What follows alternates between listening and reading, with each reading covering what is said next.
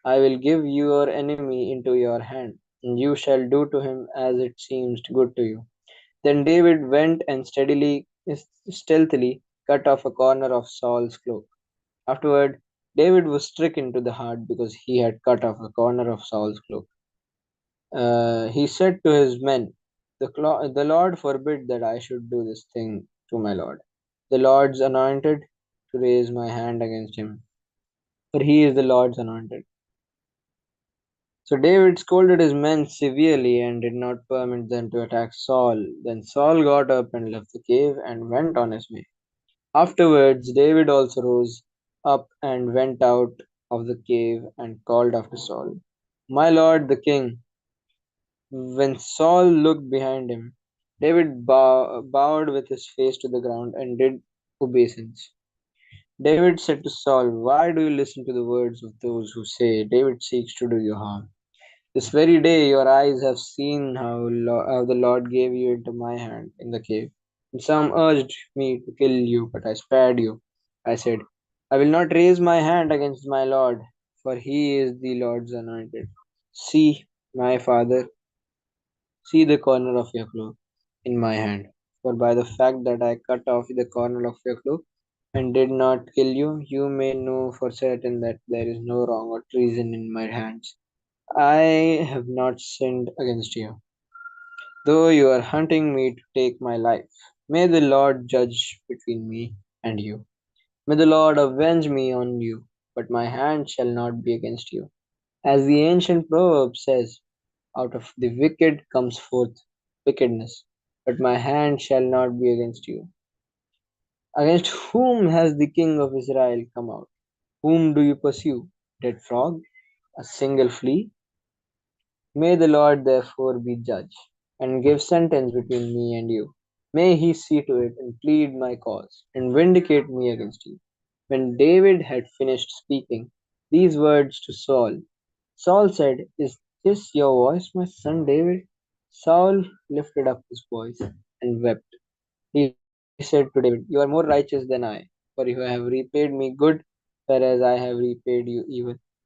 To the, today you have explained how you have dealt well with me, in that you did not kill me when the Lord put me into your hands. For who has ever found an enemy and sent the enemy safely away? So may the Lord reward you with good for what you have done to me this day. Now I know that you shall surely be king, and that the kingdom of Israel shall be established in your hand. Swear to me, therefore, by the Lord, that you will not cut off my descendants after me, and that you will not wipe out my name, David, in my name from the father's house. So David swore this to Saul. Then Saul went home, but David and his men went up to the stronghold. Death of Samuel.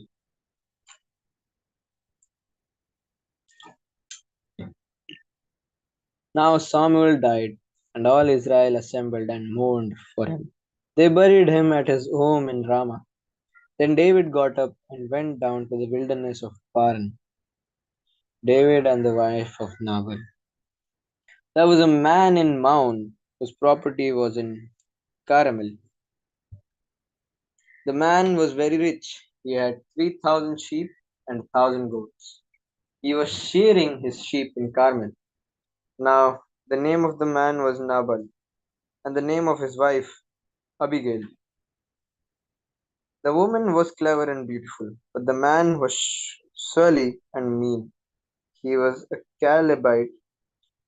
David heard in the wilderness that Nabal was shearing his sheep.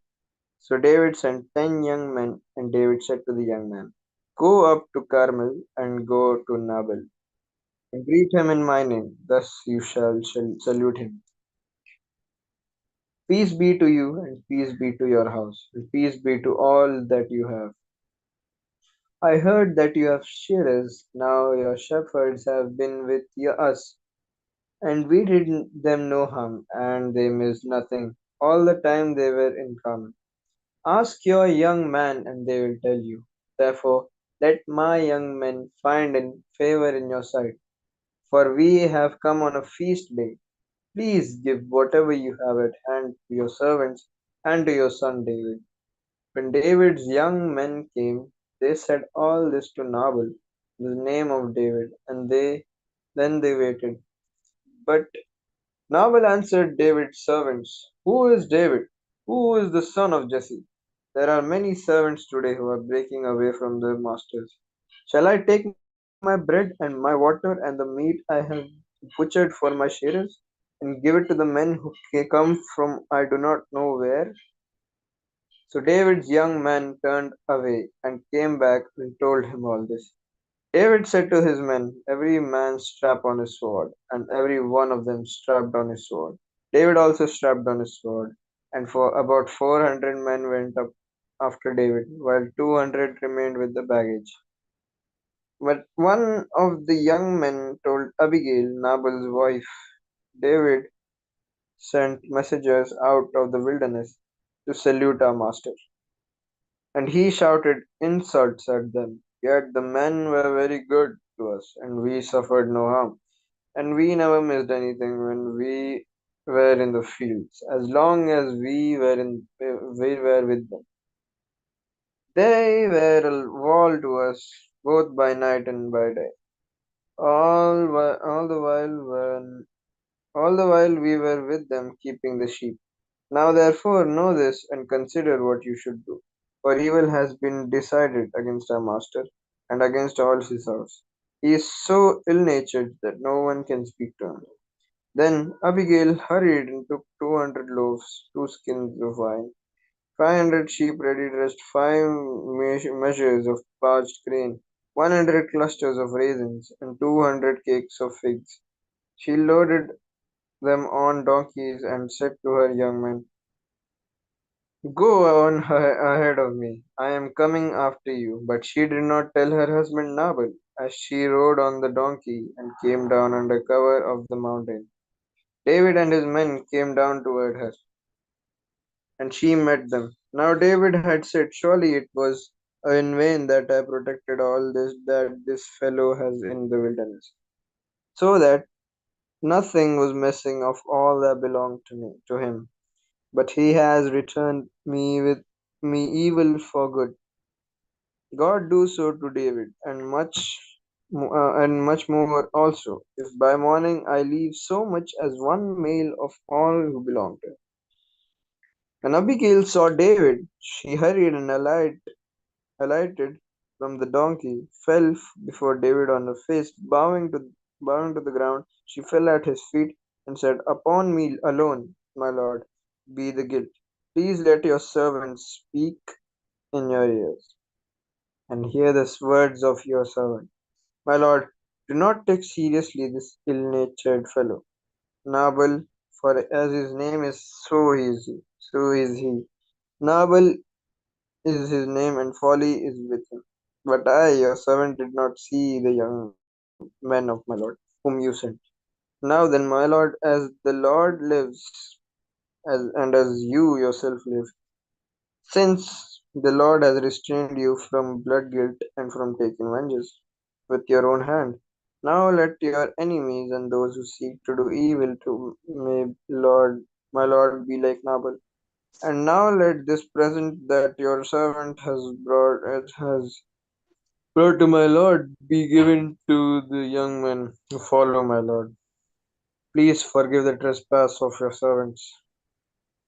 For the Lord will certainly make my Lord a sure house, because my Lord is fighting the battles of the Lord. The evil shall not be found in you, so long as you live. If anyone should rise up to pursue you and to seek your life, the life of my Lord shall be bound in the bundle of the living, under the care of the Lord your God. But the lives of your enemies he shall sling out as from the hollow of a sting. When the Lord has done to my Lord according to all the good that he has spoken concerning you, and has appointed you prince over Israel, my Lord shall have no cause of grief or pangs of consciousness for having shed blood without cause, or for having saved himself. And when the Lord has dealt well with my Lord, then remember your servant. David said to Abigail, Blessed be the God of Israel, who sent you to meet me today. Blessed be your good sons, and blessed be you, who have kept me today from blood guilt and from avenging myself by my own hand.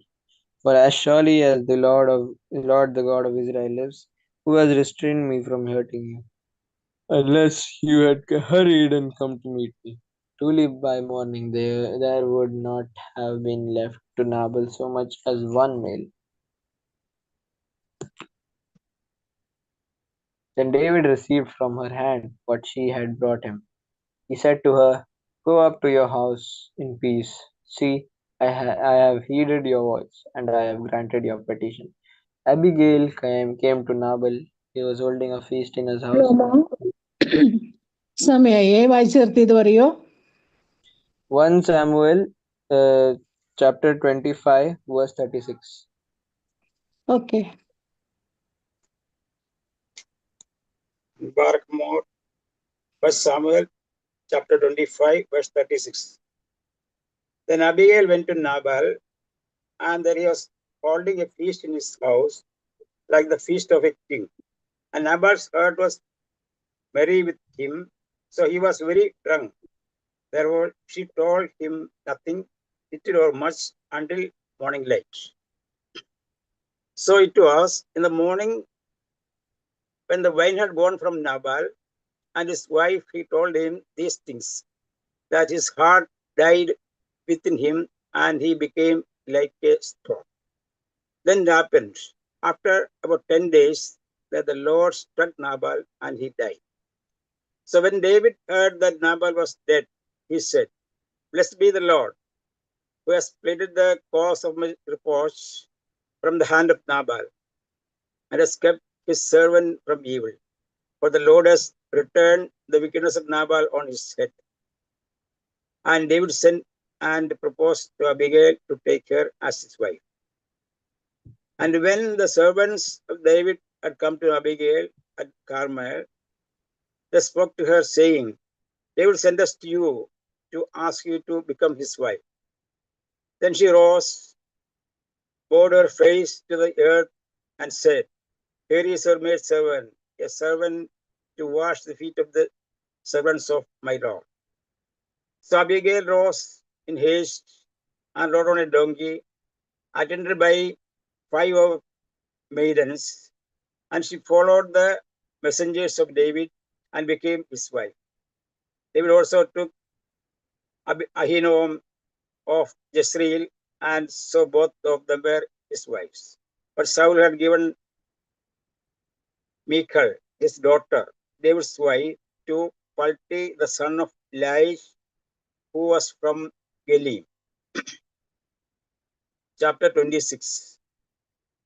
Now the Ziphites came to Saul at Gibeah, saying, Is David not hiding in the hill of Hakilah, which is opposite Jeshimon? Then Saul arose and went down to the wilderness of Ziphah, where 3,000 chosen men of Israel with him, to seek David in the wilderness of Ziphah. And Saul encamped in the hill of Hakilah, which is opposite Jeshimon, by the road. But David stayed in the wilderness, and he saw that Saul came after him into the wilderness. David therefore sent out spies and understood that Saul had indeed come. So David arose and came to the place where Saul had encamped. And David saw the place where Saul lay, and Abner, the son of Ner, the commander of his army. Now Saul lay within the camp with the people encamped all around him. Then David answered and said to Ahimelech the Hittite and to Abishai, son of Zeruiah, brother of Joab, saying, Who will go down with me to Saul in the camp? And Abishai said, I will go down with you. So David and Abishai came to the people by night, and there Saul lay sleeping within the camp with his spear stuck in the ground by his head. And Abner and the people lay all around. Then Abishai said to David, God has delivered your enemy into your hand this day. Now therefore, please let me strike him at once with the spear right to the earth, and I shall not have to strike him a second time. And David said to Abishai, do not destroy him, for who can stretch out his hand against the Lord's anointed and be guiltless? David said furthermore, so the Lord lives, the Lord shall strike him, or his day shall come to die, or he shall go out to battle and perish. The Lord forbid that I should stretch out my hand against the Lord's anointed, but please take now the spear and the jug of water that are by his head, and let us go. So David took the spear and the jug of water by Saul's head, and they got away, and no man saw it or knew it or awoke, for they were all asleep, because a deep sleep from the Lord had fallen on them. Then David went out to the other side and stood at the top of the hill afar off, a great distance being between them. And David called out to the people and to Abner, the son of Ner, saying, do you not answer, Abner? Then Abner answered and said, who are you? Calling out to the king. So David said to Abner, are you not a man? And who is like you in Israel? Why then have you not guarded your lord the king? Or one of the people came to destroy your lord the king?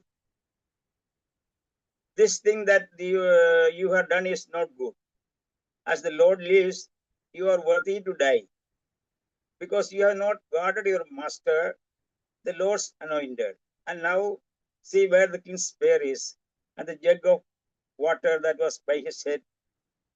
Then Saul knew David's voice and said, is that your voice, my son David? And David said, it is my voice, my Lord, O king. Then he said, why does my Lord thus pursue his servant? For that I have done, what I have done, or what evil is in my hand? Now, therefore, please let my Lord, the king, hear the words of the servant. If the Lord has stirred you up against me, let him accept an offering. But if it is the children of men, may they be cursed before the Lord, for they have driven me out of this day from abiding in the inheritance of the Lord, saying, go serve other gods. Now, therefore, do not let my blood fall to the earth before the face of the Lord. For the king of Israel has come out to see, yes, flee, as when one hunts a partridge in the mountains. Then Saul said, I have sinned you. Return my son David, for I will harm you no more, because my life was precious in your eyes this day. Indeed, I have played the fool and erred exceedingly. And David answered and said, here is the king's spear. Let one of the young men come and get it. May the Lord repay every man of his righteousness in his faithfulness. For the Lord delivered you into my hand today, but I would not stretch out my hand against the Lord's anointed. And indeed, as your life was valued much this day in my eyes, so let my life be valued much in the eyes of the Lord, and let him deliver me out of all tribulation. Then Saul said to David, may you be blessed, my son David. You shall both do great things and also still prevail. So David went on to say, and Saul returned to his place. Chapter 27. And David said in his heart, now I shall perish someday by the hand of Saul. There is nothing better for me than that I should speedily escape to the land of the Philistines, and Saul will disappear of me to seek me any more in any part of the Israel. So I shall escape out of his hand. Then David arose and went out with the 600 men who were with him to Achish, the son of Moab, king of Gath. So David dealt with Achish at Gath. He and his men, each man with his household, and David with his two wives, Abinoam and Jezreelites, and Abigail, and Carmelites, Nabal's widow. And it was told Saul that David had fled to Gath, so he sought him no more. Then David said to Achish, if I have now found favor in your eyes, let them give me a place in some town in the country that I may dwell there. Or why should your servant dwell in the royal city with you? So Achish gave him Ziklag that day. Therefore, Ziklag has belonged to the kings of Judah on this day. Now, the time that David dwelt in the country of the Philistines was 1 full year and 4 months. And David and his men went up and raided Geshurites, the Girsites, and the Amalekites. So for those nations were the inhabitants of the land of old, as you go to Shur, even as far as the land of Egypt. Whenever David attacked the land, he left neither man nor woman alive, but took away the sheep, the oxen, the donkeys, the camels, and the apparel, and returned and came to Achish. Then Achish would say, where have you made all day today? And David would say, against the southern area of Judah, or against the southern area of the Jerahmeelites, or against the southern area of the Kendites. David would say, neither man nor woman alive to bring you to Gath, saying, lest they should inform on us, saying, thus David did. And so was his behavior all the time he dwelt in the country of the Philistines. So Achish believed David, saying, he has made his people Israel utterly abhor him. Therefore, he shall be my servant forever. Chapter 28. Now it happened in those days that the Philistines gathered their armies together for war to fight with Israel. And Achish said to David, you assuredly know that you will go out with me to battle, you and your men. And David said to Achish, surely you know that your servant can do. And Achish said to David, therefore I will make you one of my chief guardians forever. Now Samuel had died, and all Israel had lamented for him and buried him in Ramah, in his own city. And Saul had put the mediums and the Spittites out of the land, the Midians. Then the Philistines gathered together and came and encamped to Shunem. So Saul gathered all Israel together and they encamped at Gilboa. When Saul saw that army of the Philistines was afraid, and his heart trembled greatly. When Saul inquired of the Lord did not answer him, either by dreams or by Urim or by the prophets. Then Saul said to his servants, find me a woman who is a medium, that I may go to her and inquire of her. And if servants said to him, in fact, there is a woman who is a medium at Endor. So Saul disguised himself and put on her other clothes And he went, and two men with him, and they came to the woman by night. And he said, please conduct a scenes for me, and bring up for the one I shall name to you. Then the woman said to him, look, you know what Saul has done, how he has cut on the mediums and the spirits from the land. Why then do you lay a snare for my life to cause me to die? And Saul swore to her by the Lord, saying, as the Lord lives, no punishment shall come upon you for this thing. Then the woman said, whom shall I bring up for you? And he said, bring up Samuel for me. When the woman saw Samuel, she cried out with loud voice. And the woman spoke to Saul, saying, why have you deceived me, for you are Saul? And the king said to her, do not be afraid. What did you see? And the woman said to Saul, I saw a spirit ascending out of the earth. So he said to her, what is his form? And she said, an old man is coming up, and he is covered with a mantle. And Saul perceived that it was Samuel, and he stooped with his face to the ground and bowed down.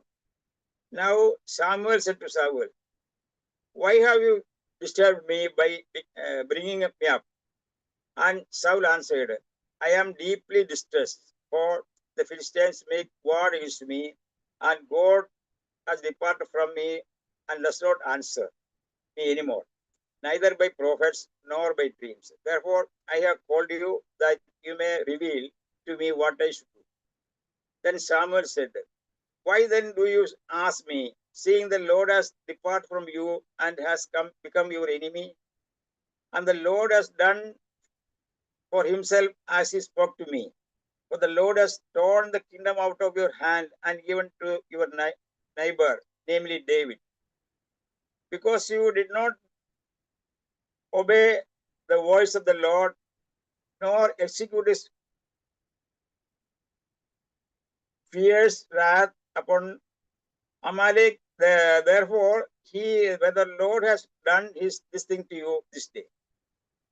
Moreover, the Lord will also deliver Israel with you into the hands of the Philistines, and tomorrow you and your sons will be with me. The Lord will also deliver the army of Israel into the hands of the Philistines. Then immediately Saul fell full length on the ground and was dreadfully afraid because of his words of Samuel. And there was no strength in him, for he had eaten no food for all day or all night. And the woman came to Saul and saw that he was severely troubled, and said to him, look, your maidservant has obeyed your voice. So I have put my life in my hands and heeded the words which you spoke to me. Now therefore, please heed also the voice of your maidservant, and let me set you a piece of bread before you, and eat, that you may have strength when you go on your way. But he refused and said, I will not eat. But his servants, together with the woman, argued him, and he heeded their voice. So he arose from the ground and sat on the bed.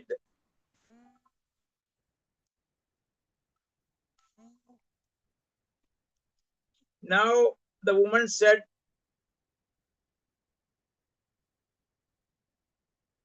the woman had one had a fatted calf and house, and she hastened to kill it, and she took flour and kneaded and baked unleavened bread from it.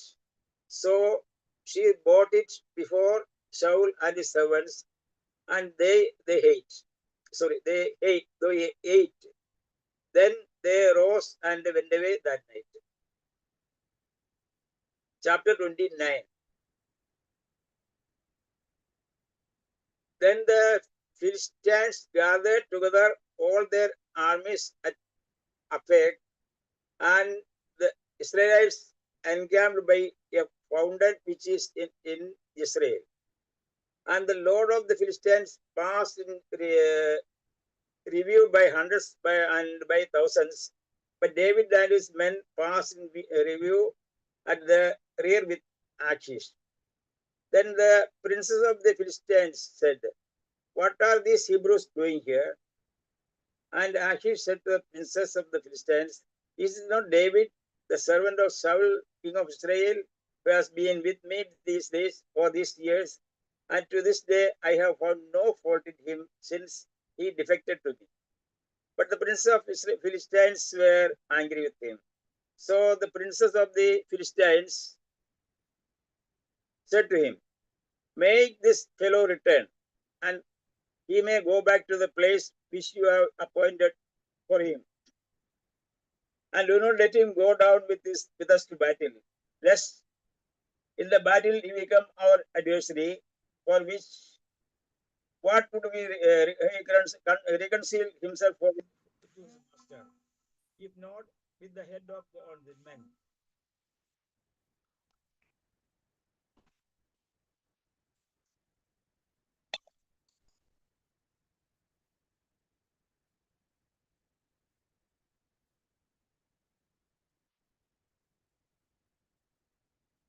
But for with what could he reconcile himself the master, if not with the head of this man?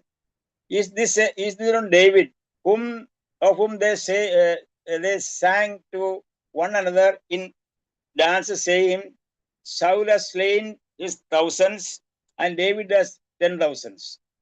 Then Achish called David and said to him, "Surely, as the Lord lives, you have been upright, and your going out and your coming in with me in the army is good in my sight. For to this day I have not found evil in you since the day of your coming to me. Nevertheless, the Lord do not favor you. Therefore, return now and go in peace, that you may not displease the lords of the Philistines." Then David said to Achish, "But what have you done? And to this day, what have you found in your servant as long as I have been with you, that I may not go and fight against the enemies of my lord the king?" But Achish answered and said to David, "I know that you are as good as my sight as an angel of God. Nevertheless, the princes of the Philistines have said, he shall not go up with us the battle. Now, therefore, rise early in the morning with your master's servants, and have come with you. As soon as you are up early in the morning and have light, depart." So David and his men rose early to depart in the morning, to return to the land of the Philistines, and the Philistines went up to Jezreel. Chapter 30. Now it happened, when David and his men came to Ziklag on the third day, that the Amalekites have invaded south, and Ziklag, attacked Ziklag and burned it with fire, and had taken captive the women and those who were there, from small to great. They did not kill anyone, but carried them away and went their way. So David and his men came to the city, and there it was burned with fire, and their wives, their sons, and their daughters had been taken captive. Then David and the people who were with him lifted up their voice and wept, until they had no more power to weep. And David's two wives, Ahinoam the Jezreelite and Abigail, the widow of Nabal and the Carmelite, had been taken captive. Then David was greatly distressed, for the people spoke to stoning him because the soul of the people was grieved, every man for his sons and his daughters. But David strengthened himself in the Lord his God. Then David said to Abiathar the priest, Ahimelech's son, please bring the ephod here to me. And Abiathar brought the ephod to David. So David inquired to the Lord, saying, shall I pursue this troop? Shall I overtake them? And he answered him, pursue, for you shall surely overtake them and without fail recover all. So David went, he and the 600 men who were with him, and came to the brook Besor, where those stayed who were left behind. But David pursued he and 400 men, for 2,000 stayed behind, and 200 stayed behind, and so weary that they could not cross the brook Besor. Then they found an Egyptian in the field and brought him to David, and they gave him bread, and he ate, and they let him drink water. And they gave him a piece of cake and figs and 2 clusters of raisins. So when he had eaten, his strength came back to him, for he had eaten no bread, nor drunk any water for 3 days and 3 nights. Then David said to him, to whom do you belong, and where you are from? And he said, I am a young man from Egypt, servant of an Amalekite, and my master left me behind because 3 days ago I fell sick. We made an invasion of the southern area of the Hittites in the territory which belongs to Judah, and of the southern area of Caleb, and we burned Ziklag with fire. And David said to him, can you take me down to this troop? And he said, swear to me by God that you will neither kill me nor deliver me into the hands of my master, and I will take you down to this troop. So when he had brought him down, there they were spread out over all the land, eating and drinking and dancing, because of all the great spoil which they had taken from the land of the Philistines and from the land of the Judah. And David attacked them from twilight until the evening of the next day. Not a man of them escaped, except 400 young men who rode on camels and fled. So David recovered all that Amalek had carried away, and David rescued his 2 wives. And nothing of theirs were lacking, either small or great, sons or daughters, spoil or anything which they had taken from them. David recovered all. Then David took all their flocks and herds which they had driven before those other livestock, and said, this is David's spoil. Now David came to the 200 men, and who had been so weary that they could not follow David, whom they also had made to stay at the brook Besor. So they went out to meet David and to meet the people who were with him. And when David came near the people, he greeted them. Then all the wicked and worthless men, those who went with David, answered and said, because they did not go with us, we will not give them any of the spoil that we have recovered, except for every man's wife and children, that they may lead them away and depart. But David said, my brethren, you shall not do so with what the Lord has given us, who has preserved us and delivered into our hands and the troop that came to us. For who shall heed you in this matter? But as his part of his part is who goes down with to the battle, so shall his part of who stays with the supplies. They shall share alike. And so it was from that day forward, he made a statute that are ordinance for Israel to this day. Now, when David came to Ziklag, he sent some of the spoil to the elders of the Judah, to his friends, saying, "Here is a present for you from the spoil of the enemies of the Lord." To those who were in Bethel, those who were in Ramoth and south, those who were in Jatir, those who were in Aror, those who were in Shipmoth, those who were in Estoma,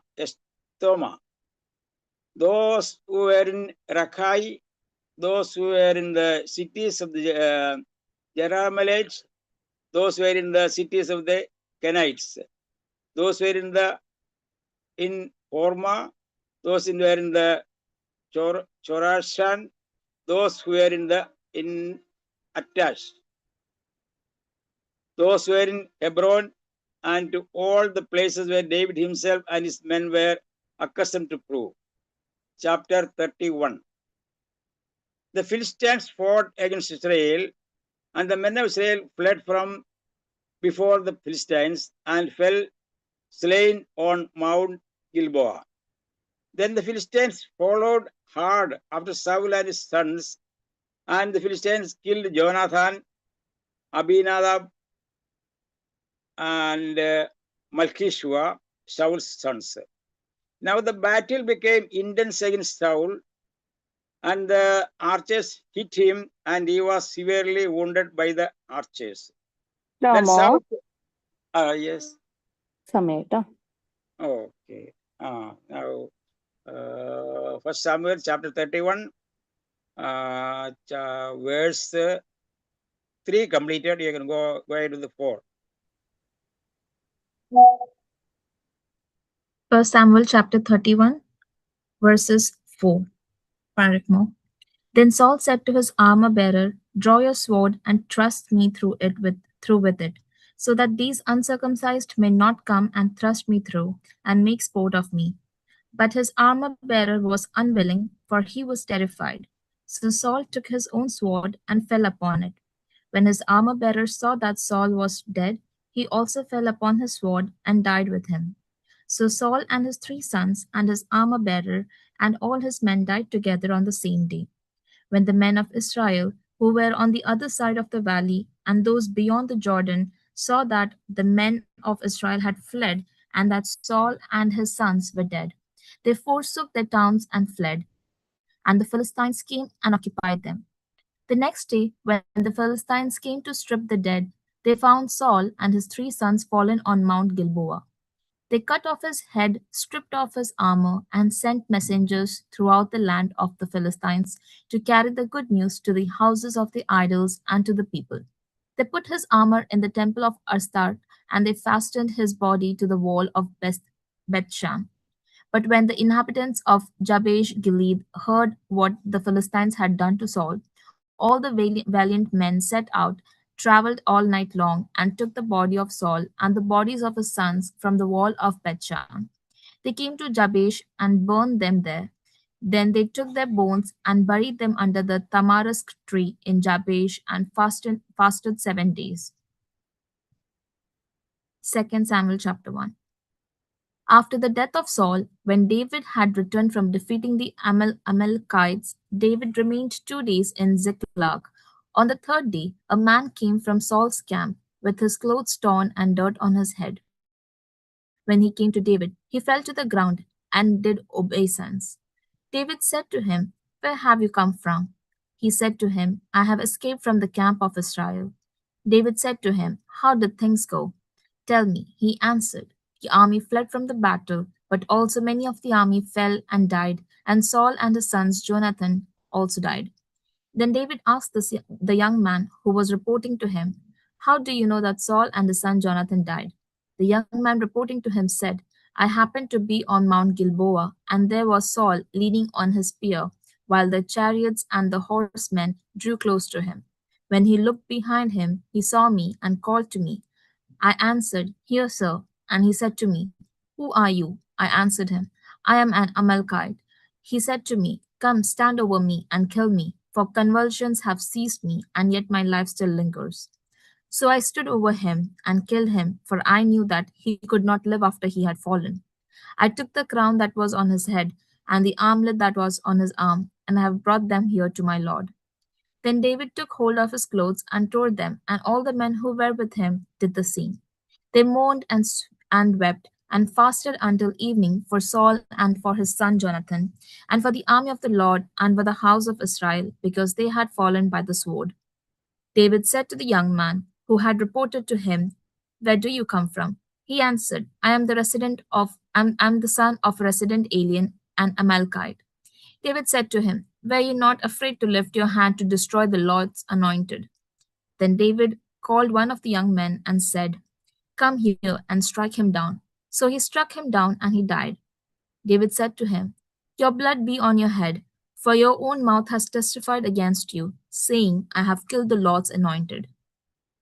David intoned this lamentation over Saul and his son Jonathan. He ordered that the song of the bow be taught to the people of Judah. It is written in the book of Jasher. He said, "Your glory, O Israel, lies slain upon the high places. How the mighty have fallen, tell it not in Gath. Proclaim it not in the streets of Ashkelon. Or the daughters of the Philistines will rejoice. The daughters of the uncircumcised will exult. You mountains of Gilboa, let there be no dew or rain upon you, nor bounteous fields. For there the shield of the mighty was defiled, the shield of Saul anointed with oil no more. From the blood of the slain, from the fat of the mighty, the bow of Jonathan did not turn back, nor the sword of Saul return empty. Saul and Jonathan, beloved and lovely. In life and in death they were not divided. They were swifter than eagles, they were stronger than lions. O daughters of Israel, weep over Saul, who clothed you with crimson, in luxury, who put ornaments of gold on your apparel. How the mighty have fallen in the midst of the battle. Jonathan lies slain upon your high places. I am distressed for you, my brother Jonathan. Greatly beloved were you to me.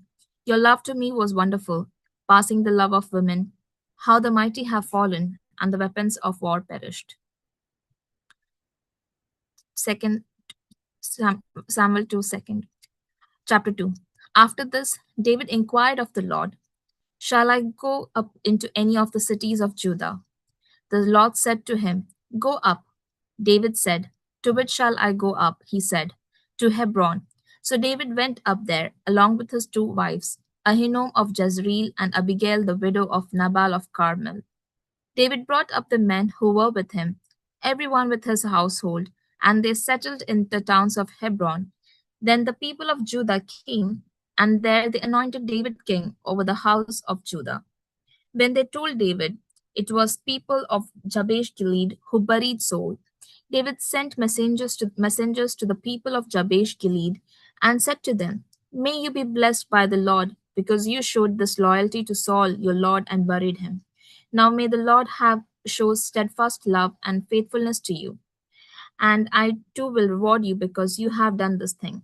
Therefore let your hands be strong and be valiant, for Saul your Lord is dead, and the house of Judah has anointed me king over them."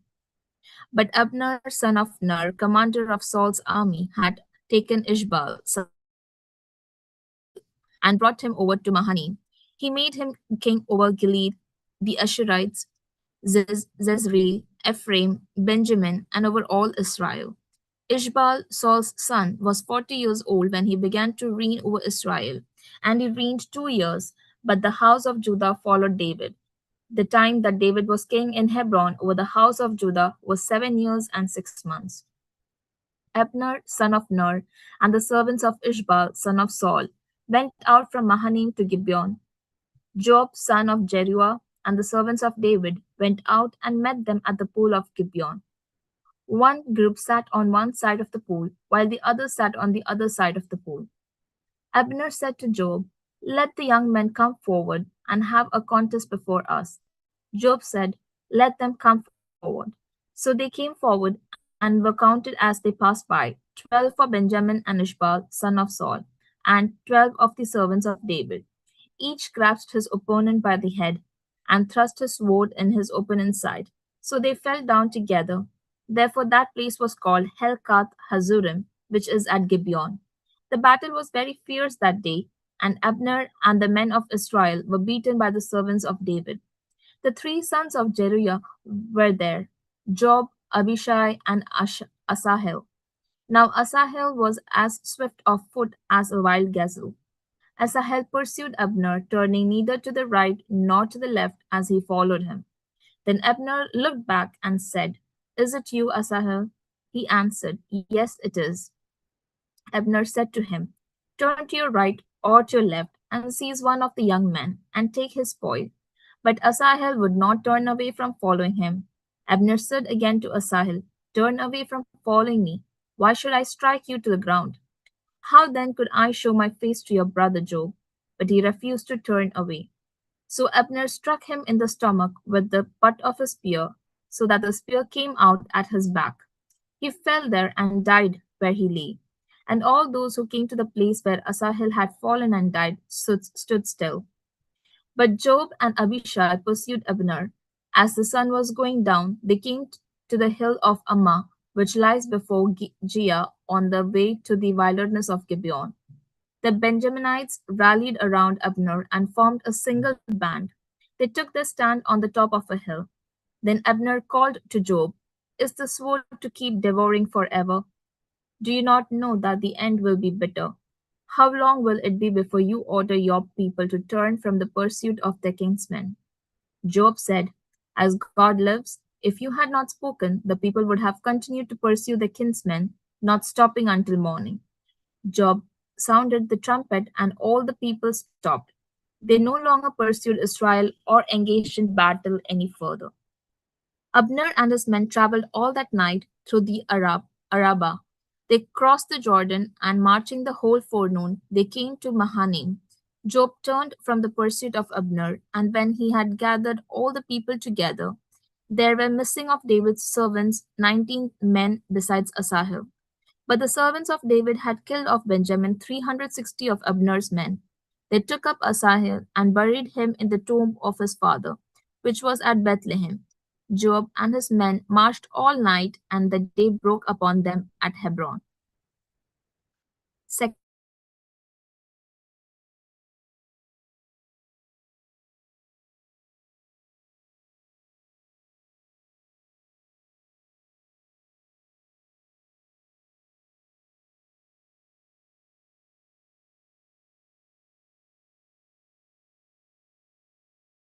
Sons were born to David at Hebron. His first, his second, Sheelib of Abdom, son of Makkah, daughter of King Talmai of Geshur.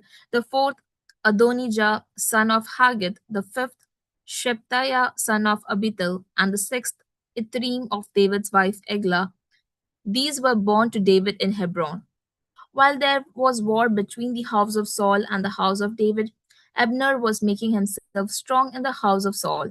Now Saul had a concubine whose name was Rizpah, daughter of Aiah, and Ishbal said to Abner, "Why have you gone into my father's concubine?"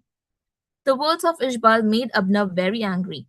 He said, "Am I a dog's head for Judah? Today I keep showing loyalty to the house of your father Saul, to his brothers, and to his friends, and have not given you into the hand of David. And yet you charge me now with a crime concerning this woman. So may God do the so may God do to Abner, and so may he add to it. For just was what the Lord has sworn to David, that will I accomplish for him, to transfer the kingdom from the house of Saul, and set up the throne of David over Israel and over Judah, from Dan to Beersheba. And Ishbal could not answer Abner another word because he feared him. Abner sent messengers to David at Hebron, saying, "To whom does the land belong? Make your covenant with me, and I will give you my support to bring all Israel over to you." He said, "Good, I will make a covenant with you. But one thing I require of you, you shall never appear in my presence unless you bring Saul's daughter, Michal, when you come to see me."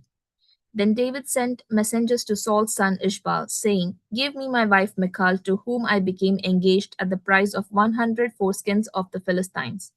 Ishbal sent and took her from her husband Paltiel the son of Laish.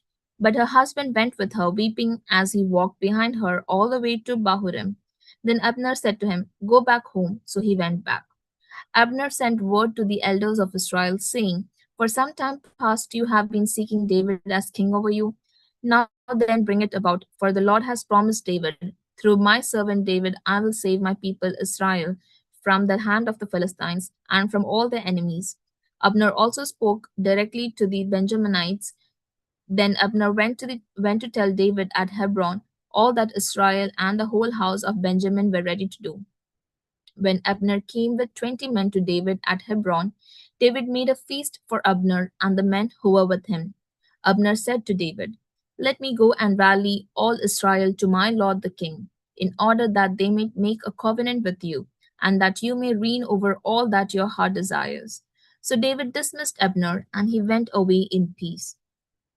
Just then the servants of David arrived with Joab from a raid, bringing much spoil with them. But Abner was not with David at Hebron, for David had dismissed him, and he had gone away in peace. When Joab and all the army that was with him came, it was told Joab, Abner son of Ner, came to the king, and he had dismissed him, and he has gone away in peace. Then Joab went to the king and said, "What have you done? Abner came to you. Why did you dismiss him so that he got away? You know that Abner, son of Ner, came to deceive you, and to learn your comings and goings, and to learn all that you are doing." When Joab came out from David's presence, he sent messengers after Abner, and they brought him back from the cistern of Sirah. But David did not know about it. When Abner returned to Hebron, Joab took him aside in the gateway to speak with him privately, and there he stabbed him in the stomach. So he died for shedding the blood of Asahel, Joab's brother. Afterward, when David heard of it, he said, "I and my kingdom are forever guiltless before the Lord for the blood of Abner son of Ner. May the guilt fall on the head of Joab and all his father's house, and may the house of Joab never be without one who has a discharge, or who is leprous, or who holds a spindle, or who falls by the sword, or who lacks food." So Joab and his brothers Abishai murdered Abner because he had killed their brother Asahel in the battle at Gibeon. Then David said to Joab and to all the people who were with him, "Tear your clothes and put on sackcloth and mourn over Abner." And King David followed the bier.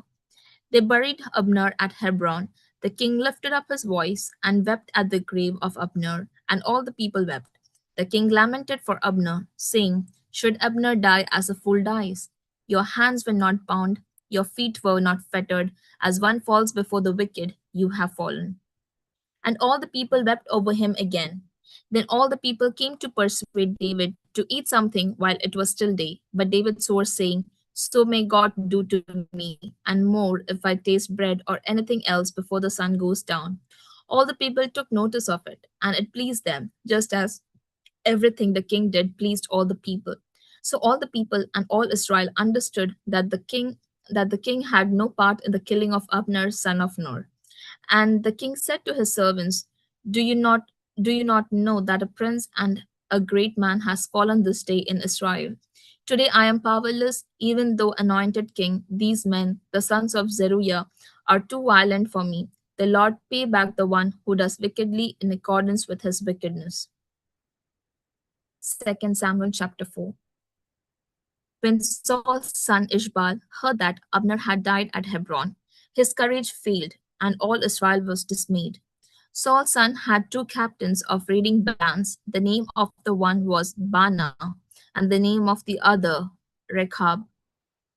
They were sons of Ramon, a Benjaminite from Beeroth, for Beeroth is considered to belong to Benjamin. Now the people of Beeroth had fled to Gittaim and are there as resident aliens to this day. Saul's son Jonathan had a son who was crippled in his feet. He was 5 years old when the news about Saul and Jonathan came from Jezreel. His nurse picked him up and fled, and in her haste to flee, it happened that he fell and became lame. His name was Mephibosheth. Now the son of Ramon the Beerothite, Rechab and Bana set out, and about the heat of the day, they came to the house of Ishbal. While he was taking his noonday rest, they came inside the house as though to take wheat, and they struck him in the stomach. Then Rechab and his brother Bana escaped. Now they had come into the house while he was lying on his couch in his bedchamber. They attacked him, killed him, and beheaded him. Then they took his head and traveled by the way of Arabah all night long. They brought the head of Ishbal to David at Hebron and said to the king, "Here is the head of Ishbal, son of Saul, your enemy, who sought your life. The Lord has avenged my lord the king this day on Saul and on his offspring. David answered Rechab and his brother Baanah, the sons of Rimmon the Beerothite, as the Lord lives, who has redeemed my life out of every adversity, when the one who told me, see, Saul is dead, thought he was bringing good news, I seized him and killed him at Ziklag. This was the reward I gave him for his news. How much more then, when wicked men have killed a righteous man on his bed in his own house, and now shall I not require his blood at your hand and destroy you from the earth? So David commanded the young men, and they killed them. They cut off their hands and feet and hung their bodies beside the pool at Hebron. But the head of Ishbal they took and buried in the tomb of Abner at Hebron. 2 Samuel chapter 5.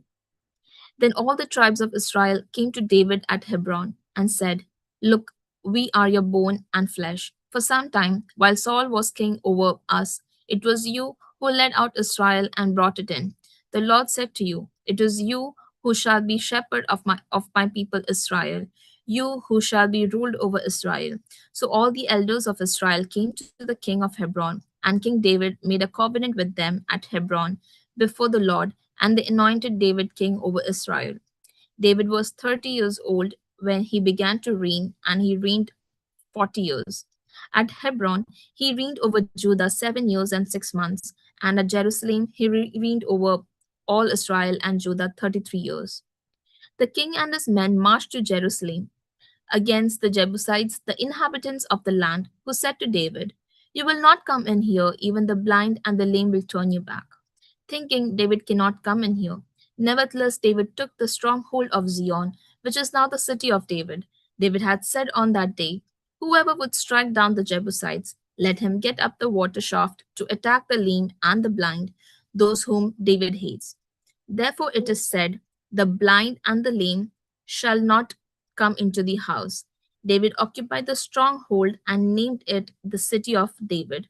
David built the city all round from the Millo inward, and David became greater and greater, for the Lord, the God of hosts, was with him. King Hiram of Tyre sent messengers to David, along with cedar trees and carpenters and masons, who built David a house. David then perceived that the Lord had established him king over Israel, and that he had exalted his kingdom for the sake of his people Israel. In Jerusalem, after he came from Hebron, David took more concubines and wives, and more sons and daughters were born to David. These are the names of those who were born to him in Jerusalem: Shammua, Shobab, Nathan, Solomon, Ibhar, Elishua, Nepheg, Japhia, Elishama, Eliada, and Eliphelet. When the Philistines heard that David had been anointed king over Israel, all the Philistines went up in search of David, but David heard about it and went down to the stronghold. Now the Philistines had come and spread out in the valley of Rephaim. David inquired of the Lord, shall I go up against the Philistines? Will you give them into my hand? The Lord said to David, go up, for I will certainly give the Philistines into your hand. So David came to Baal Perazim, and David defeated them there. He said, the Lord has burst forth against my enemies before me like a bursting flood. Therefore that place is called Baal Perazim. The Philistines abandoned their idols there, and David and his men carried them away. Once again, the Philistines came up and were spread out in the valley of Rephaim. When David inquired of the Lord, he said, you shall not go up, go around to their rear, and come upon them opposite the balsam trees. When you hear the sound of marching in the tops of the balsam trees, then be on the alert, for then the Lord has gone out before you to strike down the army of Philistines. David did just as the Lord had commanded him, and he struck down the Philistines from Geba all the way to Gezer. 2 Samuel chapter 6.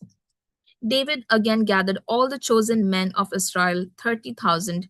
David and all the people with him set out and went from Baale-Judah to bring up from there the ark of God, which is called by the name of the Lord of hosts, who is enthroned on the cherubim. They carried the ark of God on a new cart and brought it out of the house of Abinadab, which was on the hill. Uzzah and Ahio, the sons of Abinadab, were driving the new cart with the ark of God, and Ahio, went in front of the ark. David and all the house of Israel were dancing before the Lord with all their might, with songs and lyres and harps and tambourines and castanets and cymbals. When they came to the threshing floor of Nacon, Uzzah reached out his hand to the ark of God and took hold of it, for the oxen shook it. The anger of the Lord was kindled against Uzzah, and God struck him there because he reached out his hand to the ark, and he died there beside the ark of God. David was angry because the Lord had burst forth with an outburst upon Uzzah, so that the place is called Perez Uzzah to this day. David was afraid of the Lord that day. He said, "How can the ark of Lord come into my care?" So David was unwilling to take the ark of the Lord into his care in the city of David. Instead, David took it to the house of Obed-Edom the Gittite. The ark of the Lord remained in the house of Obed-Edom the Gittite 3 months, and the Lord blessed Obed-Edom and all his household. It was told King David, "The Lord has blessed the household of Obed Edom and all that belongs to him because of the ark of God." So David went and brought up the ark of God from the house of Obed Edom to the city of David with rejoicing. And when those who bore the ark of the Lord had gone 6 paces, he sacrificed an ox and a fatling. David danced before the Lord with all his might. David was girded with a linen ephod. So David and all the house of Israel brought up the ark of Lord with shouting and with the sound of the trumpet. As the ark of the Lord came into the city of David, Michal, daughter of Saul, looked out of the window and saw King David leaping and dancing before the Lord, and she despised him in her heart. They brought in the ark of Lord and set it in its place inside the tent that David had pitched for it. And David offered burnt offerings and offerings of well being before the Lord. When David had finished offering the burnt offerings and the offerings of well being, he blessed the people in the name of the Lord of hosts and distributed food among all the people. The whole multitude of Israel, both men and women, to each a cake of bread, a portion of meat, and a cake of raisins. Then all the people went back to their homes. David returned to bless his household, but Michal, the daughter of Saul, came out to meet David and said, "How the king of Israel honored himself today, uncovering himself today before the eyes of his servants' maids, as any vulgar fellow might shamelessly uncover himself." David said to Michal, "It was before the Lord who chose me in place of your father and all his household to appoint me as a prince over Israel, the people of the Lord, that I have danced before the Lord. I will make myself yet more contemptible than this, and I will be abased in my own eyes. But by the maids of whom you have spoken, by them I shall be held in honor." And Michal, the daughter of Saul, had no child to the day of her death. 2 Samuel chapter 7. Now, when the king was settled in his house, and the Lord had given him rest from all his enemies around him, the king said to the prophet Nathan, "See now, I am living in a house of cedar, but the ark of God stays in a tent." Nathan said to the king, "Go, do all that you have in mind, for the Lord is with you." But that same night the word of the Lord came to Nathan, "Go and tell my servant David, thus says the Lord, are you the one to build me a house to live in? I have not lived in a house since the day I brought up to the people of Israel from Egypt to this day, but I have been moving about in a tent and a tabernacle." Sorry. "Wherever I have moved about among all the people of Israel, did I ever speak a word with any of the tribal leaders of Israel, whom I commanded to shepherd my people Israel, saying, 'Why have you not built me a house of cedar?' Now therefore thus you shall say to my servant David, thus says the Lord of hosts, I took you from the pasture, from following the sheep, to be prince over my people Israel. And I have been with you wherever you went, and have cut off all your enemies from before you. And I will make you for a great name, like the name of the great ones of the earth. And I will appoint a place for my people Israel, and will plant them so that they may live in their own place and be disturbed no more, and evildoers shall afflict them no more as formerly. From the time that I appointed judge over my people Israel, and I will give you rest from all your enemies. Moreover, the Lord declares to you that the Lord will make you a house.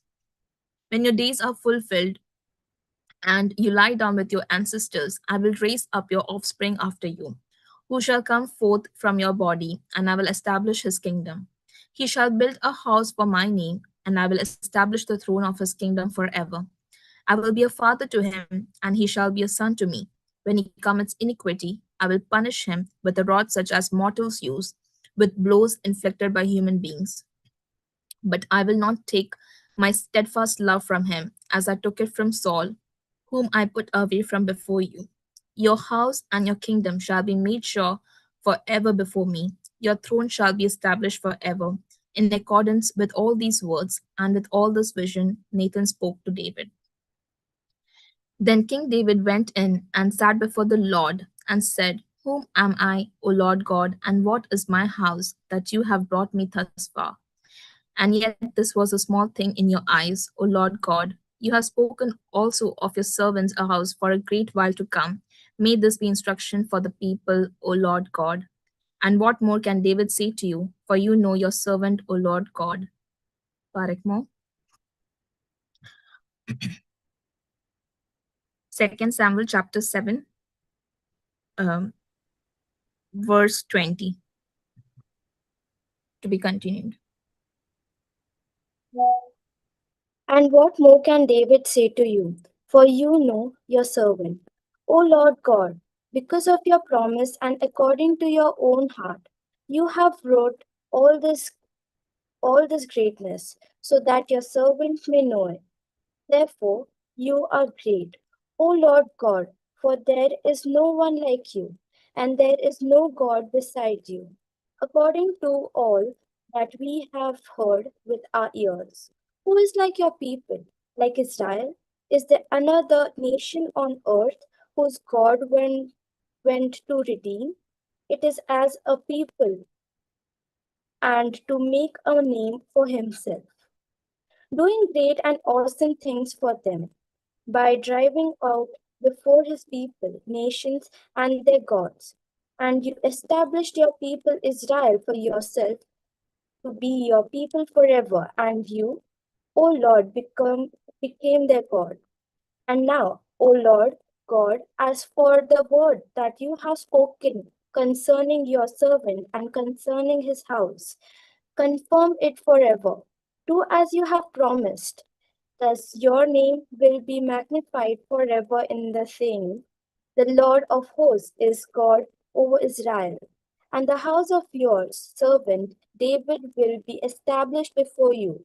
For you, O Lord of hosts, the God of Israel, have made the revelation to your servant, saying, I will build you a house. Therefore, your servant has found courage to pray these prayers to you. And now, O Lord God, you are God, and your words are true, and you have promised this good things to your servant. Now, therefore, may it please you to bless this house of your servant, so that it may continue forever before you. For you, O Lord God, have spoken, and with your blessings shall the house of your servant be blessed forever. Chapter 8. Some time afterwards, David attacked the Philistines and subdued them. David took Mesteghamah out of the hand of the Philistines. He also defeated the Moabites and making them lie down on the ground, measured them off with a cord. He measured 2 lengths of cord for those who were to be put to death, and 1 length for those who were to be spared. And the Moabites became servants to David and brought tribute. David also struck down King Hadadezer, son of Rehab of Zobah, and he went to restore his monument at the river Euphrates. David took from him 1,700 horsemen and 20,000 foot soldiers. David hamstring all the chariot horses, but left enough for 100 chariots. When the Armenian army Arameans of Damascus came to help King Hadadezer of Zobah, David killed 22,000 men of the Arameans. Then David put great garrison among the Arameans of Damascus, and the Arameans became servants to David and brought tribute. The Lord gave victory to David wherever he went. David took the gold shields that were carried by the servants of Hadadezer and brought them to Jerusalem. From Betha and from Berothel, towns of Hadadezer, King David took a great amount of bronze. When King Tul of Hamath heard that David had defeated the whole army of Hadadezer, Tul sent his son Joram to King David to greet him and to congratulate him because he had fought against Hadadezer and defeated him. Now Hadadezer had often been at war with Tul. Joram brought with him articles of silver, gold, and bronze. These also King David dedicated to the Lord, together with the silver and gold that he dedicated from all the nations thus subdued, from Edom, Moab, the Ammonites, the Philistines, Amalek, and from the spoil of King Hadadezer, son of Rehob of Zobah. David won a name for himself. When he returned, he killed 18,000 Edomites in the valley of Salt. He put garrisons in Edom. Throughout all Edom, he put garrisons, and all the Edomites before became David's servant, and the Lord gave victory to David wherever he went. So David reigned over all Israel, and David administered justice and equity to all his people. Joab, son of Zeruiah, was over the army. Jehoshaphat and son of Ahilud were recorded. Zadok, son of Ahithud, and Abimelech, son of Abiathar, were priests. Serala was secretary. Benala, son of Jehoiada, was over the Cherethites and the Philistines, and David's son was priest. Chapter 9. David asked, "Is there still anyone left of the house of Saul to whom I may show kindness for Jonathan's sake?" Now there was a servant of the house of Saul whose name was Ziba, and he was summoned to David. The king said to him, "Are you Ziba?" And he said, "At your service." The king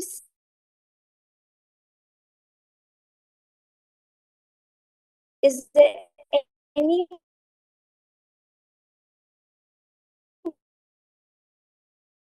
one remaining of the house of Saul to whom I may show the kind?" "Remains a son of Jonathan. He is." "Where is he?" Ziba said to the king. "He is in the at Lodebar." Then King David of Amiel at Lodebar, Mephibosheth, son of Jonathan, son of Saul, came to David and fell on his feet and did obeisance. David said, "Mephibosheth." He answered, "I am your servant." David said to him, "Do not be afraid, for I will show you kindness for the sake of your father Jonathan. I will restore to you all the land of your grandfather Saul, and you yourself shall eat at my table always." He did obeisance and said, "What is your servant that you should look upon a dead dog such as I?" Then the king summoned Saul's servant Ziba and said to him, "All that belonged to Saul and to all his house I have given to your master's grandson. You and your son and your servant shall till the land for him, and shall bring in the produce, so that your master's grandson may have food to eat. But your master's grandson, Mephibosheth, shall always eat at my table." Now Ziba had 15 sons and 20 servants. Then Ziba said to the king, "According to all that my lord, the king commands this, so your servant will do." Mephibosheth ate at David's table like one of the king's sons. Mephibosheth had a young son whose name was Micah, and all who lived in Ziba's house became Mephibosheth's servant.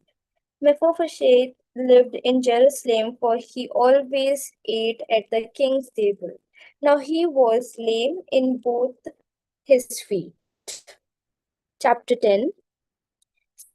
Sometime afterward, the king of Ammonites died, and his son Hanun succeeded him. David said, "I will deal loyalty with Hanun, son of Nahash, just as his father dealt loyalty with me." So David sent envoys to console him concerning his father. When David's envoys came into the land of the Ammonites, the princes of the Ammonites said to their lord, Hanun, "Do not really think that David is honoring your father just because he has sent messengers with condolences to you. He is not. David sent his envoys to you to search the city, to spy it out, and to overthrow it." So Hanun seized David's envoys, shaved off half of the beard of each, cut off their garments in the middle of their hips, and sent them away. When David was told, he sent to meet them, for the men were greatly ashamed. The king said, "Remain at Jericho until your beards have grown and they return." When the Ammonites saw that they had become odious to David, the Ammonites said and hired the Arameans of Rathrehob and the Arameans of Zoba, 20,000 foot soldiers, as well as the king of Makkah, 1,000 men, and the men of Tob, 12,000 men. When David heard of it, he sent Joab and all the army with the warriors. The Ammonites came out and drew up in battle array at the entrance of the gate. But the Arameans of Zobah and Rehob and the men of Tob and Makkah were by themselves in the open country. When Jobah saw that the battle was set against him both in front and in the rear, he chose some of the picked men of Israel and arrayed them against the Arameans. The rest of his men he put in the charge of his brother Abishai, and he arrayed them against the Ammonites. He said, "If the Arameans are too strong for me, then you shall help me. But if the Ammonites are too strong for you, then I will come and help you. Be strong and let us be courageous for the sake of our people and for the cities of our God. And may the Lord do what seems good to him."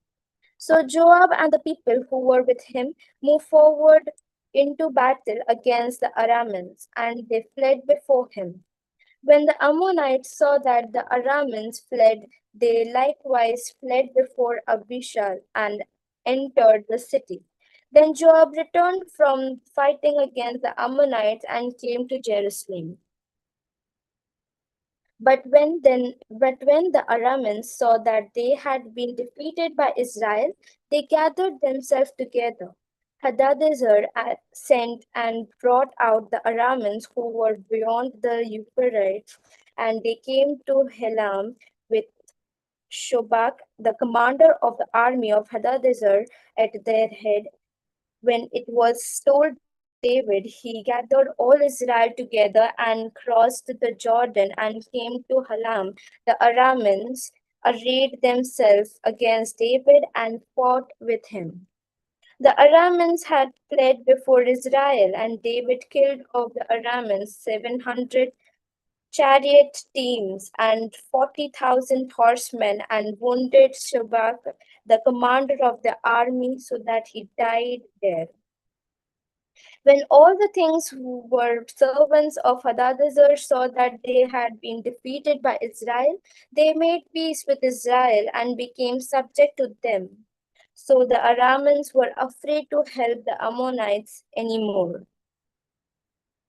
Chapter 11. In the spring of the year, the time when king go out to battle, David sent Joab with his officers and all Israel with him. They ravaged the Ammonites and besieged Rabbah. But David remained at Jerusalem. It happened late one afternoon when David rose from his couch and was walking about on the roof of the king's house, but he saw from the roof of a woman bathing. The woman was very beautiful. David sent someone to inquire about the woman. It was reported, "This is Bathsheba, daughter of Eliam, the wife of Uriah the Hittite." So David sent messengers to get her, and she came to him, and he lay with her. Now she was purifying herself after her period. Then she returned to her house. The woman conceived, and she sent and told David, "I am pregnant." So David sent word to Joab, send me Uriah in the Hittite, and Joab sent Uriah to David. When Uriah came to him, David asked how Joab and the people of Israel and how the war was going. Then David said to Uriah, "Go down to your house and wash your feet." And Uriah went out of the king's house, and there followed him a present from the king.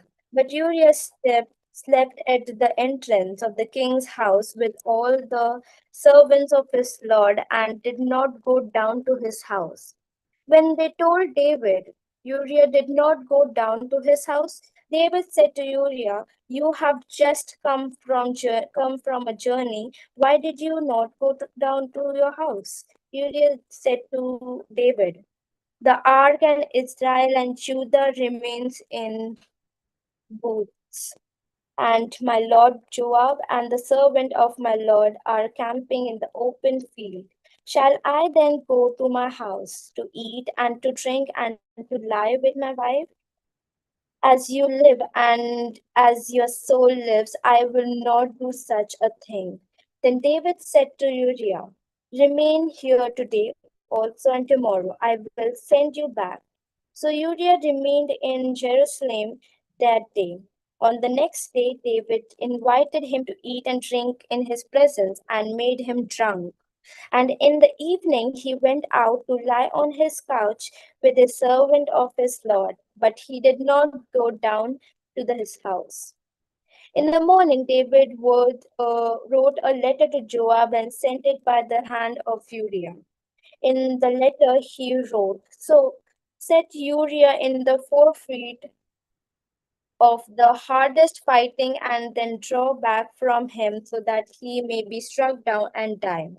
As Joab was besieging the city, he assigned Uriah to the place where he knew there were valiant warriors. The men of the city came out and fought with Joab, and some of the servants of David among the people fell.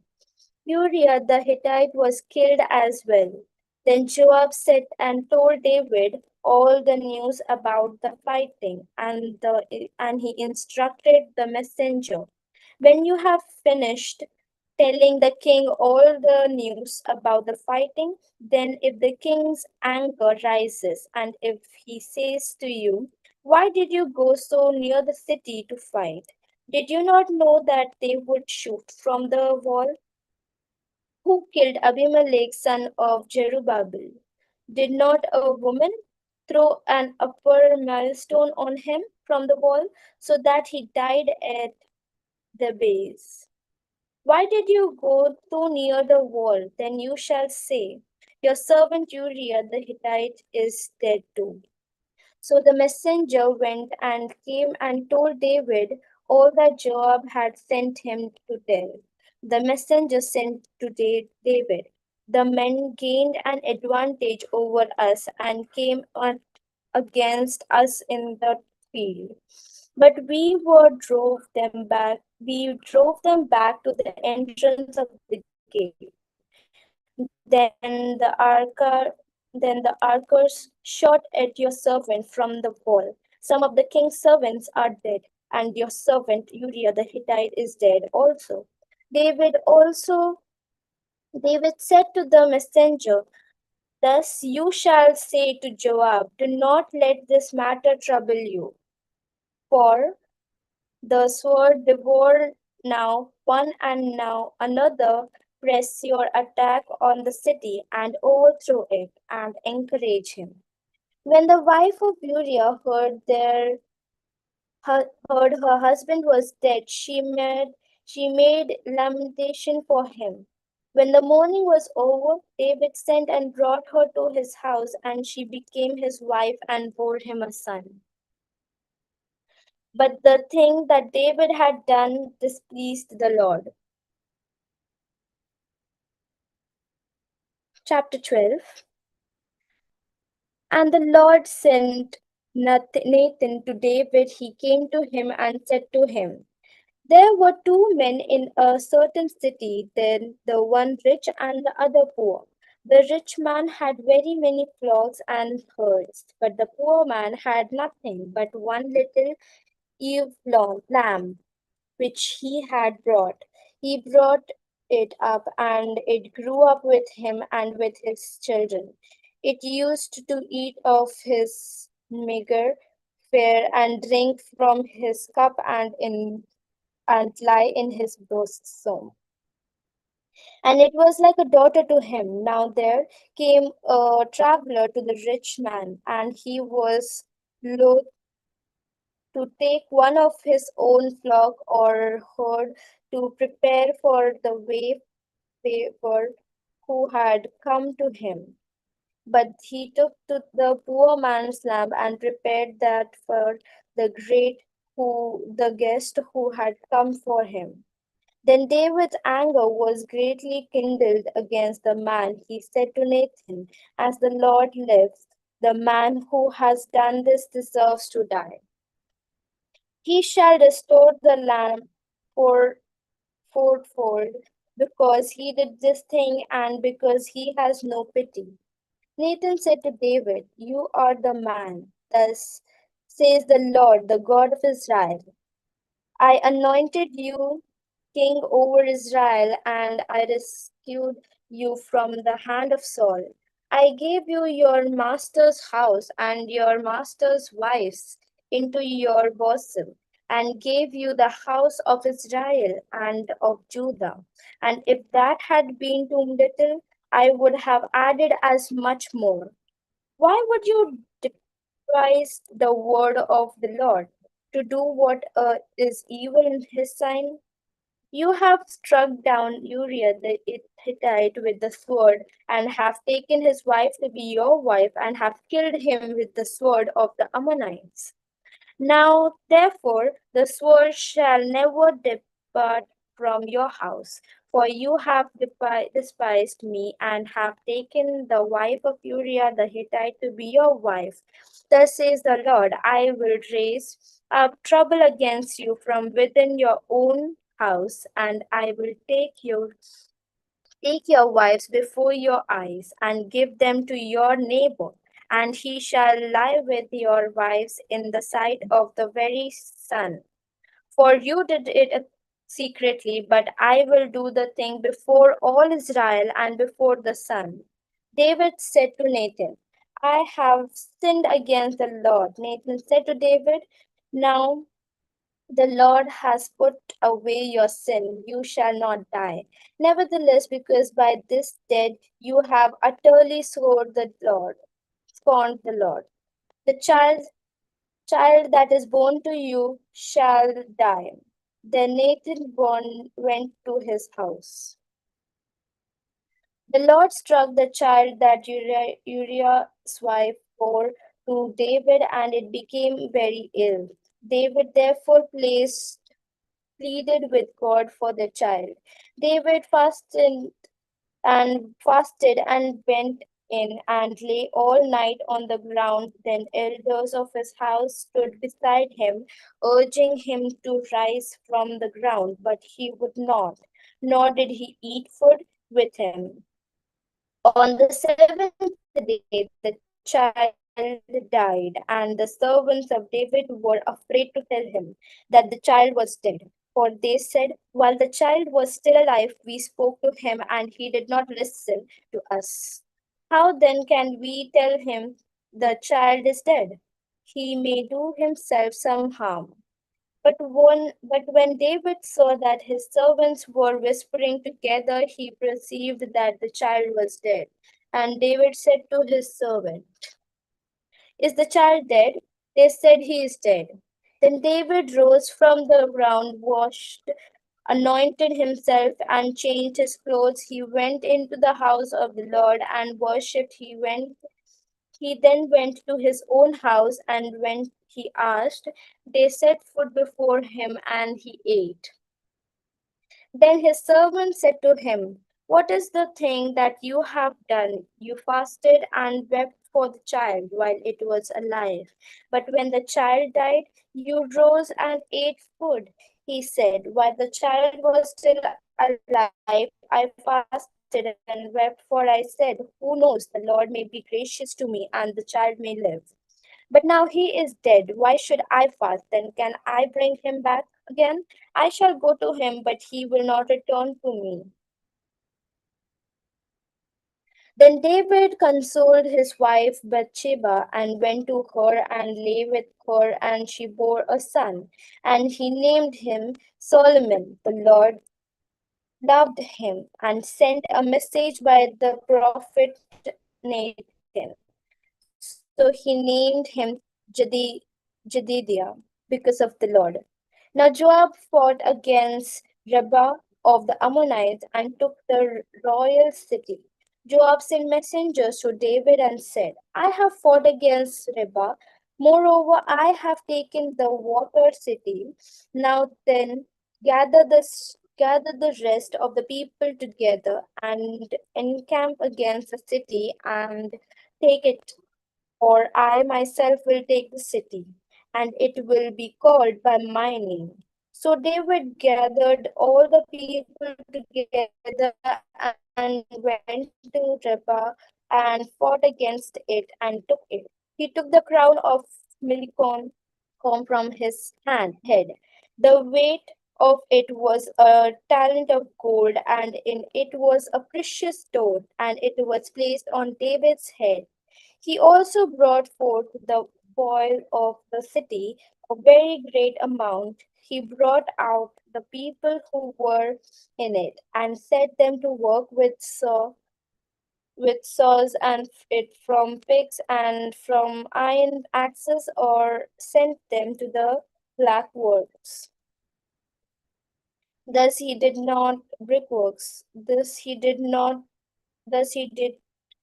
to all the cities of the Ammonites. Then David and all the people returned to Jerusalem. Chapter 13.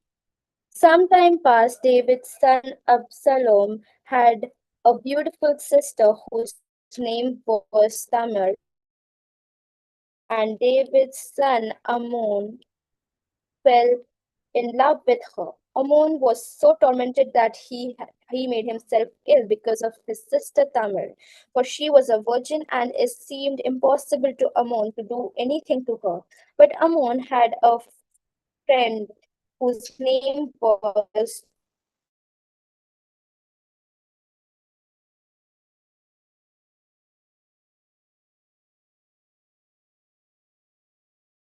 you so haggard morning after Ammon said to him, "I love Tamar, my brother Absalom's sister." Jonadab said to him, "Lie down on your bed and pretend to be ill, and when your father comes to see you, say to him, let my sister Tamar come and give me something to eat, and prepare the food in my sight, so that I may see it and eat it from her hand. So Ammon lay down and pretended to be ill, and when the king came to see them, Ammon said to the king, please let my sister Tamar come and make a couple of cakes in my sight, so that I may eat from her hand. Then David sent home to Tamar, saying, go to your brother Ammon's house and prepare food for him. So Tamar went to her brother Ammon's house, where he was lying down. She took dough, kneaded it, made a cake in the sight, and baked the cake. Then she took the pan and set them out before him. But he refused to eat. Ammon said, send out everyone from me. So everyone went out from him. Then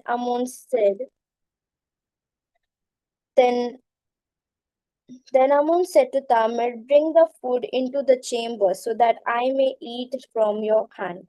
So Tamar took the cake she had made and brought them into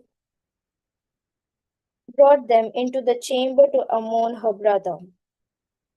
But when she brought them near him to eat, he took hold of her and said to her, come lie with me, my sister. She answered him, no, my brother, do not force me for such a thing. Is not done in Israel. Do not do anything so wild. Please, Shlomo.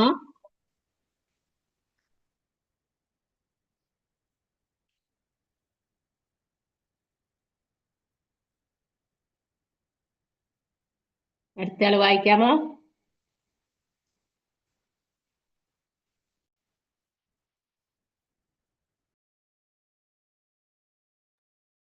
2 Samuel chapter 13 verse 12 starting from that.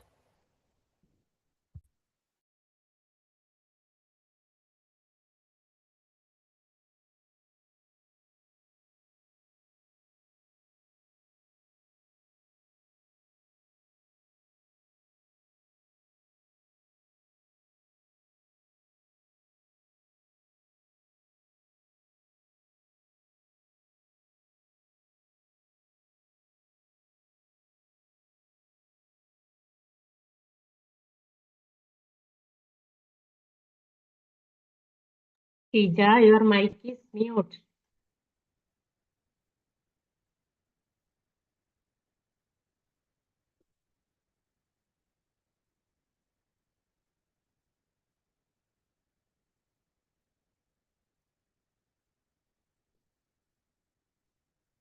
Please unmute and read.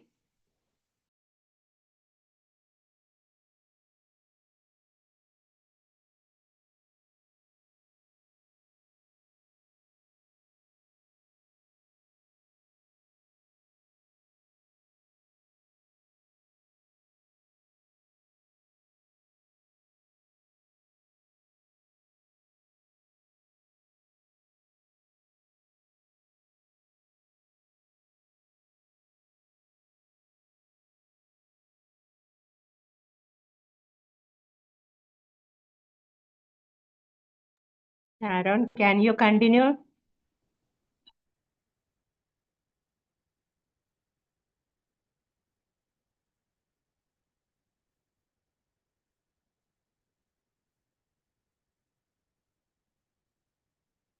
Shlomo.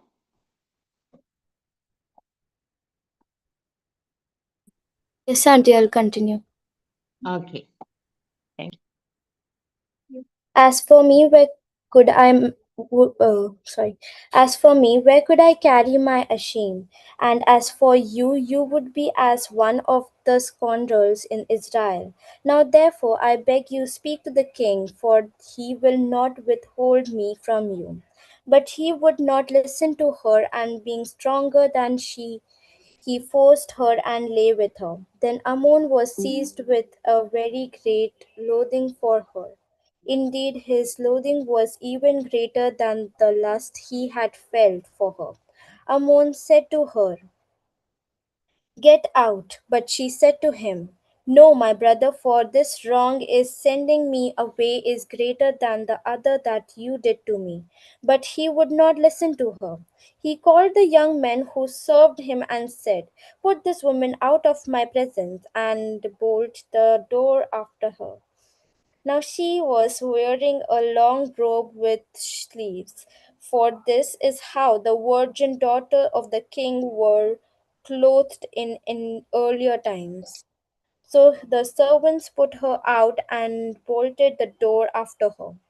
But Tamar put ashes on her head and tore the long robe that she was wearing.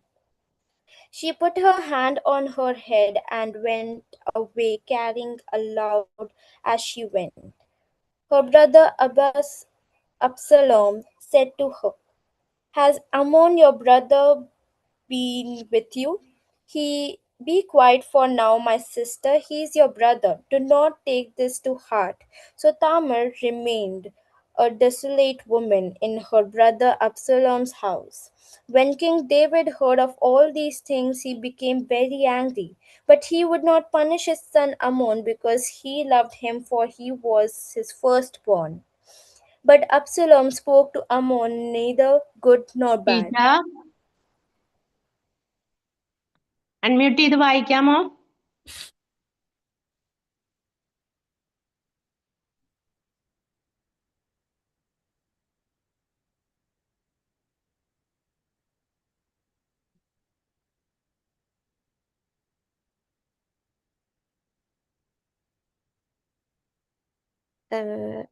Anti ഞാൻ continue ചെയ്യാം. ഷീജയ്ക്ക് എന്തോ net problem ആണെന്ന് എനിക്ക് തോന്നുന്നു. അപ്പൊ continue ചെയ്തോ. Okay. Okay. For Absalom hated Ammon because he has raped his sister Tamar. After 2 full years, Absalom had sheep shearers at Baal Hazor, which is near Ephraim, and Absalom invited all the king's sons. Absalom came to the king and said, Your servant has sheep shearers. Will the king and his servants please go with your servant? But the king said to Absalom, No, my son, let us not all go, or else we will be burdensome to you. He pressed him, but he would not go, but give him his blessing. Then Absalom said, If not, please let my brother Ammon go with us. The king said to him, Why should he go with you? But Absalom pressed him until he let Ammon and all the king's sons go with him. Absalom made a feast, like a king's feast. Then Absalom commanded his servant, which when Ammon's heart is merry with wine, and when I say to you, Strike Ammon, then kill him. Do not be afraid. Have I not myself commanded you? Be courageous and valiant. So the servants of Absalom did not to Ammon as Absalom had commanded. Then all the king's sons rose, and each mounted his mule and fled. While they were on the way, the report came to David that Absalom had killed all the king's sons, and not one of them was left. The king rose, tore his garments, and lay on the ground, and all his servants who were standing by tore their garments. But Jonadab, the son of David's brother Shimei, said, Let not my lord suppose that they have killed all the young men, the king's son. Ammon alone is dead. This has been determined by Absalom from that day Ammon raped his sister Tamar. Now, therefore, do not let my lord the king take it to heart, as if all the king's sons were dead, for Ammon alone is dead. But Absalom fled when the young man who kept watch looked up. He saw many people coming from the Heronim herd by the side of the mountains. Jonadab said to the king, See, the king's son have come, as your servant said, so it has come about. As soon as he had finished speaking, the king's men arrived, and raised their voices and wept. And the king and all his servants also wept very bitterly. But Absalom fled and went to Tamal, son of Ammihud,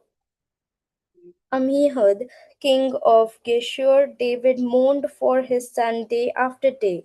Absalom, having fled to Geshur, stayed there 3 years, and the heart of the king went out, yearning for Absalom, for he was now consoled over the death of Ammon. Chapter 14. Now Joab, son of Zeruiah, perceived that the king's mind was on Absalom. Joab sent to Tekoa and brought from there a wise woman. He said to her, "Pretend to be a mourner, but put on mourning garments. Do not anoint yourself with oil, but behave like a woman who has been mourning many days for the dead. Go to the king and speak to him as follows." And Joab put the words into her mouth. When the woman of Tekoa came to the king, she fell on her face to the ground and did obeisance and said, "Help, O king." The king asked her, "What is your trouble?" She answered, "Alas, I am a widow. My husband is dead. Your servant had 2 sons, and they fought with one another in the field. There was no one to part them, and one struck the other and killed him. Now the whole family has risen against your servant. They say, 'Give up the man who struck his brother so that we may kill him, for the life of his brother whom he murdered, even if he destroy the hair as well.' Thus they would quench my one remaining ember, and leave to my husband neither name nor remnant on the face of the earth." Then the king said to the woman, "Go to your house, and I will give orders concerning you." The woman of Tekoa said to the king, "On me be the guilt, my lord the king, and on my father's house let the king and his throne be guiltless." The king said, "If anyone says anything to you, bring him to me, and he shall never touch you again." Then she said, "Please, may the king keep the Lord your God in mind, so that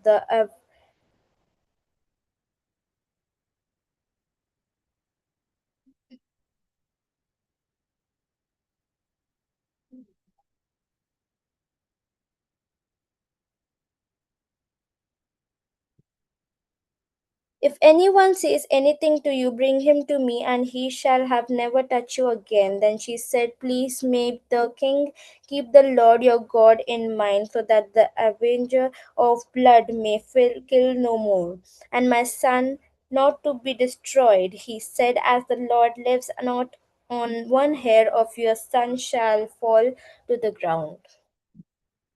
Then the woman said, "Please let your servant speak a word to my lord the king." He said, "Speak."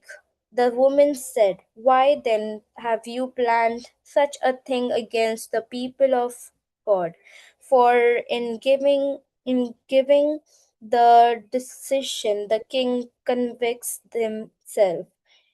In some Inasmuch as the king does not bring his banished one home again.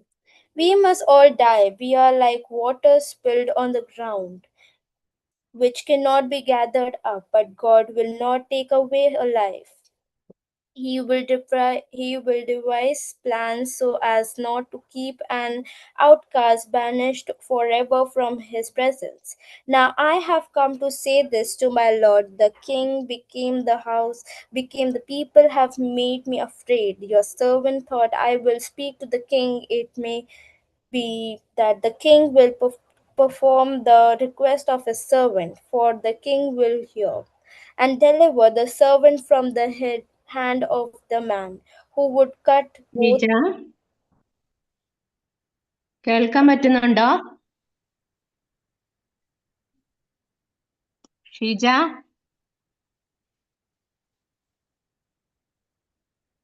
Mic അൺമ്യൂട്ടായിട്ട് കാണുന്നുണ്ടല്ലോ.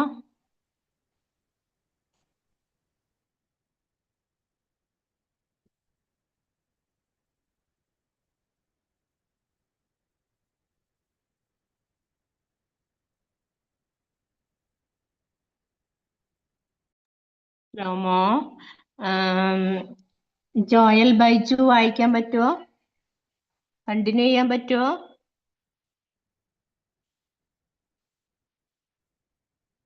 ലോമോ hello Joel Baiju continue ചെയ്യാൻ പറ്റുമോ?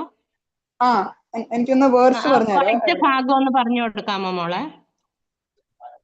Verse 16, chapter 14, 2 Samuel.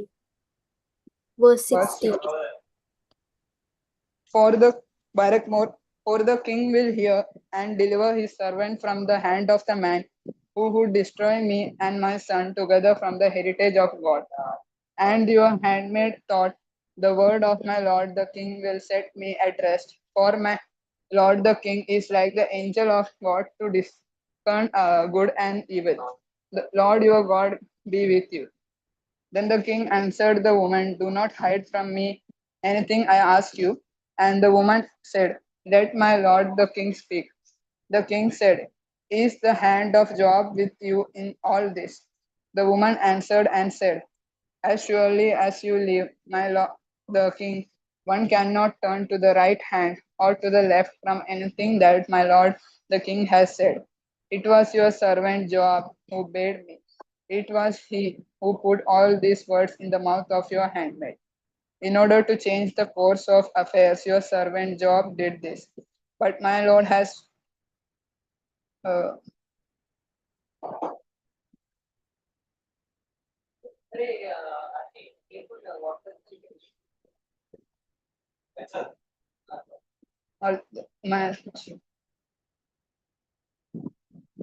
to the left from anything that my lord king has said. It was your servant who bade me. It was who put all these words in the mouth of your hand. In order to change the course of affairs, your servant Job did this. But my Lord has wisdom like the wisdom of the angel of God to know all things that are on the earth.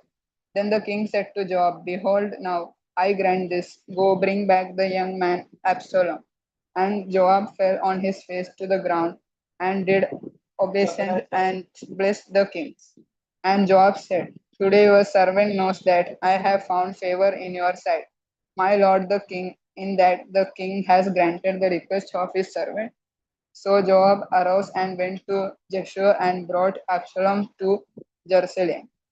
And the king said, let him dwell apart in his own house.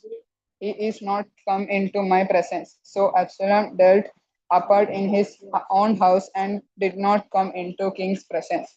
Now in all Israel there was no one so much to be praised for his beauty as Absalom. From the sole of his foot to the crown of his head, there was no blemish in him.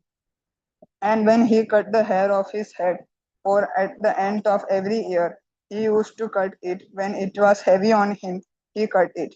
He weighed the hair of his head 200 shekels by the king's weight. There were born to Absalom 3 sons and 1 daughter, whose name was Tamar. She was a beautiful woman. So Absalom dwelt 2 full years in Jerusalem without coming into the king's presence. Then Absalom sent for Joab to send him to the king, but Joab would not come to him, and he sent a second time, but Joab would not come. Then he said to his servants, see, Joab's field is next to mine, and he has barley there. Go and set it on fire. So Absalom's servants set the field on fire. Then Joab arose and went to Absalom at his house and said to him, why have your servants set my field on fire? Absalom answered Joab, behold, I sent word to you, come here, that I may send you to the king to ask, why have I come from Jeshurun? It would be better for me to be there still. Now therefore let me go into the presence of the king, and if there is guilt in me, let him kill me. Then Joab went to the king and told him, and he summoned Absalom.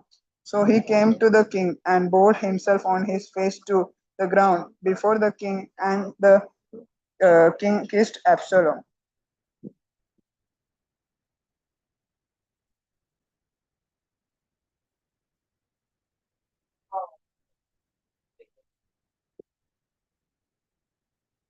Uh, 2 Samuel chapter 15. After this, Absalom got himself a chariot and horses and 50 men to run before him. And Absalom used to rise early and stand beside the way of the gate. And when any man had a suit to come before the king for judgment, Absalom would call to him and say, "From what city are you?" And when he said, "Your servant is of such and such a tribe in Israel," Absalom would say to him, "See, your claims are good and right, but there is no man deputed by the king to hear you." Absalom said, moreover, "Oh, that I were judge in the land, then every man with a suit or cause might come to me." Baiju Joel Baiju ഇപ്പോ 10 minutes വായിക്കേണ്ട ആള് വായിച്ചോളൂ. വേറെ ഫോണിൽ നിന്ന് join ചെയ്തിട്ടുണ്ട് കേട്ടോ. Okay, ആ വായിച്ച ഭാഗം ഒന്ന് പറഞ്ഞു കൊടുത്തേരെ. 2 Samuel 15 verse 3. ടീജ വായിച്ചോളൂ. Okay.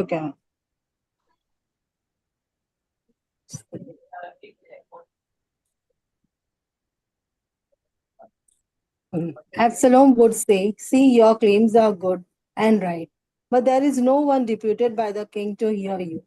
Absalom said, moreover, "If only I were judge in the land, then all who had suit or cause might come to me, and I would give them justice. Whenever people came near to do obeisance to him, he would put out his hand and take hold of him and kiss them." But Absalom did do every Israelite who came to the king for judgment. So Absalom stole the heart of the people of Israel. At the end of 4 years, Absalom said to the king, "Please let me go to Hebron and pay the vow that I have made to the Lord. For your servant made a vow while I lived at Geshur in Amram. If the Lord will indeed bring me back to Jerusalem, then I will worship the Lord in Hebron." The king said to him, "Go in peace." So he got up and went to Hebron. But Absalom sent secret messengers throughout all the tribes of Israel, saying, "As soon as you hear the sound of the trumpet, then shout, 'Absalom has become the king of Hebron.'" 200 men from Jerusalem went with Absalom. They were invited guests, and they went into the innocence, knowing nothing of the matter. While Absalom was offering the sacrifice, he sent for Ahithophel the Gilonite, David's counselor, from his city Gilo. The conspiracy grew in strength, and the people with Absalom kept increasing. A messenger came to David, saying, "The heart of the Israel have gone after Absalom." Then David said to all his officials who were with him at Jerusalem, "Get up, let us flee, or there will be no escape for us from Absalom. Hurry, or he will soon overtake us and bring disasters down upon us and attack the city with the edge of that sword." The king's officials said to the king, "Your servants are ready to do whatever our lord the king decides." So the king left, followed by all his household, except 10 concubines whom he left behind to look after the house. The king left, followed by all the people, and they stopped at the last house. All his officials passed by him, and all the Cerates, and all the Philistines, and all the 600 Gittils, who had followed him from the gate, passed on before the king. Then the king said to Ittai the Gittite, "Why are you also coming with us? Go back and stay with the king, for you are the foreigners and also an exile from your home. You came only yesterday, and shall I today make you wonder about with us, while I go wherever I can. Go back and take your king's flock with you, and may the Lord show steadfast love and faithfulness to you." But Ittai answered the king, "As the Lord lives, and as my lord the king lives, wherever my lord the king may be, whether for death or for life, there also your servant will be." David said to Ittai, Go, go then, march on. So Ittai the Gittite marched on with all his men and all the little ones who were with him. The whole country wept aloud as all the people passed by. The king crossed the Wadi Kidron, and all the people moved on towards the wilderness. Abithar came up Zadok also, and with all the Levites carrying the ark of the covenant of God. They set down the ark of God until the people had all passed out of the city. Then the king said to Zadok, "Carry the ark of God back into the city. If I found favor in the eyes of the Lord, he will bring me back and let me see both it and place where it remains.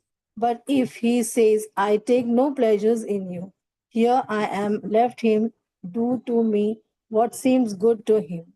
The king also said to the priest Zadok, "Look, go back for the city in the peace, your Abithar with your two sons, Abimaj, your son, and the Jonathan, son of Abithar. See, I will wait at the fords of the wilderness until word comes from you to inform me." So Zadok and Abithar carried the ark of God back to Jerusalem, and they remained there.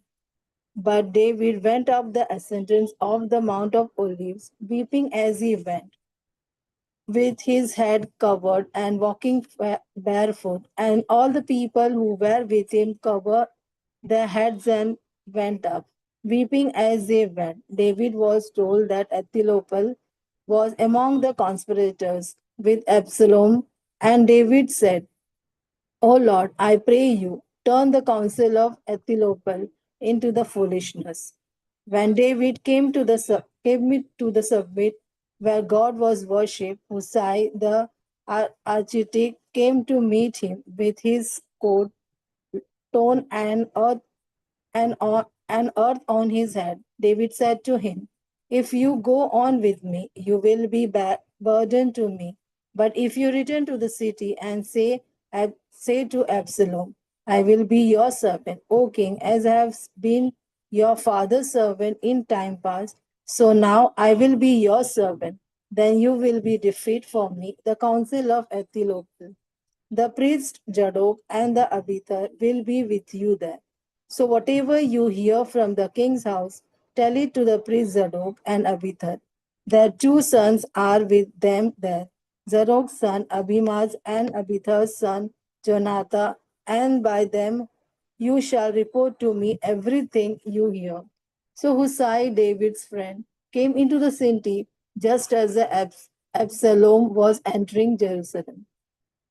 2 Samuel chapter 16. When David had passed a little beyond the summit, Ziba, the servant of the Mephibosheth, met him, and with a couple of donkeys saddled, carrying 200 loaves of bread and 100 bunches of raisins, 100 of summer fruits, and one skin of wine. The king said to Ziba, "Why have you brought this?" Ziba answered, "The donkey are for the king's household to ride, the bread and the summer fruit for the young man to eat, and the wine is for those to drink who faint in the wilderness." The king said, "And where is your master's son?" Ziba said to the king, "He remains in Jerusalem, for he said, 'Today the house of Israel will give me back my grandfather's kingdom.'" Then the king said to Ziba, "All that belonged to Mephibosheth is now yours." Ziba said, "I do obedience. Let me find favor in your sight, my lord the king. When the king David came to Behurim, a man of a family of the house of Saul came out, whose name was Shimei, son of Zerah. He came out cursing. He threw stones at David and at all the servant of King David. Now all the people and all the warriors were on his right hand and on his left. Shimei shouted while he cursed, out, murdered, scoundrel, the Lord has avenged on all of you the blood of the house of Saul, in whose place you have resigned. And the Lord has given the kingdom into the hand of your son Absalom. See, disasters has overtaken you, for you are the man of blood. Then Abishai, son of Zeruiah, said to the king, why should this dead dog curse my lord the king? Let me go over and take off his head. But the king said, what have I to do with you and your son of Zeruiah? If he is cursing because the Lord has said to him, curse David, who then shall say, why have you done so? David said to Abishai and all his servants, my own son, seek my life. How much more now may this Benjaminite let him alone and let him curse, for the Lord has abidden him. It may be that the Lord will look on my distress, and the Lord will repay me with good for his cursing of me today. So David and his men went on the road, while Shimei went along on the hillside opposite him and cursed as he went, throwing stones and flinging dust at him. The king and all the people who were with him arrived weary at the Jordan, and there will be refreshed himself. Now Absalom and all the Israelites came to Jerusalem. Ahithophel was with him. When Hushai the Archite, David's friend, came to Absalom, Hushai said to Absalom, long live the king, long live the king. Absalom said to Hushai, is this your loyalty to your friend? Why, why did you not go with your friend? Hushai said to Absalom, no, but the king, but the one whom the Lord and his people and all the Israelites has chosen, his I will be, and with him I will remain. Moreover, whom should I serve? Should it not be his son? Just as I have served your father, so I will serve you. Then Absalom ലോമോ said to, സമയായിട്ടോ. okay, okay. അടുത്തയാള് വായിച്ച.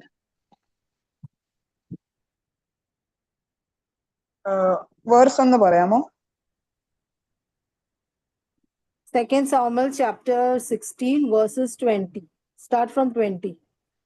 Okay. Barak more. Then Absalom said to Ahithophel, give us your counsel. What shall we do? Ahithophel said to Absalom, go into your father's concubines, the ones he has left to look after the house. And all Israel will hear that you have made yourself odious to your father, and the hands of all who are with you will be strengthened. So they pitched a tent for Absalom upon the roof, and Absalom went into his father's concubines in the sight of all Israel. Now in those days, the counsel that Ahithophel gave us as if one consulted the oracle of God. So all the counsel of the Ahithophel was esteemed both by David and by Absalom. 2 Samuel chapter 17. Moreover, Ahithophel said to Absalom, let me choose 12,000 men, and I will set out and pursue David tonight. I will come upon him while he is weary and discouraged, and throw him into a panic, and all the people who are with him will flee. I will strike down only the king, and I will bring all the people back to you, as a bride comes home to her husband. You seek the life of only one man, and all the people will be at peace. The advice pleased Absalom and all the elders of Israel. Then Absalom said, call Hushai the Archite also, and let us hear to what he has to say. When Hushai came to Absalom, Absalom said to him, this is what Ahithophel has said. Shall we do as he advises? If not, you tell us. Then Hushai said to Absalom, this time the counsel that Ahithophel has given is not good. Hushai continued, you know that your father and his men are warriors and that they are enraged like a bear robbed of her cubs in the field. Besides, your father is expert in war. He will not spend the night with the troops. Even now, he has hidden himself in one of the pits or in some other place. And when some of our troops fall at the first attack, whoever hears it will say, there has been a slaughter among the troops who follow Absalom. Then even the valiant warrior, whose heart is like the heart of a lion, will utterly melt with fear. For all Israel knows that your father is a warrior, and that those who are with him are valiant warriors. But my counsel is that all Israel be gathered to you from Dan to Beersheba, like the land by the sea for multitude, and that you go to battle in person. So we shall come upon him in whatever place he may be found, and we shall light on him as the dew falls on the ground, and he will not survive, nor will any of those with him. If he withdraws into a city, then all Israel will bring ropes to that city, and we shall drag it into the valley until not even a pebble is to be found there. Absalom and all the men of Israel said, the counsel of Hushai the Archite is better than the counsel of Ahithophel, for the Lord has ordained to defeat the good counsel of Ahithophel, so that the Lord might bring ruin on Absalom. Then Hushai said to the priests Zadok and Abiathar, thus and so did not Ahithophel counsel Absalom and the elders of Israel, and thus and so I have counseled. Therefore send quickly and tell David, do not lodge tonight at the fords of the wilderness, but by all means cross over, lest the king and all the people who are with him be swallowed up. Jonathan and Ahimaaz were waiting at Enrogel. A female slave used to go and tell them, and they would go and tell King David, for they could not risk being seen entering the city. But a young man saw them and told Absalom. So both of them went away quickly and came to the house of a man at Bahurim, who had a well in his courtyard, and they went down into it. The man's wife took a covering, stretched it over the well's mouth, and spread out grain on it, and nothing was known of it. When Absalom's servant came to the woman at the house, they said, where are Ahimaaz and Jonathan? The woman said to them, they have crossed over the brook of water, and when they had searched and could not find them, they returned to Jerusalem.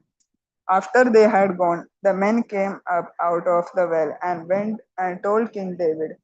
They said to David, go and cross the water quickly, for thus and so has Ahithophel counseled against you.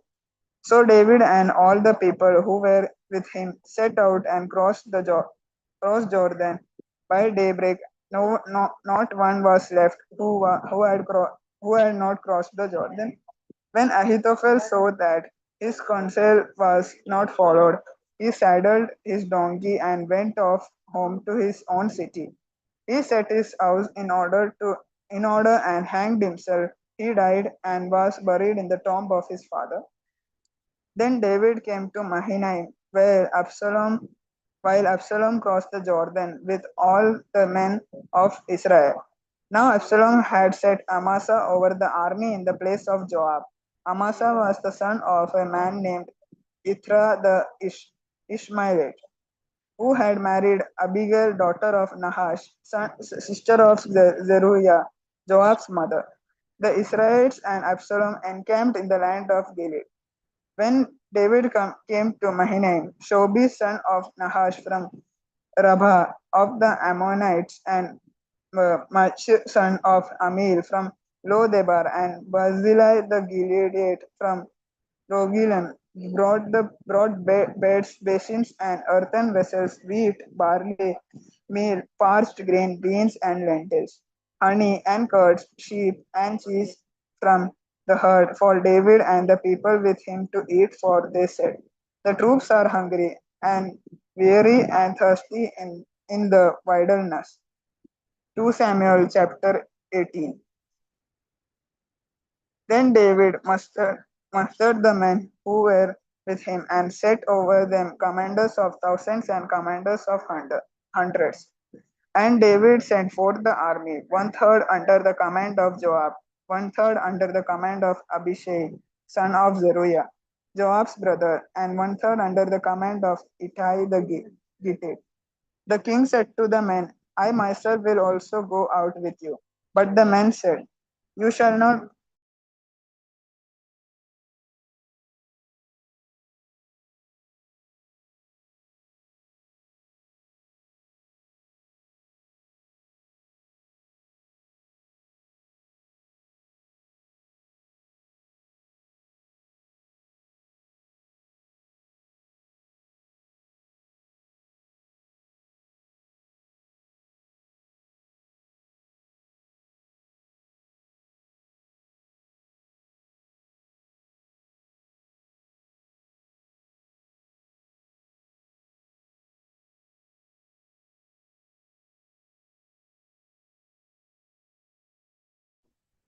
സ്റ്റമ്മ മോനെ mic ഒന്നുകൂടി ഒന്ന് on ചെയ്യാമോ? Of ചെയ്തിട്ട് on ചെയ്യോ? Okay, വായിച്ചോ. So the army went out into the field against Israel, and the battle was fought in the forest of Ephraim. The men of Israel were defeated there by the king, by the servants of David, and the slaughter there was a great on that day, 20,000 men. The battle spread over the face of all the country, and the forest claimed more victims than the sword. Happened to meet the servants of David. Absalom was riding on his mule, and the mule went under the thick branches of a great oak. His head caught fast in the oak, and he was left hanging between heaven and earth, while the mule that was under him went on. A man saw it and told Joab, I saw Absalom hanging in an oak. Joab said to the man who told him, What you saw him? Uh, why did why then did you not strike him there to the ground? I would have been glad to give you 10 pieces of silver and a belt. But the man said to Joab, Even if I felt in my hand the weight of 1,000 pieces of silver, I would not raise my hand against the king's son. For our hearing, the king commanded you and Abishai and Ittai, saying, For my sake, protect the young man Absalom. On the other hand, if I had dealt treacherously against his life, and there is nothing hidden from the king, then you yourself would have stood aloof. Joab said, I will not waste time like this with you. He took 3 spears in his hand and thrust them into the heart of Absalom while he was still alive in the oak. And 10 young men, Joab's armor bearers, surrounded Absalom and struck him and killed him. Then Joab sounded the trumpet, and the troops came back from pursuing Israel, restrained, for Joab restrained the troops. They took Absalom, threw him into a great pit in the forest, and raised over him a very great heap of stones. Meanwhile, all the Israelites fled to their homes. Now Absalom in his lifetime had taken and set up for himself a pillar that is in the king's valley. For he said, I have no son to keep my name in remembrance. He called the pillar by his own name. It is called Absalom's monument to this day. Then Ahimaaz, son of Zadok, said, Let me run and carry tidings to the king that the Lord has delivered him from the power of his enemies. Joab said to him, You are not to carry tidings today. You may carry tidings another day, but today you shall not do so because the king's son is dead. Then Joab said to a Cushite, Go tell the king what you have seen. The Cushite bowed before Joab and ran. Then Ahimaaz, son of Zadok, said again to Joab, Come, what may, let me also run after the Cushite. And Joab said, Why will you run, my son, seeing that you have no reward for the tidings? Come what may say, he said, I will run. So he said to him, Run. Then Ahimaaz ran by the way of the plain and outran the Cushite. Now David was sitting between the two gates. The sentinel went up to the roof of the gate by the wall, and when he looked up, he saw a man running along. The sentinel shouted and told the king. The king said, If he is alone, there are tidings in his mouth. He kept coming and drew near. Then the sentinel saw another man running, and the sentinel called to the gatekeeper and said, See, another man running alone. The king said, He is also bringing tidings. The sentinel said, I think the first one runs like Ahimaaz, son of Zadok. The king said, He is a good man and comes with good tidings. Then Ahimaaz cried out to the king, all is well. He prostrated himself before the king with his face to the ground and said, Blessed be the Lord your God, who has delivered up the men who raised their hand against my lord the king. The king said, Is it well with the young man Absalom? Ahimaaz answered, I saw a great tumult when the king's servant Joab sent your servant, but I do not know what it was. The king said, Turn aside and stand here. So he turned aside and stood still.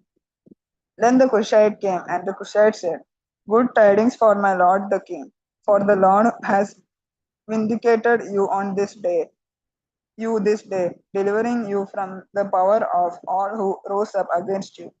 The king said to the Cushite, Is it well with the young man Absalom? The Cushite answered, May the enemies of my lord the king and all who rise up to do you harm be like that young man. The king was deeply moved and went up to the chamber over the gate and wept. And as he went, he said, O my son Absalom, my son Absalom, would I had died instead of you, O Absalom, my son, my son. 2 Samuel chapter 19. It was told Joab, The king is weeping and mourning for Absalom. So the victory that day was turned into mourning for all the troops, for the troops heard that day, The king is grieving for his son. The troops stole into the city that day as soldiers steal in who are ashamed when they flee in battle. The king covered his face, and the king cried with a loud voice, O my son Absalom! O Absalom, my son, my son!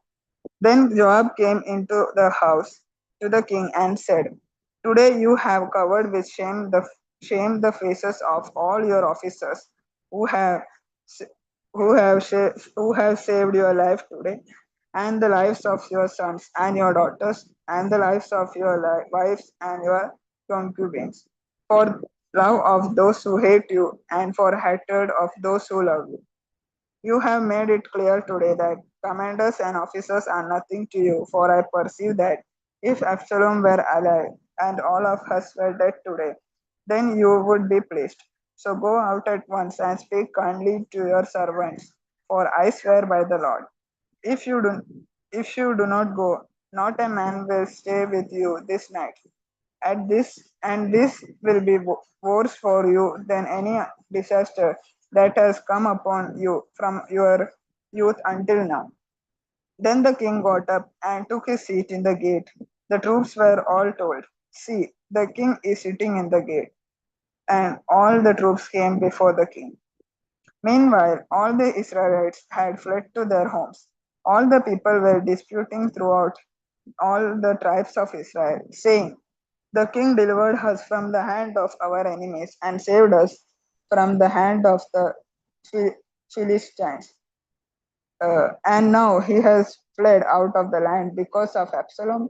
But Absalom, whom we anointed over us, is dead in battle. Now, therefore, why do you say nothing about bringing the king back? King David sent this message to the priests Zadok and Abiathar. Say to the elders of Judah, why should you be the last to bring the king back to his house? The talk of all Israel has come to the king. You are my king. You are my bone and my flesh. Why then should you be the last to bring back the king? And say, Amasa, are you not my bone and my flesh? So may God not me and more. If you are not the commander of my army from now on, in place of Joab. Amasa swayed the hearts of all the people of Judah as one, and they sent word to the king, return both you and your servants. So the king came back to the Jordan, and Judah came to Gilgal to meet the king and to bring him over the Jordan. Shimei, the son of Gera, a Benjaminite from Bahurim, hurried to come down with the people of Judah to meet King David. With him were 1,000 of people from Benjamin, and Ziba, the servant of the house of Saul, with his 15 sons and his 20 servants, rushed down to the Jordan ahead of the king. While the crossing was taking place, to bring over the king's household and to do his pressure. Shimei, son of Gera, fell down before the king as he was about to cross the Jordan and said to king, May my lord not hold me guilty, or remember how your servant did wrong on the day my lord the king left Jerusalem. May the king not bear it in mind. For your servant knows that I have sinned. Therefore, see, I have come this day. The first of all the house of Joseph to come down to meet my lord. The king Abishai son of Zeruiah answered, Shall not Shimei be put to death for this because he cursed Lord's anointed? But David said, What have I to do with you, you sons of Zeruiah, that you should today become an adversary to me? Shall anyone be put to death in Israel this day? For I do not know that I am this day king over Israel? The king said to Shimei, You shall not die. And the king gave him his oath. Mephibosheth, grandson of Saul, came down to meet the king. He had not taken care of his feet, or trimmed his beard, or washed his clothes from the day the king left until the day he came back in safety. When he came from Jerusalem to meet the king said to him, Why did you not go with me, Mephibosheth? He answered, My lord, O king, my servant deceived me. For your servant said to him, Saddle a donkey for me, so that I may ride on it and go with the king. For your servant is lame. He has slandered your servant to my lord the king. But my lord the king is like the angel of God. Do therefore what seems good to you, for all my father's house were doomed to death before my lord the king. But you set your servant among those who eat at your table. What further right have I then to appeal to the king? The king said to him, Why speak any more of your affairs?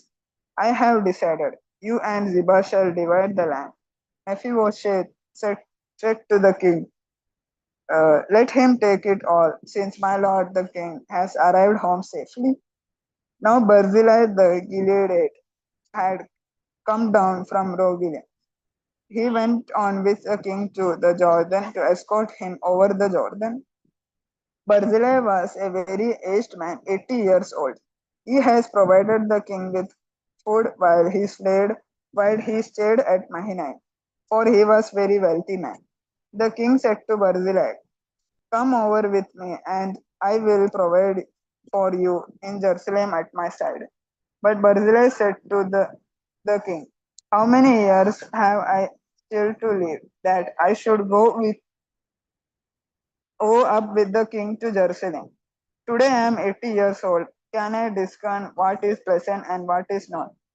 Can your servant taste what he eats or what he drinks? Can I still listen to the voice of singing men and singing women? Why then should your servant be an added burden to my lord, the king? Your servant will go a little way over the Jordan with the king. Why should the king recompense me with such a reward?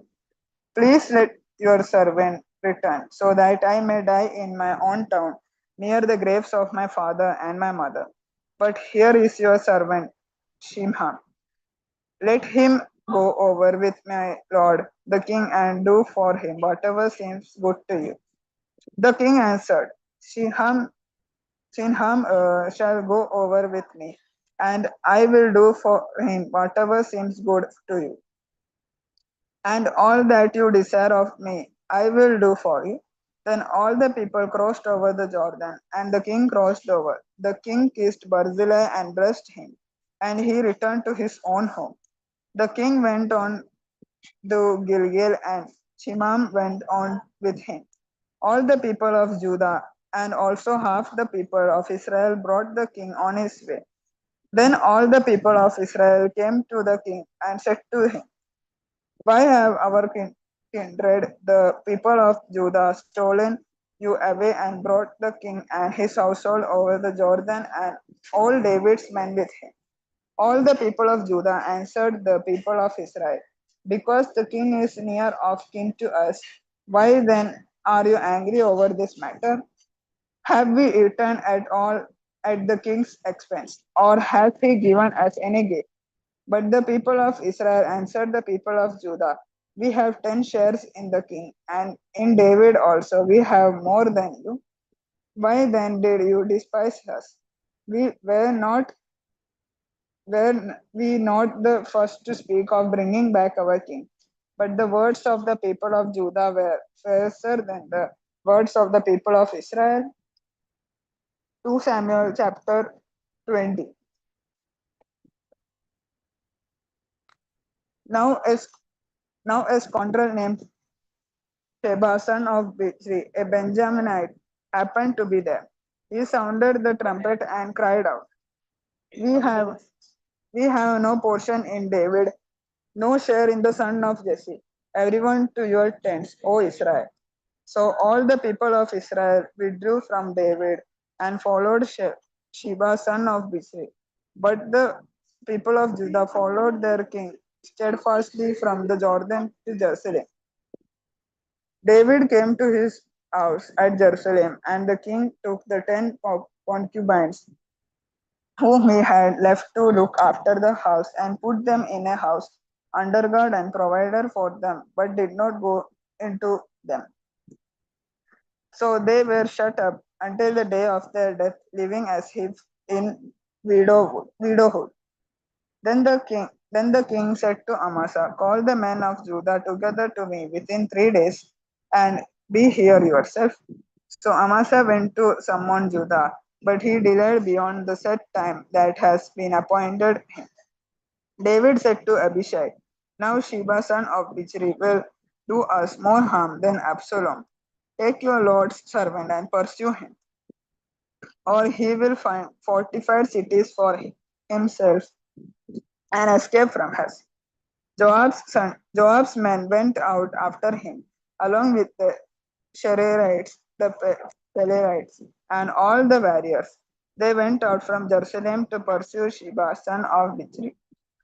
When they were at the large stone that is in Gibeon, Amasa came to meet them. Now Joab was wearing a soldier's garment, and over it was a belt with a sword in its sheath fastened at his waist. As he went forward, it fell out. Joab said to Amasa, is it well with you, my brother? And Joab took Amasa by the beard with his right hand to kiss him. But Amasa did not notice the sword in Joab's hand. Joab struck him in the belly so that his entrails poured out on the ground, and he died. He did not strike a second blow. Then Joab and his brother Abishai pursued Sheba, son of Bichri, and one of Joab's men took his stand by Amasa and said, whoever favors Joab and whoever is for David, let him follow Joab. Amasa lay wallowing in his blood on the highway, and the man saw that all the people were stopping. Since he saw that all who came by him were stopping, he carried Amasa from the highway into a field and threw a garment over him. Once he was removed from the highway, All the people went on after Joab to pursue Sheba, son of Bichri. Sheba passed through all the tribes of Israel to Abel of Beth Makkah, and all the Bichrites assembled and followed him inside Joab's forces, came and besieged him in Abel of Beth Makkah.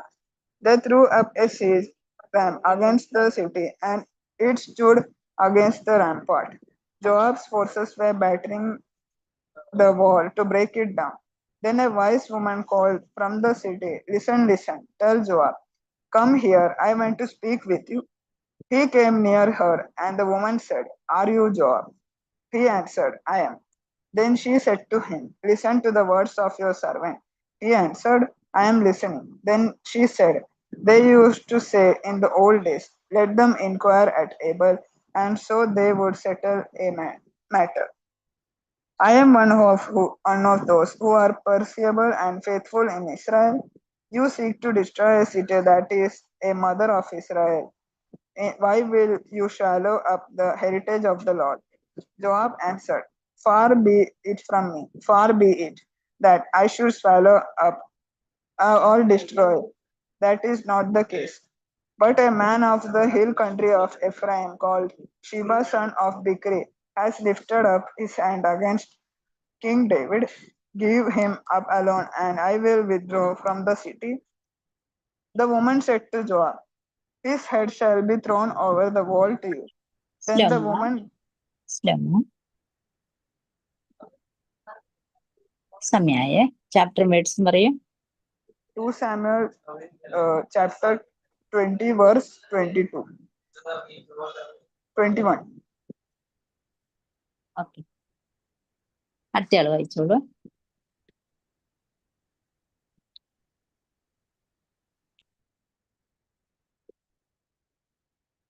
Barakmo, 2 Samuel chapter 20 verse 21.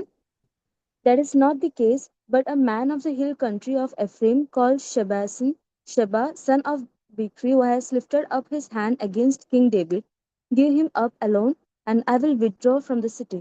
The woman said to Joab, "His head shall be thrown over the wall to you." Then the woman went to all the people with her wise plan, and they cut off the head of Sheba, son of Bichri, and threw it out to Joab. So he blew the trumpet, and they dispersed from the city, and all went to their homes, while Joab returned to Jerusalem to the kings. Now Joab was in command of all the army of Israel. Benaiah, son of Jehoiada, was in command of the Cherethites and the Pelethites. Adoram was in charge of the forced labor. Jehoshaphat, son of Ahilud, was a recorder. Sheva was secretary. Zadok and Abiathar were priests, and Iratha Jered was also David's priest. 2 Samuel chapter 21. Now there was a famine in the days of David for 3 years. After 3 years, year after year. And David inquired of the Lord. The Lord said, "There is blood guilt on Saul and on his house, because he put the Gibeonites to death." So the king called the Gibeonites and spoke to them. Now the Gibeonites were not of the people of Israel, but of the remnant of Amorites. Although the people of Israel had sworn to spare them, Saul had tried to wipe them out in his zeal for the people of Israel and Judah. David said to Gibeonites, "What shall I do for you? How shall I make explanation that you may bless the heritage of the Lord?" The Gibeonites said to him, "It is not a matter of silver or gold between us and Saul or his house. Neither is it for us to put anyone to death in Israel." He said, "What do you say that I should do for you?" They said to the king, "The man who consumed us and planned to destroy us, so that we should have no place in all the territory of Israel. Let 7 of his sons be handed over to us, and we will impale them before the Lord at Gibeon on the mountain of the Lord." The king said, "I will hand them over." But the king spared Mephibosheth, the son of Saul's son, Jonathan, because of the oath of the Lord that was between them, between David and Jonathan, son of Saul. The king took the 2 sons of Rizpah, daughter of Ahiab, whom she bore to Saul, Armoni and Mephibosheth, and the 5 sons of Merab, daughter of Saul, whom she bore to Adriel, son of Barzillai the Meholathite. He gave them into the hands of Gibeonites, and they impaled them on the mountain before the Lord. The 7 of them perished together. They were put to death in the first days of harvest at the beginning of barley harvest. Then Rizpah, the daughter of Aiah, took sackcloth and spread it on a rock for herself from the beginning of harvest until rain fell on them from the heavens. She did not allow the birds of the air to come on the bodies by day, or the wild animals by night. When David was told what Rizpah, daughter of Aiah, the concubine of Saul, had done, David went and took the bones of Saul and the bones of his son Jonathan from the people of Jabesh Gilead, who had stolen them from the public squares of Bethshan, where the Philistines had hung them up on the day the Philistines killed Saul on Gilboa. He brought up from there the bones of Saul and the bones of his son Jonathan, and they gathered the bones of those who had been impaled. They buried the bones of Saul and of his son Jonathan in the land of Benjamin in Zelah, in the tomb of his father Kish. They did all that the king commanded. After that, God heeded supplications for the land. The Philistines went to war again with Israel, and David went down together with his servants. They fought against the Philistines, and David grew weary. Ishbibenob, one of the descendants of the giants, whose spear weighed 300 shekels of bronze, and who was fitted out with new weapons, said he would kill David. But Abishai, son of Zeruiah, came to his aid and attacked the Philistine and killed him. Then David's men swore to him, "You shall not go out with us to battle any longer, so that you do not quench the lamp of Israel." After this, a battle took place with the Philistines at Gob. Then Sibbecai the Hushathite killed Saph, who was one of the descendants of the giants. Then there was another battle with the Philistines at Gob, and Elhanan, Elhanan son of Jareogim the Bethlehemite killed Goliath the Gittite, the shaft of whose spear was like a weaver's beam. There was again war at Gath, where there was a man of great size who had 6 fingers on each hand and 6 toes on each foot, 24 in number. He too was descended from the giants. When he taunted Israel, Jonathan, son of David's brother, Shimei, killed him. These 4 were descendants from the giants in Gath. They fell by the hands of David and his servants. 2 Samuel chapter 22. David spoke to the Lord the words of the song on the day when the Lord delivered him from the hand of all his enemies and from the hand of Saul. He said, "The Lord is my rock, my fortress and my deliverer, my God, my rock in whom I take refuge, my shield and the horn of my salvation, my stronghold and my refuge, my Savior, you save me from violence. I call upon the Lord who is worthy to be praised, and I am saved from my enemies. For the waves of death encompassed me, the torrents of perdition assailed me. The cords of Sheol entangled me. The snares of death confronted me. In my distress I called upon the Lord. To my God I called. From his temple he heard my voice, and my cry came to his ear. Then the earth reeled and rocked. The foundations of the heavens trembled and quaked because he was angry. Smoke went up from his nostrils and devouring fire from his mouth. Glowing coals flamed forth from his. He bowed the heavens and came down. Thick darkness was under his feet. He rode on a cherub and flew. He was seen upon the wings of the wind. He made darkness around him a canopy. Thick clouds a gathering of water. Out of brightness before him coals of fire flamed forth. The Lord thundered from heaven. The Most High uttered his voice. He sent out arrows and scattered them, lightning and rooted them. Then the channels of the sea were seen, the foundations of the world were laid bare. At the rebuke of the Lord, at the blast of the breath of his nostrils, he reached from on high, he took me, he drew me out of mighty waters, he delivered me from my strong enemy, from those who hated me, for they were too mighty for me. They came upon me in the day of my calamity, but the Lord was my stay. He brought me out into a broad place. He delivered me because he delighted in me. The Lord rewarded me according to my righteousness. According to the cleanness of my hands, he recompensed me. For I have kept the ways of the Lord. and have not wickedly departed from my God. For all his ordinances were before me, and from his statutes I did not turn aside. I was blameless before him, and I kept myself from guilt. Therefore, the Lord has recompensed me according to my righteousness, according to my cleanness in his sight. With the loyal, you show yourself loyal. With the blameless, you show yourself blameless. With the pure, you show yourself pure. And with the crooked, you show yourself perverse. You deliver a humble people, but your eyes are upon the haughty to bring them down. Indeed, you are my lamp, O Lord. The Lord lightens my darkness. But you can crush a troop, and by my God I can leap over a wall. This God, his way is perfect. The promise of the Lord proves true. He is a shield for all who take refuge in him. For who is God but the Lord? And who is a rock except our God? The God who has girded me with strength has opened wide my path. He made my feet like the feet of deer and set me secure on the heights. He trains my hands for war so that my arms can bend a bow of bronze. You have given me the shield of your salvation, and your help has made me great. You have made me stride freely, and my feet do not slip. I pursued my enemies and destroyed them, and did not turn back until they were consumed. I consumed them, I struck them down, so that they did not rise. They fell under my feet. For you girded me with strength for the battle. You made my assailants sink under me. You made my enemies turn their backs to me. Those who hated me, and I destroyed them. And they looked, but there was no one to save them. They cried to the Lord, but he did not answer them. I beat them fine like the dust of the earth. I crushed them and stamped them down like the mire of the streets. You delivered me from strife with the peoples. You kept me as the head of the nations. People who I had not known served me.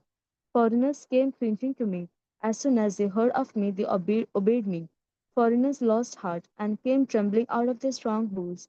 The Lord lives. Blessed be my rock, and exalted be my God, the rock of my salvation. The God who gave me vengeance and brought down peoples under me, who brought me out from my enemies. You exalted me above my adversaries. You delivered me from the violent. For this I will extol you, O Lord, among the nations, and sing praises to your name. He is a tower of salvation for his king, and shows steadfast love to his anointed, to David and his descendants forever. Chapter 23. Now these are the last words of David, the oracle of David, son of Jesse, the oracle of the man whom God exalted, the anointed of the God of Jacob, the favorite of the strong one of Israel. The Spirit of the Lord speaks through me. His word is upon my tongue. The God of Israel has spoken. The rock of Israel has said to me, one who rules over people justly, ruling in the fear of God, is like the light of morning, like the sun rising on a cloudless morning gleaming from the rain on the grassy land. Is not my house like this with God? For he has made with me an everlasting covenant, ordered in all things and secure. Will he not cause to prosper all my help and my desire? But the godless are all like thorns that are thrown away, for they cannot be picked up with the hand.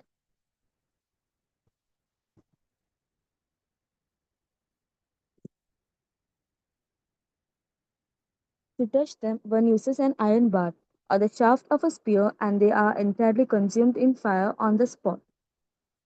These are the names of the warriors whom David had: Joshe, Joshebashebat, the Tachemonite. He was chief of the three.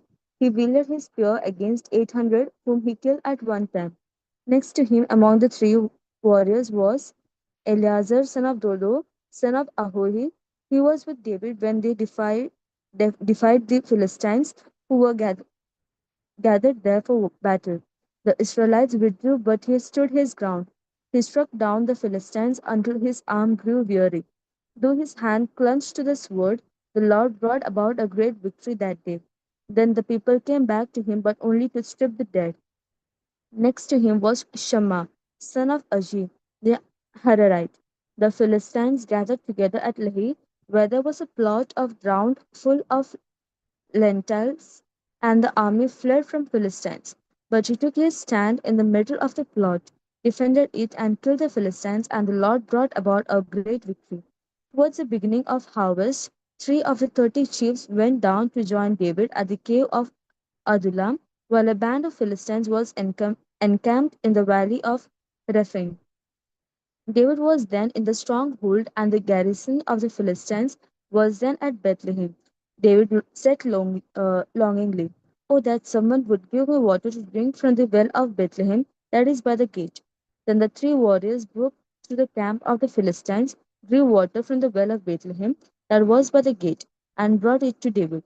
But he would not drink of it. He poured it out to the Lord. For he said, "The Lord forbid that I should do this. Can I drink the blood of the men who went at risk of their lives?" Therefore he would not drink it. The three warriors did these things. Now Abishai, son of Zeruiah, the brother of Joab, was chief of the 30. With his spear he fought against 300 men and killed them, and won a name beside the three. He was the most renowned of the 30, and became their commander, but he did not attain to the three. Benaiah, son of Jehoiada, was a valiant warrior from Kabzeel, a doer of great deeds. He struck down two sons of Ariel of Moab. He also went down and killed a lion in a pit on a day when snow had fallen. And he killed an Egyptian, a handsome man. The Egyptian had a spear in his hand, but Benaiah went against him with a staff, snatched the spear out of the Egyptian's hand, and killed him with his own spear. Such were the things Benaiah son of Jehoiada did, and won a name beside the three warriors. He was renowned among the 30, but he did not attain to the three, and David put him in charge of his bodyguard. Among the 30 were Asahel, brother of Joab, Elhanan, son of Dodo of Bethlehem, Shammah of Harod, Elika of Harod, Heles the Peltite, Ira son of Akish of Tekoa, Abiazar of Anatoth, Mebunai the Hushathite, Zalmon the Ahite, Maharai of Netophah, Heleb son of Bana of Netophah, Ittai son of Riba of Gibeah of the Benjaminites, Benaiah of Pirathon, Hiddai of the torrents of Gash, Abialbon the Arbatite, Azmaveth of Bahurim, Eliaba of Shalbon, the sons of Jashin, Jonathan, son of Shammah the Harite, Ahiam, son of Sharar the Harite, Eliphe, Eliphelet, son of Ahazbai of Makkah, Eliam, son of Ahitophel the Gilonite, Hezro of Carmel, Parai the Arbite, Igal, son of Nathan of Zobah, Bani the Gadite, Zalek the Ammonite, Naharai of Bereoth, the armor bearer of Joab, son of Zeruiah, Ira the Ithrite, Gareb the Ithrite, Uriah the Hittite, 37 in all. Chapter 24. Again, the anger of the Lord was kindled against Israel, and he incited David against them, saying, "Go, count the people of Israel and Judah." The king said to Joab and the commanders of the army who were with him, "Go through all the tribes of Israel, from Dan to Beersheba, and take a census of the people, that I may know how many are there, how many they are." But Joab said to the king, "May the Lord your God increase the number of the people 100-fold, while the eyes of my lord the king can still see it. But why does my lord the king want to do this?" But the king's word prevailed against Joab and the commanders of the army. So Joab and the commanders of the army went out from the presence of the king to take a census of the people of Israel. They crossed the Jordan and began from Aroah, and from the city that is in the middle of the valley toward Gad and unto Jazer. Then they came to Gilead and to Kadesh in the land of Hittites, and they came to Dan. And from Dan they went around to Sidon, and came to the fortress of Tyre, and to all the cities of the Hivites and Canaanites, and they went out to Negev or Judah at Beersheba. So when they had gone through all the land, they came back to Jerusalem at the end of 9 months and 20 days. Joab reported to the king the number of days who had been recorded in Israel. There were 800,000 soldiers able to draw the sword, and those of Judah were 500,000. But afterward, David was stricken to the heart because he had numbered the people. David said to the Lord, "I have sinned greatly in the Lord. I have sinned greatly in what I have done. But now, O Lord, I pray you take away the guilt of a servant. I have done very foolishly. When David rose in the morning, the word of the Lord came to the prophet Gad, David's seer, saying, Go and say to David, Thus says the Lord, three things I offer. You choose one of them, and I will do it to you.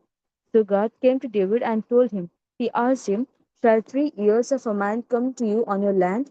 Or will you flee 3 months before your foes while they pursue you? Or shall there be 3 days pestilence in your land? Now consider and decide what answer I shall return to the one who sent me. Then David said to God, I am in great distress. Let us fall into the hand of the Lord, for his mercy is great. But let me not fall into human hands. So the Lord sent a pestilence on Israel from that morning until the appointed time, and 70,000 of people died from Dan to Beersheba. But when the angel stretched out his hand towards Jerusalem to destroy it, the Lord relented concerning the evil and said to the angel who was bringing destruction among the people, It is enough. Now stay your hand. The angel of the Lord was then by the threshing floor of Aruana the Jebusite. When David saw the angel who was destroying the people, he said to the Lord, I alone have sinned, and I alone have done wickedly. But these sheep, what have they done? Let your hand, I pray, be against me and against my father's house. That day God came to David and said to him, Go up and erect an altar to the Lord on the threshing floor of the Aruana the Jebusite. Following God's instructions, David went up as the Lord had commanded. When Araunah looked down, he saw the king and his servants coming towards him. And Araunah went out and prostrated himself before the king with his face to the ground. Araunah said, Why has my lord the king come to his servant? David said, To buy the threshing floor from you in order to build an altar to the Lord so that the plague may be averted from the people. Then Araunah said to David, let my lord the king take an offer of what seems good to him. Here are the oxen for the burnt offering and the threshing sledges, and the yokes of the oxen for the wood. All this, O King Araunah, gives to the king. And Araunah said to the king, May the Lord your God respond favorably to you.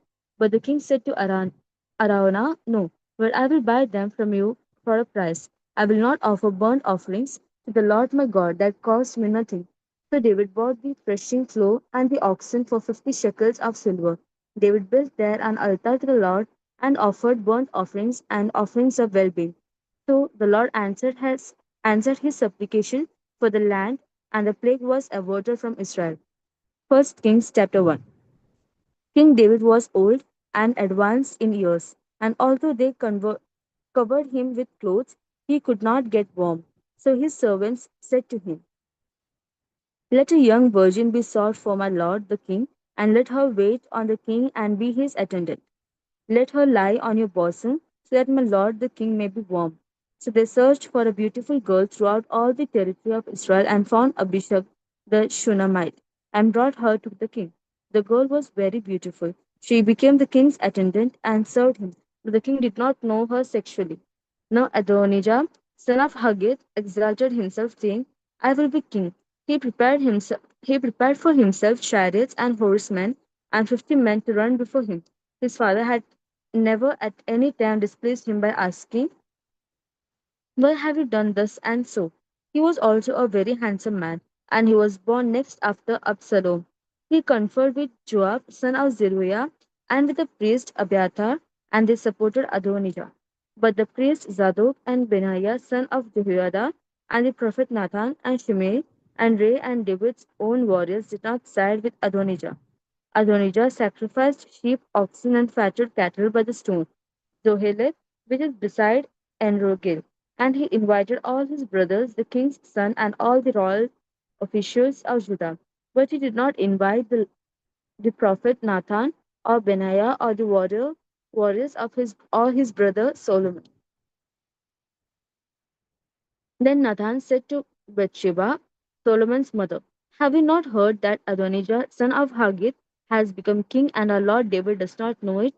Now therefore, come, let me give you advice so that you may save your own life and the life of your son Solomon. Go in at once to King David and say to him, Did not my lord the king swear to your servant, saying, Your son Solomon shall succeed me as king, and he shall sit on my throne. Why then is Adonijah king? Then while you are still there speaking with the king, I will come in after you and confirm your words. So Bathsheba went to the king in his room.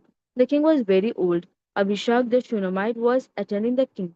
Bathsheba bowed and did obeisance to the king, and the king said, What do you wish?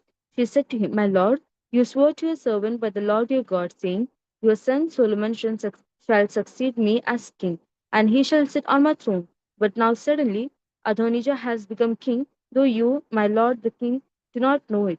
He has sacrificed oxen, fatted cattle, and sheep in abundance, and has invited all the children of the king, the priest Abiathar and Joab, the commander of the army. But your servant Solomon he has not invited.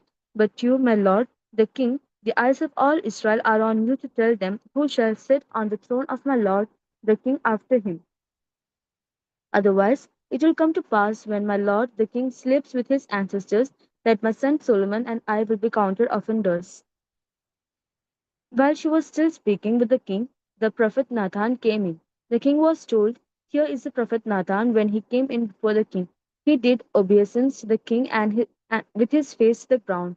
Nathan said, My lord, the king, have you said Adonijah shall succeed me as king and he shall sit on my throne?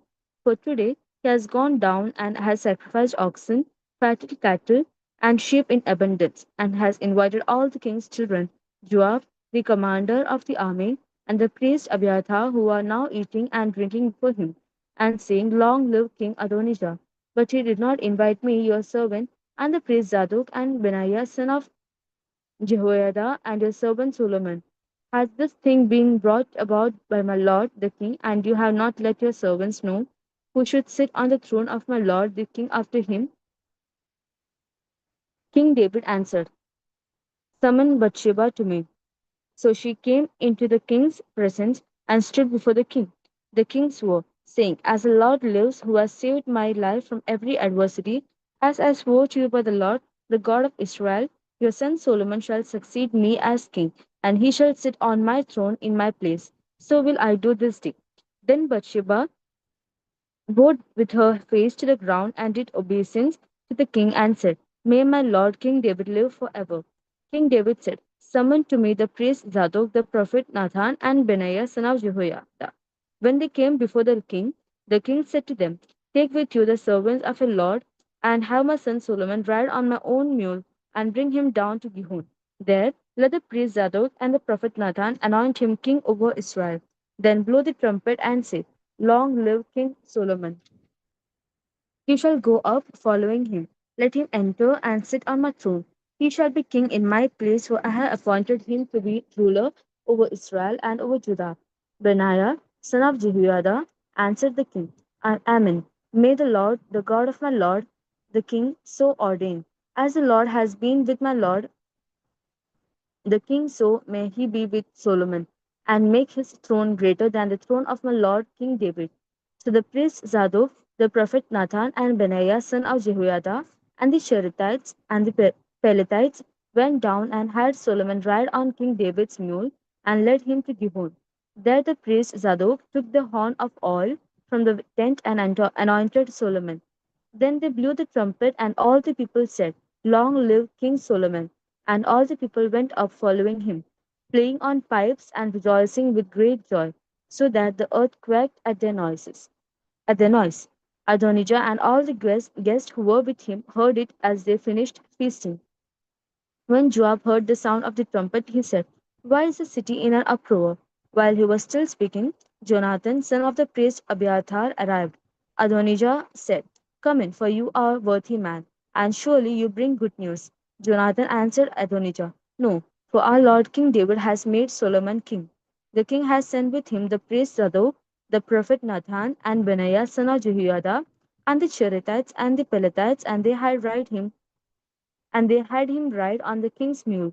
The priest Zadok and the prophet Nathan have anointed him king at Gihon, and they have gone up from there rejoicing, so that the city is in an uproar. This is the noise that you heard. Solomon now sits on the royal throne. Moreover, the king's servants came to congratulate our Lord King David, saying, May God make the name of Solomon more famous than yours, and make his throne greater than your throne. The king bowed in worship on the bed and went on to pray thus: Blessed be the Lord, the God of Israel, who today has granted one of my offspring to sit on my throne and permitted me to witness it. Then all the guests of Adonijah got up trembling and went their own ways. Adonijah, fearing Solomon, got up and went to grasp the horns of the altar. Solomon was informed, Adonijah is afraid of King Solomon. See, he has laid hold of the horns of the altar, saying, Let King Solomon swear to me first that he will not kill his servant with a sword. So Solomon responded, If he proves to be a worthy man, not one of his hairs shall fall to the ground, but if wickedness is found in him, he shall die. Then King Solomon sent to have him brought down from the altar. He came to do obeisance to King Solomon, and Solomon said to him, Go home. 1 Kings chapter 2. When David's time to die drew near, he charged his son Solomon, saying, I am about to go to the way of all the earth. Be strong, be courageous, and keep the charge of the Lord your God, walking in his ways and keeping his statutes, his commandments, his ordinances, and his testimonies, as it is written in the law of Moses, so that you may prosper in all that you do and wherever you turn. Then the Lord will establish his word that he spoke concerning me. If your ears take heed to their way, to walk before me in faithfulness, with all their heart and with all their soul, there shall not fail you a successor on the throne of Israel. 1 King chapter 2, verse 5. Lama.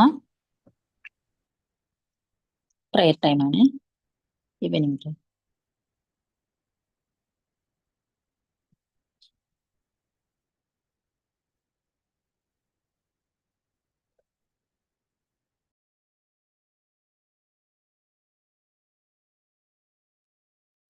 നമുക്ക് പ്രാർത്ഥിക്കാം. പിതാവിനും പുത്രനും പരിശുദ്ധർവായിക്കും സ്തുതി.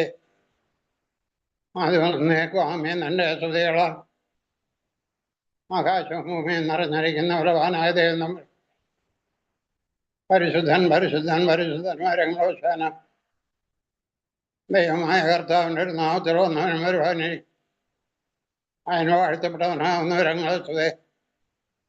ദൈവമേ നീ പരിശുദ്ധനാവുന്നു, ബലവാനെ നീ മരണമില്ലാത്തവനെ നീ പരിശുദ്ധനാവുന്നു. ഞങ്ങൾക്ക് വേണ്ടി കുരിശുദ്ധമുള്ളവനെ ഞങ്ങളുടെ പേര് അനുഗ്രഹം ചെയ്യണം. ദൈവമേ നീ പരിശുദ്ധനാവുന്നു, ബലവാനെ നീ മരണമില്ലാത്തവനെ നീ പരിശുദ്ധനാവുന്നു. ഞങ്ങൾക്ക് വേണ്ടി കുരിശുദ്ധമുള്ളവനെ ഞങ്ങളുടെ പേര് അനുഗ്രഹം ചെയ്യണം. ദൈവമേ നീ പരിശുദ്ധനാവുന്നു, ബലവാനെ നീ മരണമില്ലാത്തവനെ നീ പരിശുദ്ധനാവുന്നു. ഞങ്ങൾക്ക് വേണ്ടി കുരിശുദ്ധമുള്ളവനെ ഞങ്ങളുടെ പേര് അനുഗ്രഹം ചെയ്യണം. ഞങ്ങളുടെ കർത്താവേ ഞങ്ങളുടെ പേര് അനുഗ്രഹം ചെയ്യണമേ. ഞങ്ങളുടെ കർത്താവേ കൃപയുണ്ടായി ഞങ്ങളുടെ പേരനുഗ്രഹം. ഞങ്ങളുടെ കർത്താവേ കാന്തോഷ്യം കൈക്കൊണ്ട് ഞങ്ങളുടെ പേര് അനുഗ്രഹം ചെയ്യണമേ. ദൈവമേ നിനക്ക് സുധേഷ്ടാവേ നിനക്ക് സുധേഭാവികളെ എൻ്റെ അടിയാരോട് കാരണം ചേരാതാവേ നിനക്ക് സുധേ പാറയ്ക്കുമോ. സ്വർഗസ്വനായ ഞങ്ങളുടെ പിതാവേ നിന്റെ നാമം പരിശുദ്ധമാക്കപ്പെടണമേ. നിന്റെ രാജ്യം വരണമേ. നിന്റെ ദൈവം സ്വർഗത്തിലെ പർവ്വമേലും ആകണമേ. ഞങ്ങൾക്ക് ആവശ്യമുള്ള ആഹാരം തരണമേ. ഞങ്ങളടക്കാരോട് ക്ഷമിക്കണമേ. പരീക്ഷ ഞങ്ങളെ പ്രവേശിക്കരുതേ, പിന്നെ അതൊട്ട് ഞങ്ങളെ രക്ഷിച്ചോളണമേ. എന്തുടർന്ന രാജ്യവും ശക്തിയും മാത്രം നേക്ക് നടക്കൊള്ളാവുന്നതാമേ. അറിയാമേ എനിക്ക് സമാധാനം നമ്മുടെ കർത്താവ് നിന്നോടുകൂടെ. പ്രിയരുടെ വാഴ്ത്തപ്പെട്ടവളാകും എൻ്റെ ഞങ്ങളുടെ കർത്താവായ യേശുമിശിഹ വാഴ്ത്തപ്പെട്ടവൾ ശുദ്ധമുള്ളവൻ ഏകമർത്തമറിയാം നമ്മരന്നമ്മേ. ഭാവിയിലായ ഞങ്ങൾക്ക് വേണ്ടി ഇപ്പോഴും എപ്പോഴും ഞങ്ങളുടെ വണ്ണ സമയത്തിലും തമ്പരണ്ട് നീ അപേക്ഷിച്ചോളണമേ. ആമേൻ. മരിച്ചവരെ ജയിപ്പിക്കുന്നവനായുള്ളവേ നിനക്ക് സ്തുതി. കബറടക്കപ്പെട്ടവരെ അർത്തെഴുന്നേൽപ്പിക്കുന്നവനെ നിനക്ക് സ്തുതി. നിനക്ക് സ്തുതി. നിന്നെ അയച്ച പിതാവിനും വിസ്തർ വായിക്കുമ്പോൾ ഉണ്ടായിരിക്കട്ടെ പാറയ്ക്കുമോ.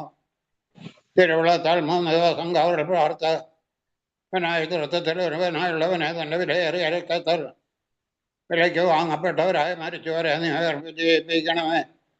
മറിയോറാകെ മേലേനും എന്താറേയും കരുണകൾ നിറഞ്ഞിരിക്കുന്നവനെ എൻ്റെ ദൃഷ്ടിയെ നീ പൊതുവാക്കണമേ. കർത്താവെ നിന്നുള്ള ചരണത്തോടുകൂടെ ഇത് പ്രാപിച്ച് നിന്റെ വരവിനായി കാത്തിരിക്കുന്ന ഞങ്ങളുടെ മരിച്ചവരെ നീ ആസ്വദിപ്പിച്ച് പുണ്യപ്പെടുത്തണമേ കർത്താവേ. നിന്നുള്ള ആശാബന്ധത്തോടുകൂടെ നീ പ്രാപിച്ചിരിക്കുന്നവരായ നിന്റെ ദാസരെ അബ്രഹാമിന്റെ ഇസ്ഹാക്കിന്റെ യാക്കോബിന്റെ മുടിയിൽ വസിപ്പിക്കണമേ. വന്നവനും വരുന്നവനും മരിച്ചു പോയവരെ വേർപ്പിക്കുന്നവനുമായ അവൻ വാഴ്ത്തപ്പെട്ടവനാകുന്നു എന്ന് ശരീരങ്ങളും ആത്മാക്കളും ഒന്നുപോലെ വിളിച്ചു പറയുമാറാകണമേ. ദൈവമേ നീ പരിശുദ്ധനാകുന്നു, അലവാനെ നീ പരിശുദ്ധനാകുന്നു. മരണമില്ലാത്തവനെ നീ പരിശുദ്ധനാകുന്നു, ഞങ്ങൾക്ക് വേണ്ടി ക്രൂശിക്കപ്പെട്ടവനെ ഞങ്ങളുടെ മേൽ കരുണയുണ്ടാകണമേ. ദൈവമേ നീ പരിശുദ്ധനാകുന്നു, അലവാനെ നീ പരിശുദ്ധനാകുന്നു, മരണമില്ലാത്തവനെ നീ പരിശുദ്ധനാകുന്നു, ഞങ്ങൾക്ക് വേണ്ടി ക്രൂശിക്കപ്പെട്ടവനെ ഞങ്ങളുടെ മേൽ കരുണയുണ്ടാകണമേ. ദൈവമേ നീ പരിശുദ്ധനാകുന്നു, അലവാനെ പരിശുദ്ധനാകുന്നു, മരണമില്ലാത്തവനെ നീ പരിശുദ്ധനാകുന്നു, ഞങ്ങൾക്ക് വേണ്ടി ക്രൂശിക്കപ്പെട്ടവനെ ഞങ്ങളുടെ മേൽ കരുണയുണ്ടാകണമേ. ഞങ്ങളുടെ കർത്താവേ ഞങ്ങളുടെ മേൽ അനുഗ്രഹം ചെയ്യണമേ. ഞങ്ങളുടെ കർത്താവേ കൃപയുണ്ടായി ഞങ്ങളോട് കരുണ ചെയ്യണമേ. ഞങ്ങളുടെ കർത്താവേ ഞങ്ങളുടെ ശുശ്രൂഷയും പ്രാർത്ഥനകളും കൈക്കൊണ്ട് ഞങ്ങളോട് കരുണ ചെയ്യണമേ. പാപികളായ നിന്റെ അടിയാരോട് കരുണ ചെയ്യുന്ന മിശിഹ രാജാവേ നിനക്ക് സ്തുതി പാറിക്കുമോ. സ്വർഗസ്ഥനായ ഞങ്ങളുടെ പിതാവേ നിന്റെ ഒരു നാമം പരിശുദ്ധമാക്കപ്പെടണമേ.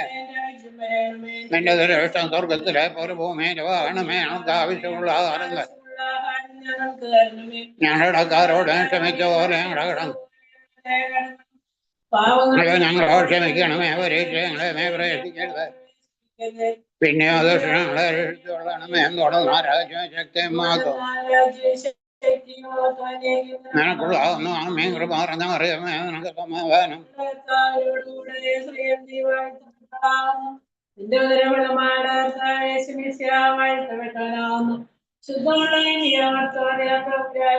ഭാവികളായ എനിക്ക് വേണ്ടി ഇപ്പോഴെപ്പോഴും ഞങ്ങളുടെ വന്ന സമയത്തിലും നീ അപേക്ഷിച്ചുകൊള്ളണമേ.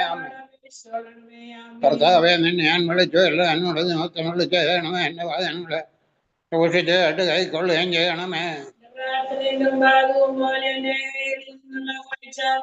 തന്റെ വഴിപാട് പോലെ എനിക്ക് മാറാനുമേ. എന്റെ ഹൃദയ ദുഷ്ടായത്തിന് ചായാതെയും ഞാൻ എന്നെ പ്രവർത്തിക്കാതെ ഇരിക്കത്തക്കവണ്ണം എന്റെ വായിക്ക് കാവൽക്കാരനെയും എന്റെ അതിരങ്ങൾക്ക് സൂക്ഷിപ്പുകാരനെയും നിയമിക്കണമേ. മനുഷ്യരോട് കൂടി ഞാൻ ചേരുമാറാകരുത്. നീതിമാനെ പഠിപ്പിക്കുകയും സ്വാസിക്കുകയും ചെയ്യട്ടെ. ദുഷ്ടന്മാരുടെ എന്റെ തലയ്ക്ക് ഒഴുപ്പാകാതിരിക്കട്ടെ. എന്നെ ഞാൻ പ്രാർത്ഥന അവിടെ അവിടുത്തെ കുറിച്ചാകുന്ന അവിടെ വിദ്യാർത്ഥികൾ പറയാമനെ ആ തടയപ്പെട്ട് എന്തുകൊണ്ട് എന്റെ വചനങ്ങളെ അവർ കേട്ടോ.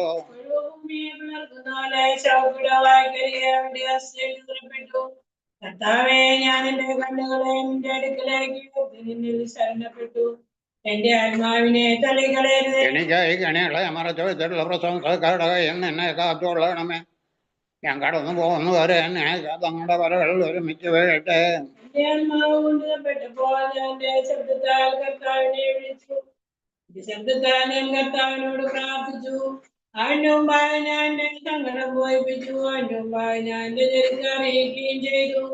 നീ എന്റെ ഊടുവഴികളെ അറിയുന്നുവല്ലോ. എന്റെ നടപ്പോടെ വഴിയിൽ അവർ എനിക്കായി കണികളെ മറച്ചു വെച്ച് ഞാൻ മരത്തോട്ട് നോക്കി എന്നെ അറിയുന്നവില്ലെന്ന് ഞാൻ കണ്ടു. എന്റെ ഭാരം ചോദിക്കുന്നവനല്ല കർത്താവേ. എന്റെ അടുക്ക ഞാൻ നിലവിളിച്ച് കർത്താവെ ജീവിച്ചിരുന്നത് എന്റെ ആശ്രയവും എന്റെ ഓഹരി എന്നെയാകുന്നു എന്ന് ഞാൻ പറഞ്ഞു. ഞാൻ ഏറ്റവും താഴ്ത്തപ്പെട്ടിരിക്കേണ്ട എന്റെ അപേക്ഷയെ സൂക്ഷിച്ചു കേൾക്കണമേ. എന്നെ പീഡിപ്പിക്കുന്നവർ എന്നേക്കാൾ ബലവാന്മാരായതുകൊണ്ട് അവരിൽ നിന്ന് എന്നെ വിടുവിക്കണമേ. ഞാൻ നിന്റെ നാമത്തെ സ്തോത്രം ചെയ്യുവാനും എന്റെ ആത്മാവിനെ കാരാഗ്രഹത്തിൽ നിന്ന് പുറപ്പെടുവിക്കണമേ. നീ എന്നോട് ഉത്തരവാദി ചെയ്യുമ്പോൾ നിന്റെ നീതിമാന്മാർ എനിക്കായി കാത്തിരിക്കുന്നു. എന്റെ വചനം എന്റെ കാലുകൾക്ക് വിളക്ക്, എന്റെ ഊടുകൾക്ക് പ്രകാശമാകുന്നു. നിന്റെ നീതിയുടെ വിധികളെ ആചരിക്കുമെന്ന് ആണായിട്ട് നിശ്ചയിച്ചു. കർത്താവെ എന്റെ വചനപ്രകാരം എന്നെ ജയിപ്പിക്കണേ. കർത്താവെ എന്റെ വായിൽ നിന്ന് വരുന്ന വചനങ്ങൾ ഇഷ്ടപ്പെടണമേ. നിന്റെ ന്യായങ്ങൾ തന്നെ പഠിപ്പിക്കണമേ. എന്റെ നീതിയെല്ലാം ഇപ്പോഴും നിന്റെ കൈകളിൽ ഇരിക്കുന്നു. നിന്റെ വേദപ്രമാണം ഞാൻ മറന്നില്ല. ഭാവിയിൽ എനിക്കായിട്ട് കനി വിളച്ചു. എന്നാലും ഞാൻ നിന്റെ കൽപ്പനകളിൽ നിന്ന് മാറിപ്പോയില്ല. ഞാൻ നിന്റെ സാക്ഷി എന്നേക്ക് അവകാശമായി സ്വീകരിച്ചു. എന്റെ നാളെന്റെ ഹൃദയത്തിന് ആനന്ദമാകുന്നു. നിന്റെ കൽപ്പനകൾ എന്നേക്ക് സത്യത്തോടെ നിവർത്തിപ്പാനായിട്ട് ഞാൻ എന്റെ ഹൃദയം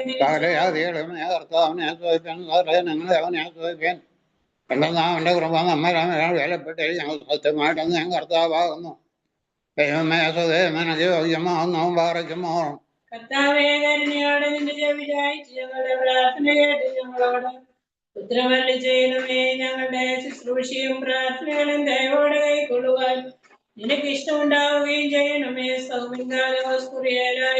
കർത്താവേ, ഞങ്ങളുടെ പ്രാർത്ഥന നിന്റെ സന്നദ്ധ സ്വന്തവർഗം പോലെ ഇമ്പമായി വഹിക്കണമേ. സ്വന്തവർഗം പോലെ നിന്റെ സന്നദ്ധിയിലേക്ക് വരുമാറാകണമേ. സ്വന്തവർഗങ്ങളുടെ പോകാൻ നിനക്ക് ഇഷ്ടമായിരിക്കുന്നത് പോലെ ഞങ്ങളുടെ നമസ്കാരങ്ങളിലും പ്രാർത്ഥനകളും അപേക്ഷകളും സ്തോത്രങ്ങളും ഇഷ്ടപ്പെട്ട് ഞങ്ങളുള്ള അയോഗ്യതകളെ അവർക്ക് അതേവേ കൈക്കൊള്ളുകയും ഞങ്ങളുടെ യാചനകൾക്ക് ഉത്തരവുകയും ചെയ്യണമേ. പാറയ്ക്കുമാർ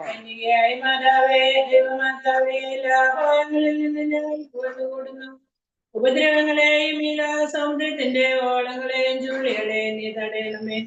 മാതാവേ, ദൈവസന്നിധിയിൽ നിനക്കുള്ള ധൈര്യമായ പ്രവേശനം മൂലം ദൈവം ഞങ്ങൾക്ക് കരുണയും പാപമോചനവും രോഗികൾക്ക് സൗഖ്യവും ഞെരുക്കത്തിലിരിക്കുന്നവർക്ക് ആശ്വാസവും അകലെ പോയിരിക്കുന്നവർക്ക് തിരിച്ചു വരവും നൽകുവാനായിട്ട് ഞങ്ങൾക്ക് വേണ്ടി അപേക്ഷിക്കണമേ. ഭക്തന്മാരെ ജലപ്രകാരത്തിൽ നീതിമാനായ നോഹ തന്നോടുകൂടെ പെട്ടകത്തിനകത്ത് പ്രവേശിച്ച് ഹിന്ദുക്കളെ അതിൻ്റെ ഉള്ളിൽ മറച്ചുകൊണ്ട് പ്രകാരം നിങ്ങൾ ലോകത്തെ ചുറ്റിയിരിക്കുന്ന നിരമാലകളിൽ നിന്ന് ഞങ്ങളെ മറച്ചുകൊള്ളണമേ. നിന്റെ ശോഭമേലുള്ളവരെ വിസ്മയിപ്പിച്ച് നിന്റെ ശ്രേഷ്ഠമായ നാമം താഴെയുള്ളവരുടെ ഇടയിൽ പുകഴ്ത്തപ്പെടുന്നു. നിന്റെ യജമാനായ മിശിഹ നിന്റെ നല്ല നടപടികളെ കണ്ട് നിന്റെ ഓർമ്മയെ ബഹുമാനിച്ച് ശ്രേഷ്ഠപ്പെടുത്തിയിരിക്കുന്നു. നിന്റെ പ്രാർത്ഥന ഞങ്ങൾ സഹായമായിരിക്കണമേ. പരമാർത്ഥികളെ സ്നേഹിക്കുന്ന നർമ്മനായിരിക്കും ദൈവമായ കർത്താവേ, ഞങ്ങൾക്കെല്ലാം ഇപ്പോഴും മർമ്മ ഹൃദയത്തെ തരണമേ. നിനക്ക് ഇഷ്ടമില്ലാത്ത വ്രത വിചാരങ്ങളെയും കുറിച്ചെന്നുകളെയും ഞങ്ങൾ നീക്കിക്കളയണമേ. കർത്താവേ, കള്ളനും തുറന്നെടുത്ത പ്രകാരം നിന്റെ കരുണയുടെ വാത് ഞങ്ങൾക്ക് തുറന്നു വരണമേ. ചുങ്കക്കാരൻ്റെയും പാവിനെയും ആശ്രയോടെ അനുതാപത്തെ കൈക്കൊണ്ടുപോലെ ഞങ്ങളുടെ അനുതാപത്തെയും കൈക്കൊള്ളണമേ. മാനസാന്തരപ്പെട്ട് അനുദപിച്ചത് എൻ്റെ അടുക്കലേക്ക് വരുന്നവരിൽ പ്രീതിപ്പെടുന്ന കരുണാപൂർണനായിരിക്കുന്ന കർത്താവേ, എന്നെ അപേക്ഷിച്ച് പറഞ്ഞ എൻ്റെ ശേഷം സമയോനെ നീ പുണ്യപ്പെടുത്തി പ്രകാരം ഞങ്ങളുടെ കടങ്ങളെയും പാവങ്ങളെയും പരിഹരിക്കണമേ. മുഖപക്ഷമില്ലാത്തതിനെ ഓർത്ത് കുറ്റക്കാരായ ഞങ്ങളെ ദുഃഖിക്കുന്നു. ഭയങ്കരമേറിയ കണക്ക് പുസ്തകങ്ങൾ തുറക്കപ്പെട്ട് ഞങ്ങളുടെ കുറ്റങ്ങൾ വായിക്കപ്പെടുന്ന സമയത്ത് നിന്റെ കൃപ പ്രബലപ്പെട്ട് നിന്റെ നീതിയാൽ ഞങ്ങളെ സഹായിക്കണമേ. കുറ്റക്കാരായ ഞങ്ങൾക്ക് മോചനം ലഭിക്കുകയും ചെയ്യുമാറാകണമേ. കർത്താവേ, ഞങ്ങൾ പാപം ചെയ്തു പോയി എന്ന് ഞങ്ങൾ സമ്മതിക്കുന്നു. ദയവോടെ ഞങ്ങളോട് കരുണേണമേ. കർത്താവേ, പുണ്യപ്പെടുത്തുന്നതായ നിന്റെ വിശുദ്ധ ശരീരത്തെ എൻ്റെ കഥയും അനുഭവിച്ചിട്ടുള്ള വിശ്വാസികളെ മരിച്ചവരെ കുറിച്ച് നല്ല സ്മരണ ഉണ്ടാകുമാറാകണമേ. കർത്താവേ, എൻ്റെ മാലാകന്മാരോടുകൂടെ മഹത്വത്തിൽ നീ വരുമ്പോൾ ഞങ്ങളുടെ മരിച്ചുപോയവർ മോപ്രസാദത്തോടുകൂടി നിന്റെ പരലോകത്തുനിന്നുകൊണ്ട് നിന്റെ ദൈവത്തെ സ്തുതിക്കുമാറാകണമേ. മുറിയോറാകെ മേലനും ആധാറെ അധ്വാനക്കാരും വേലക്കാരും ആശ്വാസപ്പെടുവാനായിട്ട് കൃപയാൽ നമ്മെ മെനഞ്ഞുണ്ടാക്കിയ പിതാവിനെയും സേവായ നമ്മെ രക്ഷിച്ച പുത്രനെയും പരിശുദ്ധാത്മാവിനെയും സ്തുതിക്കുന്നതിനായിട്ട് സമാധാനത്തിൻ്റെ സന്ധ്യയും ആശ്വാസത്തിന്റെ രാത്രിയും നമുക്ക് തന്ന വാഴ്ത്തപ്പെടാനാവുന്നു. പാറയ്ക്കുമോ. രാജാവും മഹത്വമുള്ള ദീർഘദർശിയുമായ ദാവീദിനെ പോലെ തന്റെ കുറ്റങ്ങളെ തന്റെ കണ്ണുകളുടെ നേരെ വെച്ചിരിക്കുന്നവൻ ഭാഗ്യവാനാകുന്നു. ദൈവമേ, എന്നോട് കരുണ ചെയ്ത് എന്റെ അകൃത്യങ്ങളെ മോചിപ്പിക്കണമേ. എന്ന് ദാവീദ് അനുതാപത്തോടെ നിലവിളിച്ച് പറഞ്ഞതുപോലെ ഞങ്ങളും പറയുവാനായിട്ട് അനുതാപമുള്ള ഹൃദയം ഞങ്ങൾക്ക് തരണമേ. മുറിയോറായന്മേലെ ഞങ്ങളുടെ കുറ്റങ്ങളെല്ലാം തന്നെ പരസ്യമായി വെളിപ്പെട്ടിരിക്കുന്നു എന്ന മനുഷ്യ രാജാവേ, നീനായ വിസ്താരം ചെയ്യുന്ന സമയത്ത് ഞങ്ങളോട് കരുണ ചെയ്യണമേ. ഞങ്ങളുടെ കർത്താവ് യേശു മിശിഹ നിന്റെ കരുണയുടെ വാതിൽ ഞങ്ങളുടെ നേരെ നീതി അടയ്ക്കരുത്. കർത്താവേ, ഞങ്ങൾ ഭാവിയിലാകുന്ന നീ ഞങ്ങളെ ഏറ്റുപറയുന്ന ഞങ്ങളോട് കരുണയുണ്ടാകണമേ. മാഞ്ഞു പോകുവാനായിട്ട് നിന്റെ സ്നേഹത്തിന്റെ സ്ഥാനത്ത് നിറകൊണ്ടുവന്ന് ഞങ്ങളോട് ദൈവമേ, നീ പരിശുദ്ധനാകുന്നു. ബലവാനേ, നീ പരിശുദ്ധനാകുന്നു. ഞങ്ങൾക്ക് വേണ്ടി കുരിശിൽ നോക്കുന്നവനെ ഞങ്ങളുടെ മേൽ അനുഗ്രഹിക്കണമേ. ദൈവമേ നീ പരിശുദ്ധനാവുന്നല്ലോ, നീ പരിശുദ്ധനാവുന്നു. ഞങ്ങൾക്ക് വേണ്ടി കൊടുത്തോട്ടവനെ ഞങ്ങളുടെ വേലനുഗ്രഹം. ദൈവമേ നീ പരിശുദ്ധനാവുന്നല്ലോ, നീ പരിശുദ്ധനാവുന്നു. നീ പരിശുദ്ധനാവുന്നു. ഞങ്ങൾക്ക് വേണ്ടി കൊടുത്തോട്ടവനെ ഞങ്ങളുടെ വേലനുഗ്രഹം. ഞങ്ങളുടെ കർത്താവേ ഞങ്ങളുടെ വേലനുഗ്രഹം ചെയ്യണമേ. ഞങ്ങളുടെ കർത്താവേ ദൈവമേ നിനക്ക് സുഖേഷ്ടാവേ, നിനക്ക് സുഖേവാദികളെ നിനക്ക് സുഖേവാറയ്ക്കുമോ സ്വർഗസ്ഥനായ ഞങ്ങളുടെ പിതാവേ, നിന്റെ രാജ്യം വരണമേ, നിന്റെ ഒരു വിഷം സ്വർഗത്തിലെ പോലെ ഭൂമിയിൽ ഭാവനം. ആഹാരം നീ ഞങ്ങൾക്ക് തരണമേ, ഞങ്ങളുടെ കാരോട് കടങ്ങളും പാവങ്ങളും ഞങ്ങളോട് ക്ഷമിക്കണമേ, പരീക്ഷ പിന്നെ ഞങ്ങളെ രക്ഷിച്ചോളണമേ. എന്തുകൊണ്ടെന്നാൽ രാജ്യവും ശക്തിയും മഹത്വവും നിനക്കുള്ളാവുന്നു. ദൈവമേ നീ പരിശുദ്ധനാവുന്നു. ഭഗവാനെ നീ പരിശുദ്ധനാവുന്നു. വണ്ണമില്ലാത്തവനെ നീ പരിശുദ്ധനാവുന്നു. ഞങ്ങൾക്ക് വേണ്ടി കുരുത്തവനെ ഞങ്ങളുടെ ദൈവമേ നീ പരിശുദ്ധനാവുന്നു. ഭഗവാനെ നീ വണ്ണമില്ലാത്തവനെ നീ പരിശുദ്ധനാവുന്നു. ഞങ്ങൾക്ക് വേണ്ടി കുരുത്തവനെ ദൈവമേ നീ പരിശുദ്ധനാവുന്നു. ഭഗവാനെ നീ പരിശുദ്ധനാവുന്നു. മരണമില്ലാത്തവനെ നീ പരിശുദ്ധനാവുന്നു. ഞങ്ങളുടെ വേല അനുഗ്രഹം ചെയ്യണം.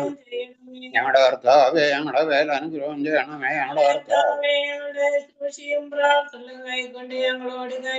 ദൈവമേ നിനക്ക് സുഖേഷ്ടാവേ, നിനക്ക് സുഖേഭാവികളെ രാജാവേ, നിനക്ക് സുഖേഭാരക്കും.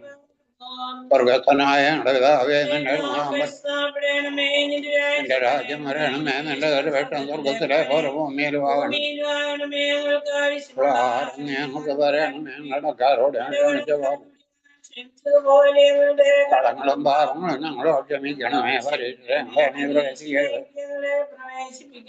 പിന്നെ അതൊക്കെ ഞങ്ങളെ രക്ഷിച്ചോളണമേ. തുടർന്ന് രാജ്യവും ശക്തിയും മഹത്വവും നീക്കുന്നുള്ളതാകും.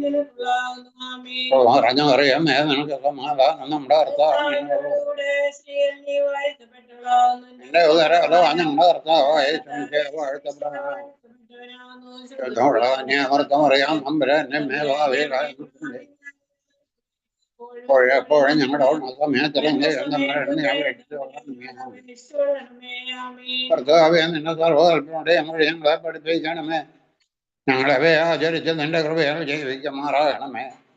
നിന്റെ നല്ലവരെ തന്നെ പെണ്ണാരങ്ങ അവർ ചെയ്യപ്പെടാതിരിപ്പാൻ ഞങ്ങളുടെ ഞങ്ങൾക്ക് തുറക്കപ്പെട്ട വാതുകൾക്ക് നീ കാവൽക്കാരെ നിയമിക്കണമേ. പാറയ്ക്കുമാറും തന്റെ വിശുദ്ധത കൊണ്ടാടപ്പെടുന്ന പരിശുദ്ധനായ ദൈവമേ, കർത്താവ് പരിശുദ്ധനെന്നും തന്റെ നാമം വാഴ്ത്തപ്പെട്ടെന്നും ശ്രോപ്പന്മാർ സ്തുതിക്കുന്നത് പോലെ ഞങ്ങൾ നിന്നെ സ്തുതിപ്പാനായിട്ട് ഞങ്ങളെല്ലാവരുടെയും വിചാരങ്ങളെ നീ വിശദീകരിച്ച് വെടിപ്പാക്കണമേ.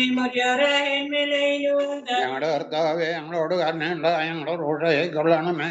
എന്റെ ശ്രീവണ്ണാരിൽ നിന്ന് കരുണയും കൃപയും മോചനവും ഞങ്ങൾക്ക് അയച്ചു തരണമേ. ഞങ്ങളുടെ പ്രവർത്തി നിന്നെ കോപിപ്പാകുന്നുവെങ്കിലും യഹോവത്തിന് ആഗ്രഹമില്ലാത്തവനാകുന്ന കാരണപൂർണനായി നിന്റെ ശാന്തത കലങ്ങാത്തതുമാകുന്നു. നിന്റെ കരുണാസമുദ്രത്തിന്റെ വലിപ്പത്തിൽ ഞങ്ങളുടെ പാപം അസംഖ്യമെങ്കിലും അത് ചെളിയുടെ ഒരു തുള്ളി പോലെ മാത്രമേ ഇരിക്കുന്നു. മഹാസമുദ്രത്തെ ഒരു തുള്ളി ചെളിക്ക് കലക്കുവാൻ കഴിയുന്നതല്ലോ. പ്രാർത്ഥനകളെ കേൾക്കുന്നവനെ യാചനയെ നൽകുന്നവനുള്ളവനെ ഞങ്ങളുടെ പ്രാർത്ഥന കേട്ട് ഞങ്ങളുടെ മേൽ പ്രീതി തോന്നി നിന്റെ കരുണയെ ഞങ്ങളുടെ യാചനയെ നൽകണമേ.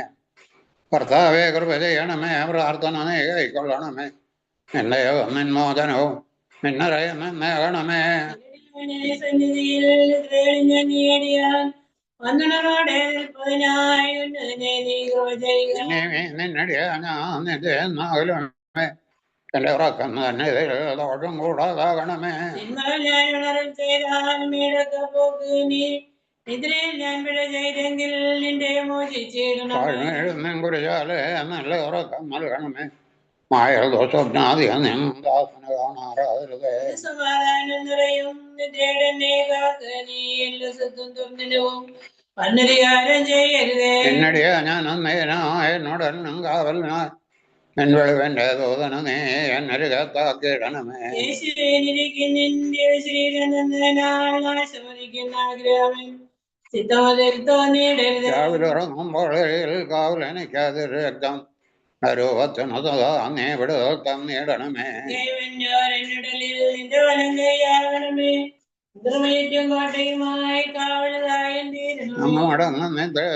നമ്മടങ്ങുന്നെ കാക്കണമേ. എന്റെ ഉറക്കം നിന്നലയിൽ ധൂപം പോലെയും ആകണമേ. എന്നെ പ്രസവിച്ചാരമ്മയുടെ പ്രാർത്ഥനയാൽ സേനത്തിന്മേലാവിൽ എന്തുതൻപരകാരം നൽകെ നിന്റെ വലിയാല് എന്നെ കീടമാവാതൊട്ടണ നീ മാറ്റിയിടണമേ.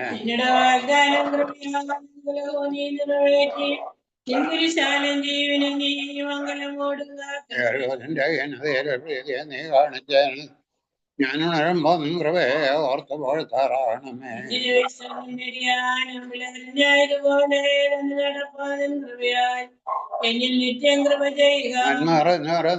നന്മറഞ്ഞവനെയും എന്നോട് ഓനാമിശായ നിന്നടി ഞങ്ങൾ കേൾക്കണമേ.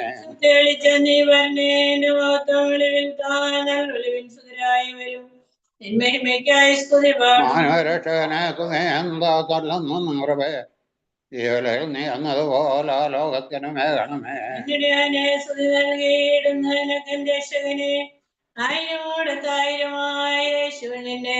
പ്രാർത്ഥനയെ കേൾക്കുന്നവനെ യാതനയെ നൽകുന്നവനെ പ്രാർത്ഥന കേട്ടിയദാസരുടെ യാതനയെ നൽകിയിടണമേ.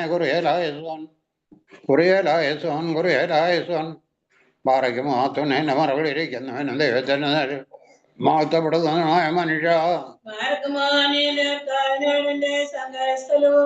ഞാൻ ആശ്രയിച്ചിരിക്കുന്ന ദൈവവും നീയാവുന്നു എന്ന് പറയുക. എന്തെന്നാലും വിരുദ്ധത്തിന്റെ കണിയിൽ നമർത്തും സാരത്തിന് തന്നെ രക്ഷിക്കും. അവൻ തന്റെ ജോലികൾ കൊണ്ട് നിന്നെ രക്ഷിക്കും. അവന്റെ ചെറുകളുടെ കീഴിൽ നീ മറയ്ക്കപ്പെടും. അവന്റെ സത്യം നിന്റെ ചുറ്റിലും ആയുധമായിരിക്കും. നീ രാത്രിയിലെ ഭയത്തിൽ നമ്മൾ പറക്കുന്ന ആ സ്ഥലത്ത് നിന്ന് ഇട്ട് സഞ്ചരിക്കുന്ന വചനത്തിൽ ഉച്ചയുള്ള കാറ്റിൽ നിന്നും ഭയപ്പെടുകയില്ല. നിന്റെ ഒരു ഭാഗത്ത് നിന്ന് 1000-ങ്ങളും നിന്റെ വലതു ഭാഗത്ത് നിന്ന് 10,000-ങ്ങളും വീഴും. അവൻ നിങ്ങളിലേക്ക് അടുക്കയില്ല എന്നാലോ നീ നിന്റെ കണ്ണുകൾ കൊണ്ട് കാണും. ദുഷ്ടന്മാരുടെ പ്രതിഫലത്തെ നീ കാണും. ദോഷം നിന്നോട് അടുക്കയില്ല. ദുഷ്ടന്റെ കൂടാരത്തിന് സമീപിക്കയില്ല.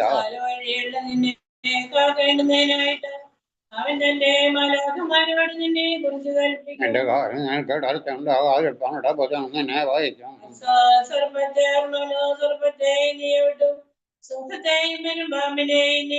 അവൻ എന്നെ രക്ഷിച്ചുകൊണ്ട് ഞാൻ അവനെ രക്ഷിച്ച് ബലപ്പെടുത്തേണ്ട നാമം പറഞ്ഞുകൊണ്ട് എന്നെ വിളിക്കും. ഞാൻ അവനോട് ഉത്തരം പറയും. ഞെരുക്കത്തിൽ ഞാൻ അവനോട് കൂടെ ഇരിക്കും. അവനെ ഞാൻ ബലപ്പെടുത്തുകയും ബഹുമാനിക്കുകയും ചെയ്യും. ദീർഘായുസ് കൊണ്ട് ഞാൻ അവനെ തൃപ്തിപ്പെടുത്തേണ്ട രക്ഷയെ കാണിക്കുകയും ചെയ്യും. ഞാൻ പർവ്വതത്തിലേക്ക് എന്റെ കണ്ണുകളെ ഉയർത്തും. എന്റെ സഹായക്കാരൻ എവിടെ? എന്റെ സഹായം ആകാശവും ഭൂമിയെ സൃഷ്ടിച്ചവന് തന്നെ ആകുന്നു. നിന്റെ കാലിളകുവാൻ സമ്മതിക്കില്ല. എന്റെ കാവൽക്കാരൻ ഉറക്കം തൂങ്ങുകയില്ല. എന്റെ കാവൽക്കാരൻ ഉറക്കം തൂങ്ങുന്നുമില്ല, ഉറങ്ങുന്നുമില്ല.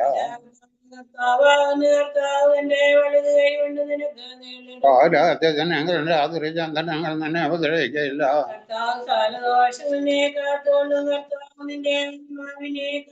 നിന്റെ ഗമനത്തെ കാത്തോളം ദൈവമേ.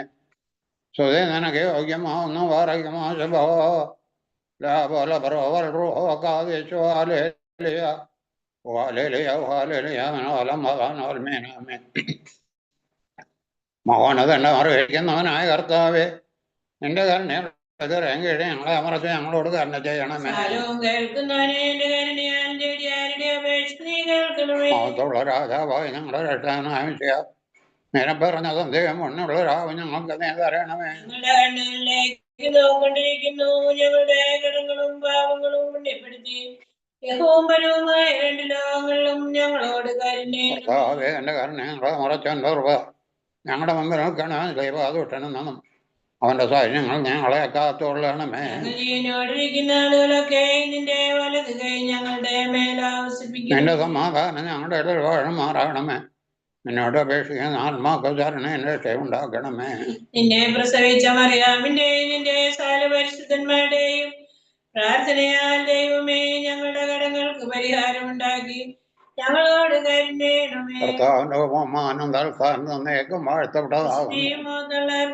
ഞങ്ങളോട് കരുണ കർത്താവിന്റെ ബഹുമാനം തൽക്കാലത്തേക്കും വാഴ്ത്തപ്പെട്ടതാകുന്നു. ഞങ്ങളോട് കരുണയും കർത്താവിന്റെ ബഹുമാനം തൽക്കാലത്തേക്കും വാഴ്ത്തപ്പെട്ടതാകുന്നു. കൃപയുണ്ടായി ഞങ്ങളോട് കരുണയും എന്നേക്കും വിസ്തയമാത്തോളവനാകുന്നു. എന്നേക്കും നിന്റെ നാമം വാഴ്ത്തപ്പെട്ടതാകുന്നു. ഞങ്ങളുടെ കർത്താവേ നിനക്ക് സ്തുതി. ഞങ്ങളുടെ കർത്താവ് കരുണമേ എന്നേക്കും നിനക്ക് സ്തുതി. പാറി സ്വർഗസ്ഥനായ ഞങ്ങളുടെ പിതാവേ നിന്റെ നിന്റെ രാജ്യം വരണമേ. നിന്റെ ദുരവിഷം സ്വർഗത്തിലെ ഭൂമിയിൽ ആവശ്യമുള്ള ആഹാരം ഞങ്ങൾക്ക് തരണമേ. ആൾക്കാരോട് കടങ്ങളും പാപങ്ങളും ഞങ്ങളോട് ക്ഷമിക്കണമേ. പരീക്ഷയിലേക്ക് ഞങ്ങളെ പ്രവേശിക്കരുതേ, പിന്നെ ആദോഷം ഞങ്ങളെ രക്ഷിച്ചോളണമേ. രാജ്യവും ശക്തിയും സർവശക്തിയുള്ള ആകാശത്തിന്റെയും ഭൂമിയുടെയും കാണപ്പെടുന്നവയും കാണപ്പെടാത്തതുമായ സാരത്തിന്റെയും സൃഷ്ടാവായ സത്യമുള്ള ദൈവത്തിൽ ഞങ്ങൾ വിശ്വസിക്കുന്നു.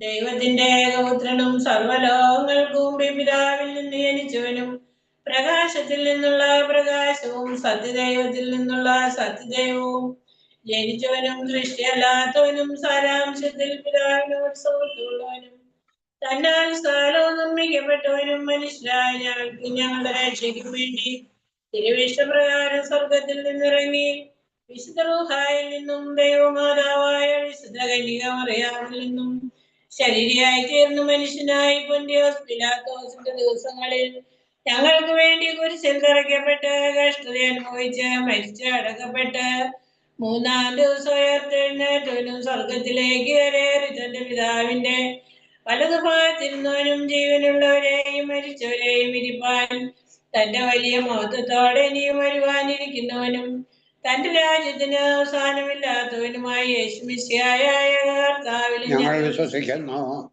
സ്ഥലത്തെ ജീവിക്കുന്ന കർത്താവും പിതാവിൽ നിന്ന് പുറപ്പെട്ട് പിതാവിനോടും പുത്രനോടും കൂടെ വന്ദിക്കപ്പെട്ട് സ്തുതിക്കപ്പെടുന്നവനും ദിവ്യന്മാരും സ്ലീഹന്മാരും മുഖാന്തരം സംസാരിച്ചവനുമായി ജീവനും വിശുദ്ധിയുമുള്ള ഏകരൂഹായിലും കാതോലികവും ശ്ലൈകികവുമായ ഏകവിശ്വസഭയിലും ഞങ്ങൾ വിശ്വസിക്കുന്നു. പാപമോചനത്തിനും മാമോദീസാവുന്നു മാത്രമേ ഉള്ളൂ എന്ന് ഞങ്ങൾ ഏറ്റുപറഞ്ഞുകൊണ്ട് മരിച്ചവരുടെർപ്പിനും വരുവാനിരിക്കുന്ന ലോകത്തിലെ പുതിയ ജീവനുമായി ഞങ്ങൾ നോക്കി പാർക്കുന്നു.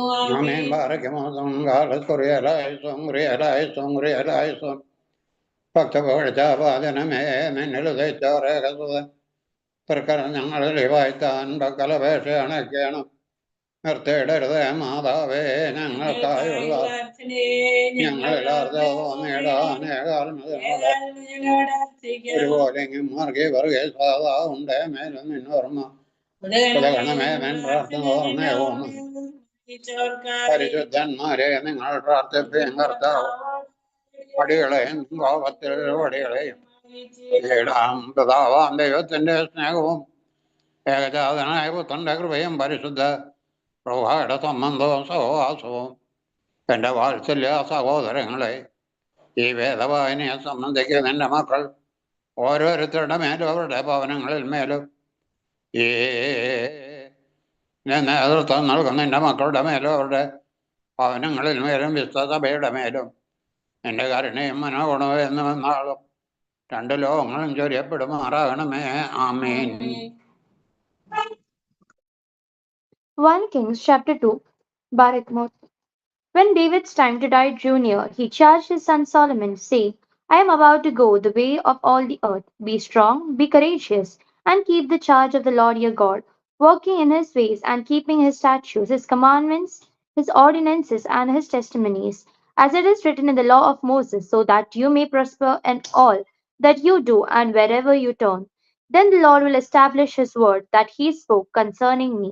If your heirs take the heed to their way, to walk before me in faithfulness with all your heart and with all their soul, there shall not fail you a successor on the throne of Israel. Moreover, you know also what Job son of Jeruiah did to me, how he dealt with me, two commanders of the armies of Israel, Abner son of Ner and Amasa son of Jether, whom he murdered, retaliating in time of peace for blood that he had been shed in war, and putting the blood of war on the belt around his waist, and on the sandals on his feet.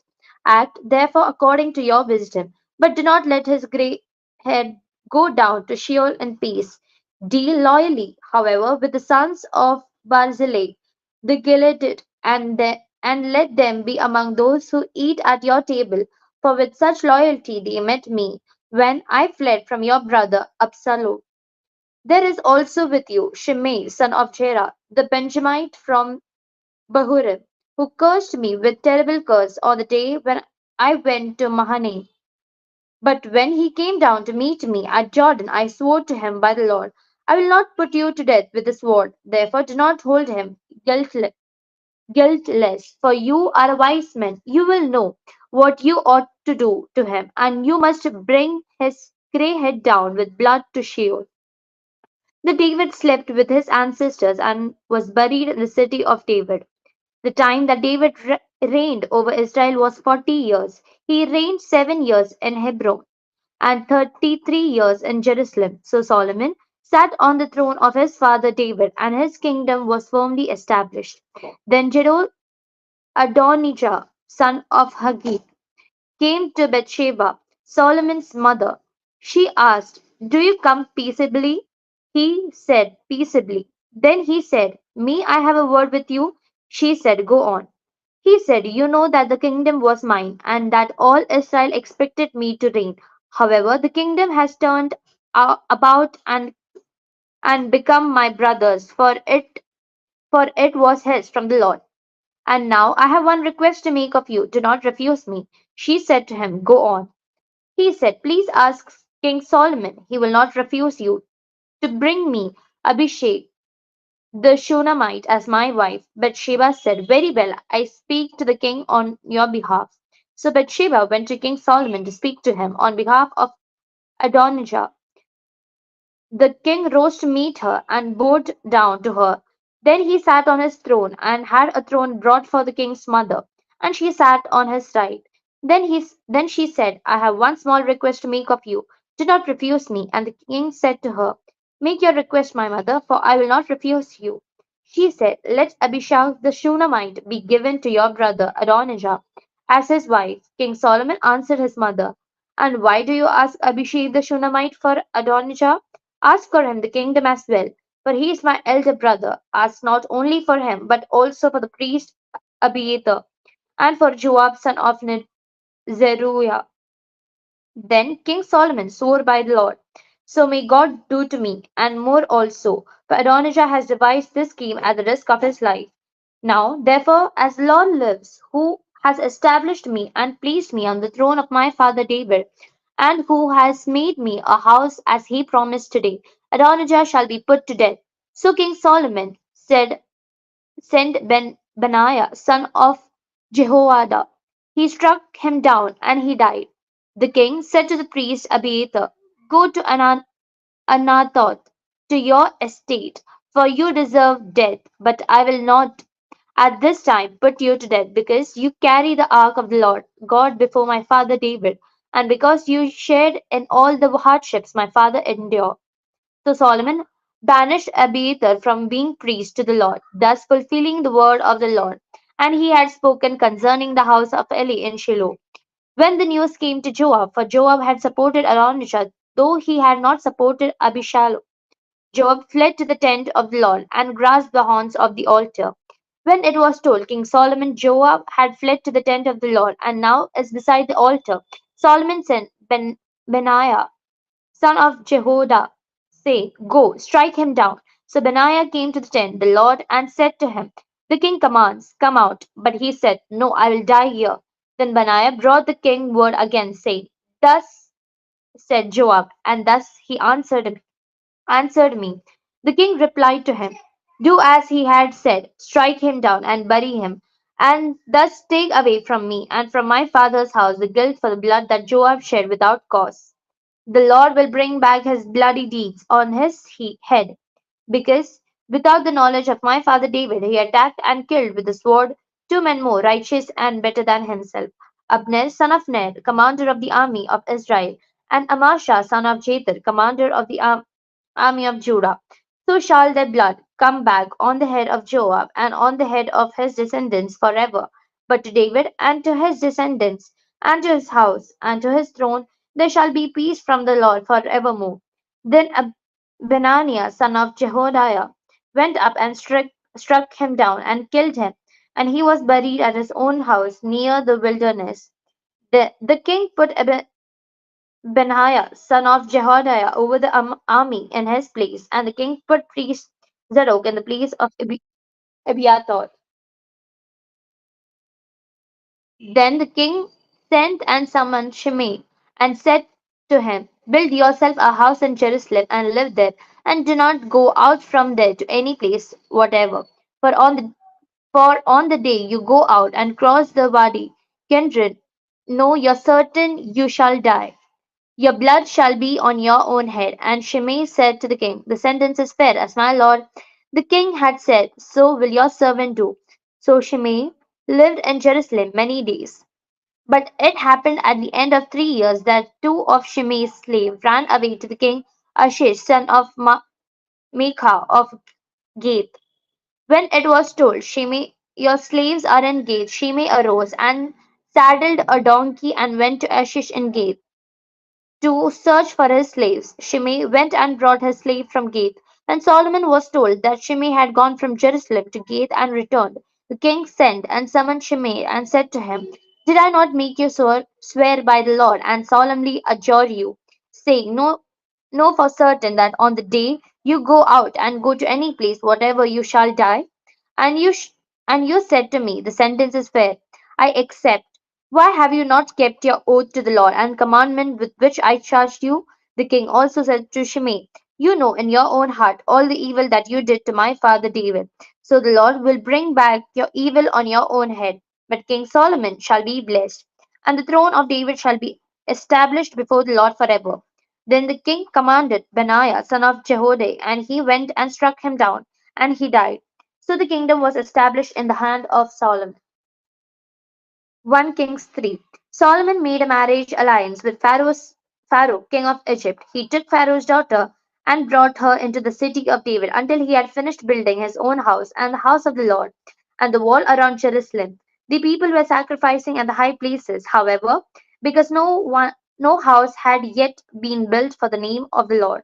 Solomon loved Lord, walking in the statutes of his father David. Only he sacrificed and offered incense at the high places. The king went to the Gibeon to sacrifice there, for that was the principal high place.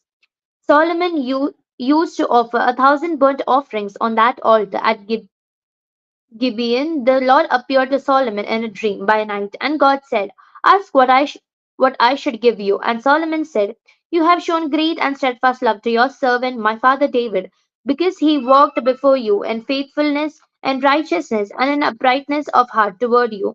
And you have kept for him this great and steadfast love, and have given him a son to sit on his throne today. And now, O Lord my God, you have made your servant king in place of my father David.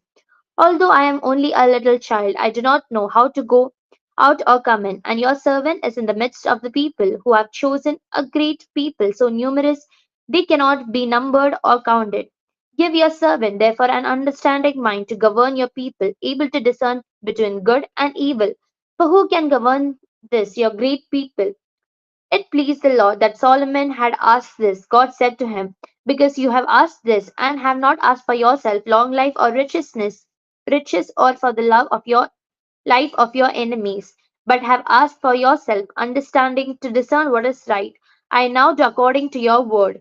Indeed, I give you a wise and discerning mind. No one like you has been therefore, and no one like you shall arise after you. I give you also what you have not asked, both riches and honor all your life. No other king shall compare with you. If you will walk in my ways, keeping my statutes and my commandments as your father David walked, then I will lengthen your life. Then Solomon awoke. It had been a dream. He came to Jerusalem, where he stood before the ark of the covenant of the Lord. He offered up burnt offerings and offerings of well being, and provided a feast for all his servants. Later, two women who were prostitutes came to the king and stood before him. Then one woman said, Please, my lord, this woman and I live in the same house, and I gave birth while she was in the house. Then on the third day after I gave birth, this woman also gave birth. We were together, but there was no one else with us in the house. Only the two of us were in the house. Then this woman's son died in the night because she lay on him.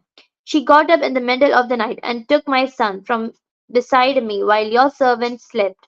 She laid him at her breast and laid her dead son at my breast. While I arose in the morning to nurse my son, I saw that he was dead. But when I looked at him closely in the morning, clearly it was not the son I had born.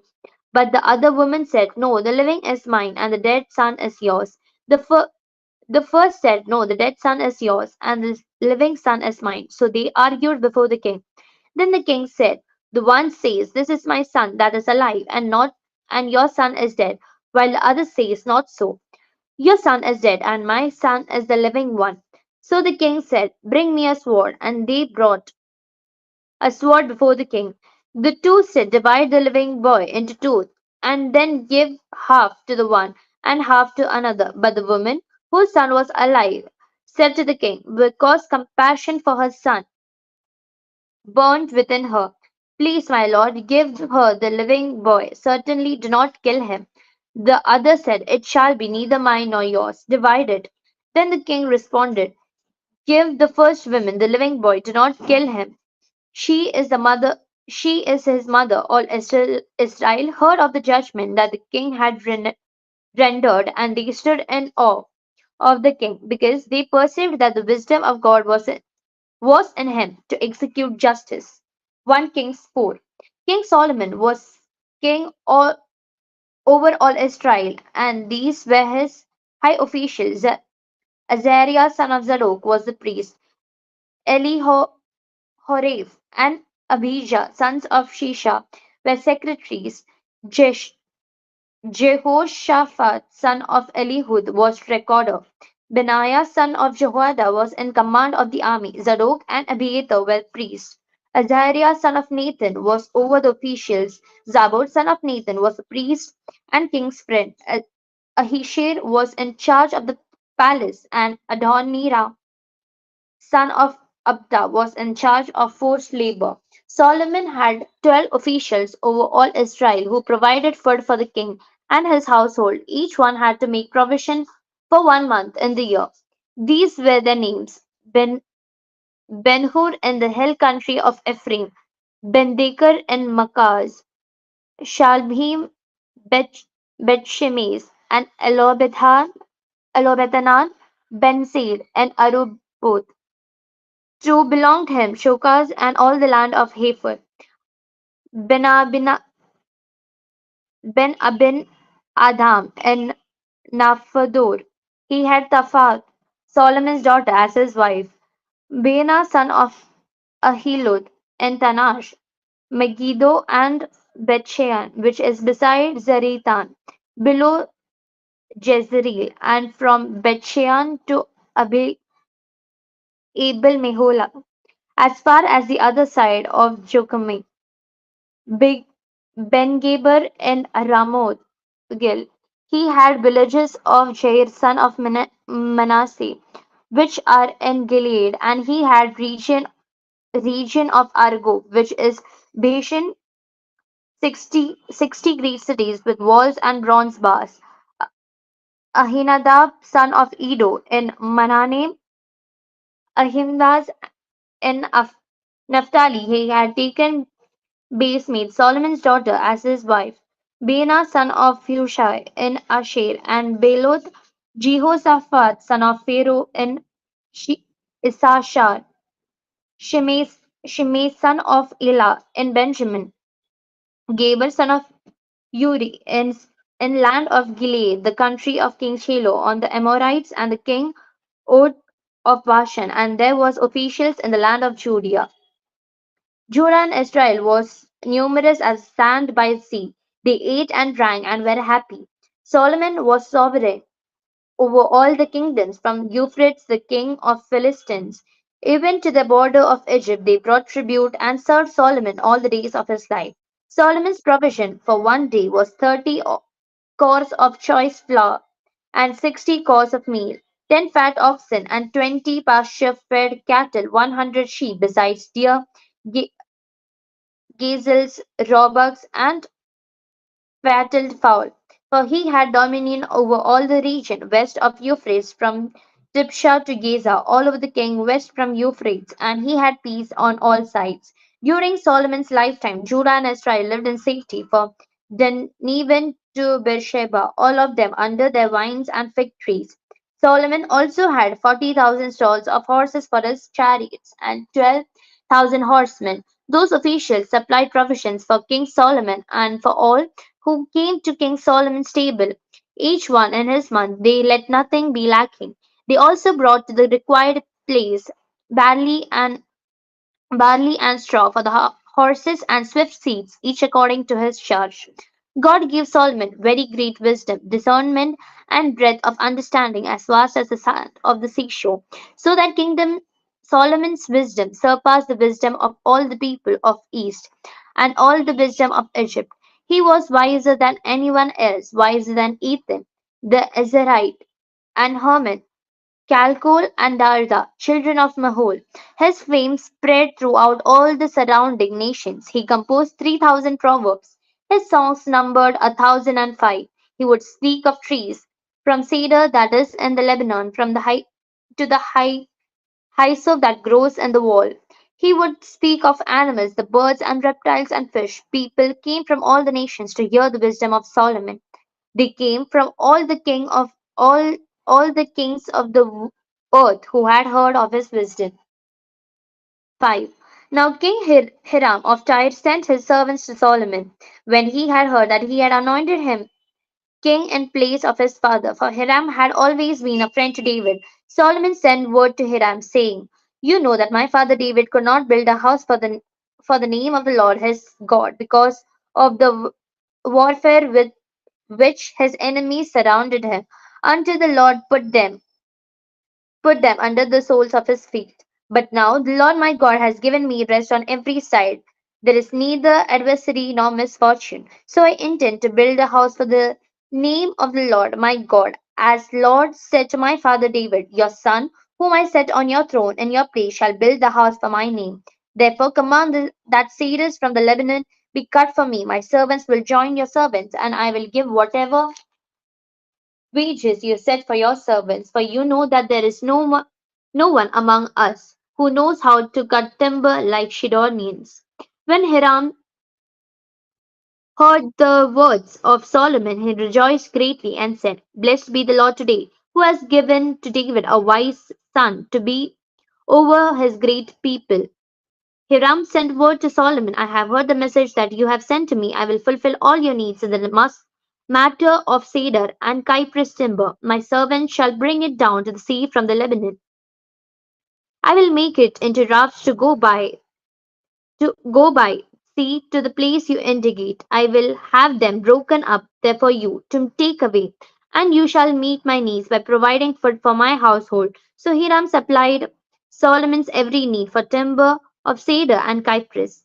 Solomon in turn gave Hiram 20,000 cores of wheat as food for his household and 20 cores of fine oil. Solomon gave his Hiram year by year. So the Lord gave Solomon wisdom, as he promised him. There was peace between Hiram and Solomon, and the two of them made a treaty. King Solomon conscripted forced labor out of all Israel. The levy numbered 30,000 men. He sent them to Lebanon, 10,000 a month in shifts. They would be a month in Lebanon and 2 months at home. Adoniram was in charge of forced labor. Solomon also had 70,000 laborers and 80,000 stonecutters in the hill country. Besides, Solomon's 3,300 supervisors who were over the work, having the charge of people who did the work. At, at the king's command, they quarried out great, costly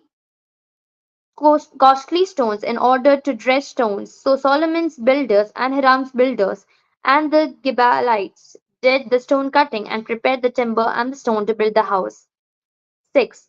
In the 480th year after the Israelites came out of the land of Egypt, in the 4th year of Solomon's reign over Israel, in the month of Ziv, which is second month, he began to build the house of the Lord. The house that King Solomon built for the Lord was 60 cubits long, 20 cubits wide, and 30 cubits high. The vestibule in the front of the nave of the house was 20 cubits wide across the width of the house. Its depth was 10 cubits in front of the house. For the house he made with windows with recessed frames.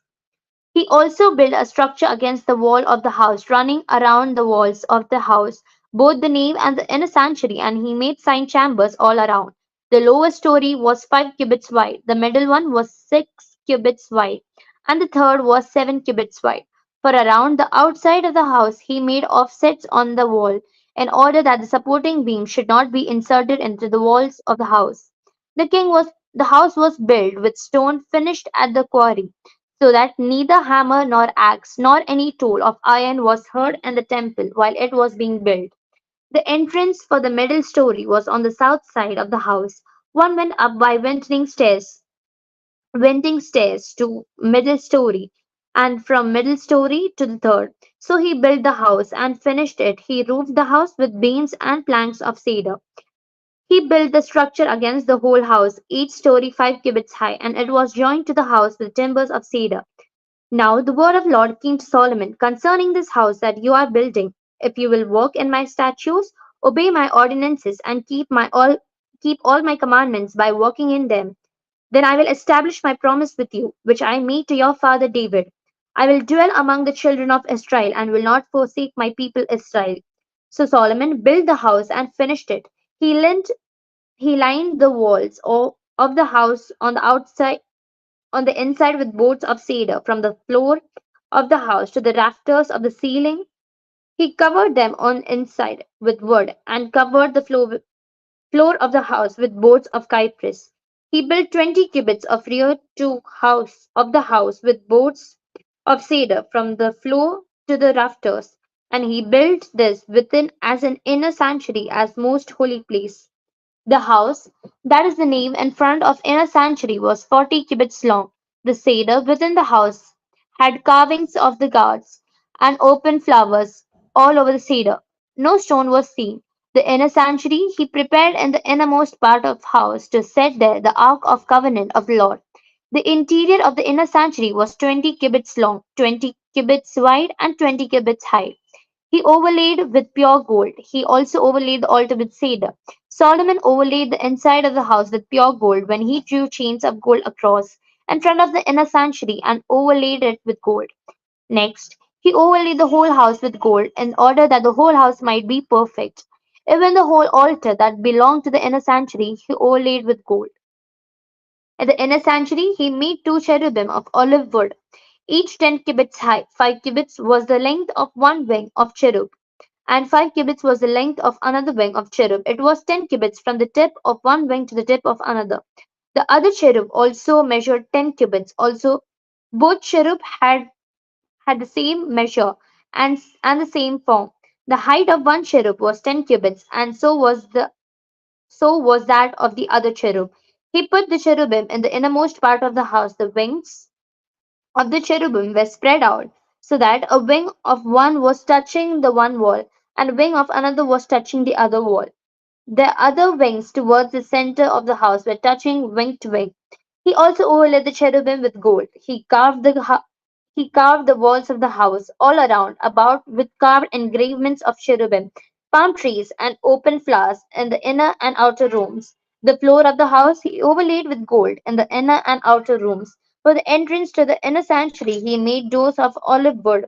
The lintel and the doorposts were 5-sided. He covered the two doors of olive wood with carvings of cherubim, palm trees, and open flowers.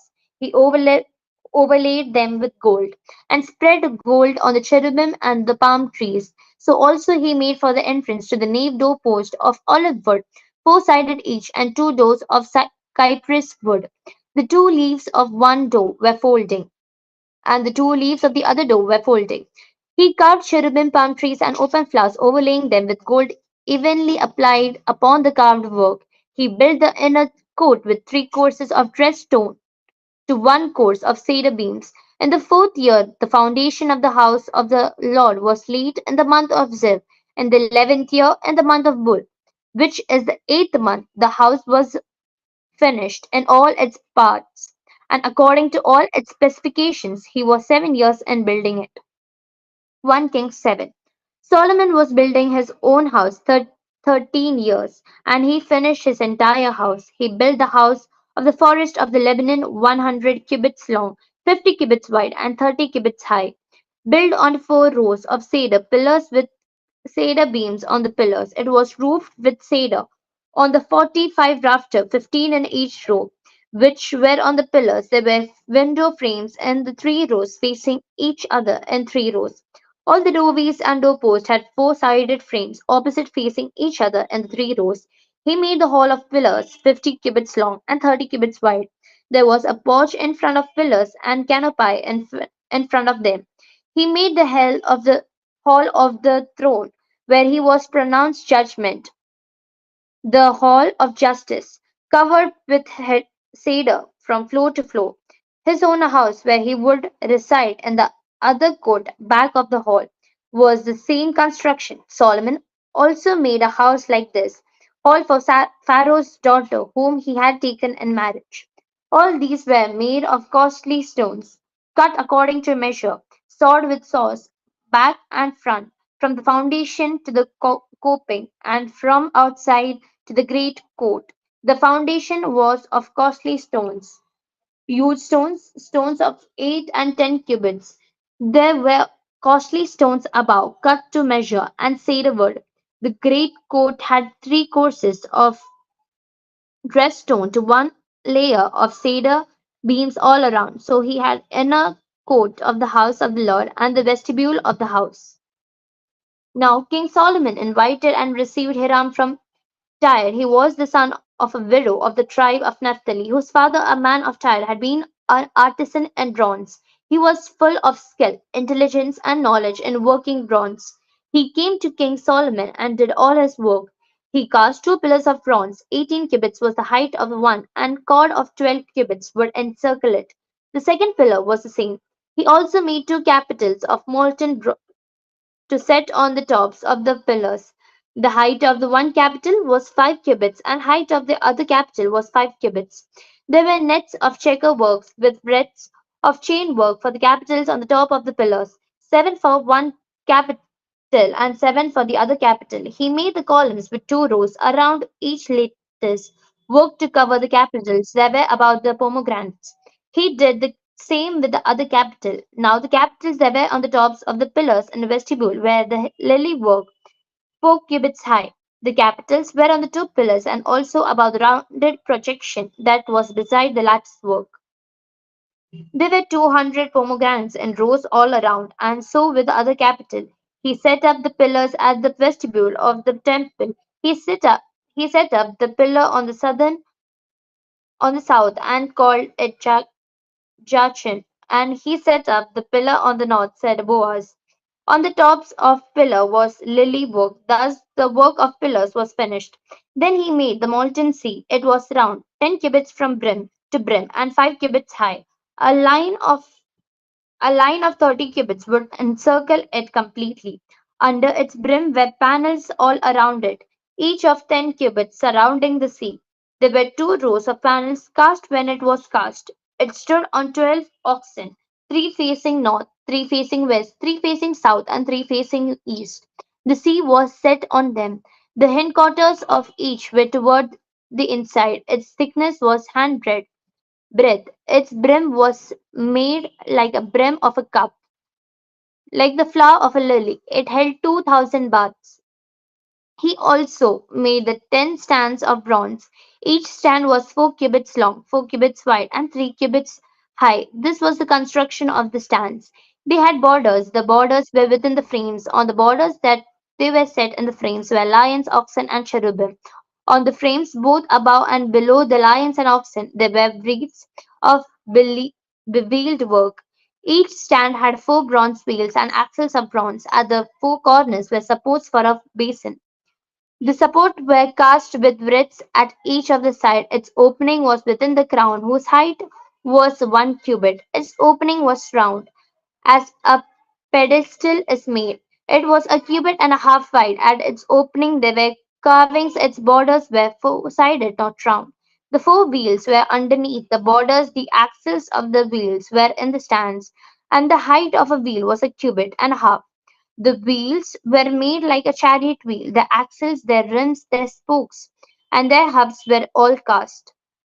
There were four supports at the four corners of each stand. The supports were of one piece with the stands. On the top of the stand there was a round band half a cubit high. On the top of the stand it says, and its borders were one piece with it. On the surfaces of its stays on the borders he carved cherubim, lions, and palm trees, where each had space with breadths all around. In this way he made 10 stands. All of them were cast alike, with the same size and the same form. He made 10 basins of bronze. Each basin held 40 baths. Each basin measured 4 cubits. There was a basin for each of 10 stands. He set 5 of the stands on the south side of the house, 5 on the north side of the house. He set the sea on the southeast corner of the house. Hiram also made the pots, the shovels, and basins. So Hiram finished all the work that he did for King Solomon on the house of the Lord. The two pillars, the two bowls of the capitals that were on the top of the pillars, the two lattice works to cover the two bowls of the capitals that were on the tops of the pillar, the 400 pomegranates for the two lattice works, 2 rows of pomegranates for each lattice work, to cover the two bowls of the capitals that were on the pillars, the 10 stands, the 10 basins on the stand, the one sea, and the 12 oxen underneath the sea, the pots, the shovels, the basins, all were vessels that Hiram made for King Solomon. For the house of the Lord were burnished bronze. In the plain of Jordan, the king cast them in clay ground between Succoth and Zarethan. Solomon left all the vessels unweighed, because there were so many of them, but the weight of the bronze was not determined. So Solomon made all the vessels that were in the house of the Lord: the golden altar, the golden table for the bread of the presence, the lampstands of pure gold, 5 on the south side and 5 on the north. In front of the inner sanctuary, the flowers, the lamps, and the tongs of gold, the cup snuffers, basins, dishes for incense, and fire pans of pure gold, the sockets for the doors of the innermost part of the house, the most holy place, and for the doors of nave of the temple of gold. Thus all the work that King Solomon did on the house of Lord was finished. Solomon brought in the things that his father David had dedicated, the silver, the gold, and the vessels, and stored them in the treasures of the house of the Lord. 1 Kings 8. Then Then Solomon Solomon assembled the elders of Israel and all the heads of the tribes, the leaders of the ancestral houses of the Israelites, before King Solomon in Jerusalem, to bring up the ark of the covenant of the Lord out of the city of David, which is Zion. All the people of Israel assembled to King Solomon at the festival in the month of Ethanim, which is the 7th month. And all the elders of Israel came, and the priests carried the ark. So they brought up the ark of the Lord, the tent of meeting, and all the holy vessels that were in the tent. The priests and the Levites brought them up. King Solomon and all the congregation of Israel, who had assembled before him, were with him before the ark, sacrificing so many sheep and oxen that they could not be counted or numbered. Then the priest brought the ark of the covenant of the Lord to its place in the inner sanctuary of the house, and the most holy place, underneath the wings of the cherubim. For the cherubim spread out their wings over the place of the ark, so that the cherubim made a covering above the ark and its poles. The poles were so long that the ends of the poles were seen from the holy place in front of the inner sanctuary, but they could not be seen from outside. They are there to this day. There was nothing in the ark except the 2 tablets of stone that Moses had placed at Oreb, where the Lord made a covenant with the Israelites when they came out of the land of Egypt. And when the priests came out of the holy place, a cloud filled the house of the Lord, so that the priests could not stand to minister because of the cloud. For the glory of the Lord filled the house of the Lord. Then Solomon said, "The Lord has said that he would dwell in the thick darkness. I have built you an exalted house, a place for you to dwell in forever."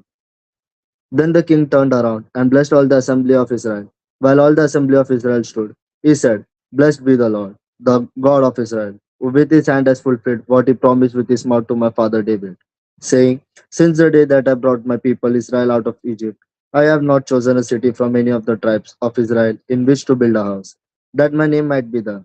But I chose David to be over my people Israel. My father David had it in mind to build a house for the name of the Lord, the God of Israel.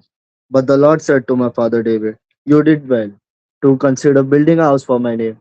Nevertheless, you shall not build the house, but your son who shall be born to you shall build the house for my name. Now the Lord has upheld the promise that he made. For I have risen in the place of my father David.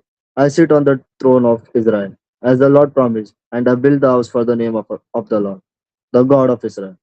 There I have provided a place for the ark, in which is the covenant of the Lord that he made with our ancestors when he brought them out of the land of Egypt. Then Solomon stood before the altar of the Lord in the presence of all the assembly of Israel and spread out his hands to heaven. He said, O Lord, God of Israel, there is no God like you in heaven, above or on earth beneath, keeping covenant and steadfast love for your servants who walk before you with all your heart. The covenant that you kept for your servant, my father David, as you declared to him, you promised with your mouth and have this day fulfilled with your hand. Therefore, O Lord, God of Israel, keep your servant, my father David, that which you promised him, saying, there shall never fail you a successor before me to sit on the throne of Israel. If only your children took to their way to walk before me as you have walked before me. Therefore, O God of Israel, let your word be confirmed, which you promised to your servant, my father David. But will God indeed dwell on the earth? If, even heaven and the highest heaven cannot contain you, much less this house that I have built. Regard your servant's prayer and his plea, O Lord, my God, heeding the cry and the prayer that your servant prays to you today, that your eyes may be open night and day towards this house, the place of which you said, my name shall be there, that you may heed the prayer that your servant prays toward this place. Hear the plea of your servant and of your people Israel when they pray toward this place. O ear in heaven, your dwelling place, heed and forgive. If someone sins against your neighbor and is given an oath to swear, and comes swears before your altar in this house, then hear in heaven and act and judge your servants, condemning the guilty by bringing the conduct on their own head, and vindicating the righteous by rewarding them according to their righteousness. When your people Israel, having sinned against you, are defeated before an enemy, but turn again to you, confess your name, pray and plead with you in this house, then hear in heaven, forgive the sin of your people Israel, and bring them again to the land that you gave to their ancestors. When heaven is shut and there is no rain because they have sinned against you, and then the pray toward this place, confess your name, and turn from their sin, because you punish them, then hear in heaven and forgive the sin of your servants, your people Israel. When you teach them the good way in which they should walk, and grant rain on your land, which you have given to your people as an inheritance. If there is famine in the land, if there is a plague, blight, mildew, locust, or caterpillar, if the enemy besides them in any of the cities, whatever plague, whatever sickness there is, whatever prayer, whatever plea there is, from any individual or from all your people Israel, all knowing the affections of their own hearts, so that they stretch out their hands toward the house. Then hear in heaven, your dwelling place, forgive, act, and render to all whose heart you know according to all their ways. For only you know what is in every human heart, so that they may fear you all the days that they live in the land that you gave to our ancestors. Likewise, when a foreigner who is not of your people Israel comes from a distant land because of your name, for they shall hear of your great name, your mighty hand, and your outstretched arm. When a foreigner comes and prays towards this house, then hear in heaven your dwelling place, and do according to all that the foreigner calls to you, so that all the peoples of the earth may know your name and fear you, as do your people Israel, and so that they may know that your name has been invoked on this house, and I have built. If your people go out to battle against the enemy, by whatever way you shall send them, and they pray to the Lord toward the city that you have chosen, and the house that I have built for your name, then hear in heaven their prayer and their plea, and maintain their cause. If they sin against you, for there is no one who does not sin, and you are angry with them and give them to an enemy, so that they are carried away captive to the land of the enemy, far off or near. Yet, if they come to their senses in the land to which they have been taken captive, and repent and plead with you in the land of their captors, saying, we have sinned and have done wrong. We have acted wickedly. If they repent with all their heart and soul in the land of their enemies, who took them captive, and pray to you toward their land, which you gave to their ancestors, the city that you have chosen, and the house that I have built for your name. Then here in heaven your dwelling place, their prayer and their plead, maintain their cause, and forgive your people who have sinned against you, and all their transgressions that they have committed against you, and grant them compassion in the sight of the captives, so that they may have compassion on them, for they are your people and heritage, which you brought out of Egypt from the midst of the iron splitter. Let our eyes be open to plea of your servant and to the plea of your people Israel, listening to them whenever they call to you, for you have separated them from among all the peoples of earth to be our heritage, just as you promised through Moses, your servant, when you brought our ancestors out of Egypt, O Lord God. Now, when Solomon finished offering all this prayer and this plea to the Lord, he arose from facing the altar of the Lord, where he had knelt with hands outstretched toward heaven. He stood and blessed all the assembly of Israel with a loud voice. Blessed be the Lord, who has given rest to his people Israel, according to all that he promised.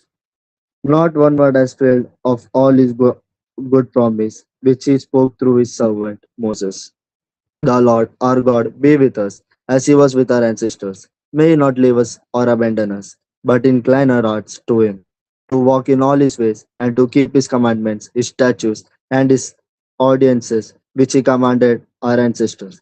Let these words of mine, with which I pleaded before the Lord, be near to the Lord our God day and night. And may he maintain the cause of his servant and the cause of his people Israel, as each day requires, so that all the peoples of the earth may know that the Lord is God, there is no other. Therefore, devote yourselves completely to the Lord our God, walking in his statutes and keeping his commandments as at this day.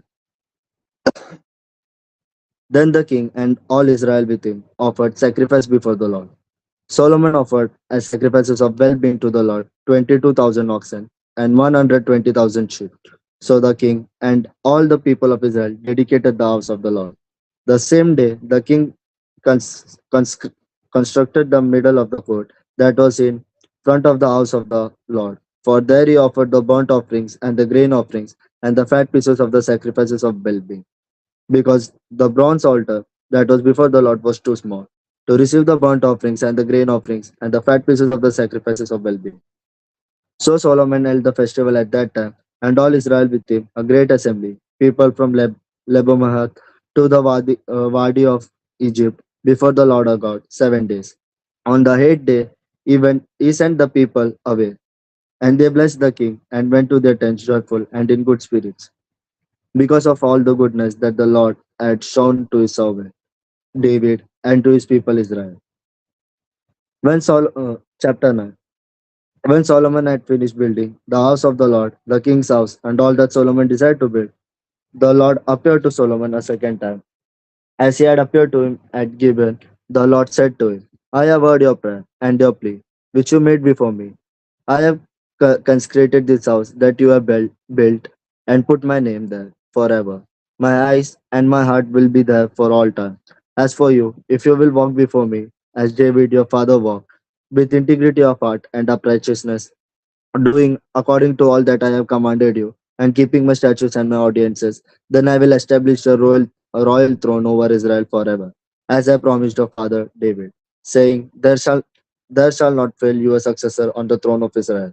If you turn aside from following me, you or your children, and do not keep my commandments and my statutes that I have set before you, but go and serve other gods and worship them, then I will cut Israel off from the land that I have given them, and the house that I have consecrated for my name, I will cast out of my sight. And Israel will become a proverb and a taunt among all peoples. This house will become a heap of ruins. Everyone passing by it will be astonished and will listen. And they will say, why has the Lord done such a thing to this land and to this house? Then they will say, because they have forsaken the Lord their God, who brought their ancestors out of the land of Egypt and embraced other gods, worshipping them and serving them. Therefore, the Lord has brought this disaster upon them. At the end of 20 years, in which Solomon had built the two houses, the house of the Lord and the king's house, King Hiram of Tyre, having supplied Solomon with cedar and cypress, timber and gold, as much as he desired. King Solomon gave to Hiram 20 cities in the land of Galilee, But when Hiram came from Tyre to see the cities that Solomon had given him, they did not please him. Therefore he said, "What kind of cities are these that you have given me, my brother?" So that so they are called the land of Kabul to this day.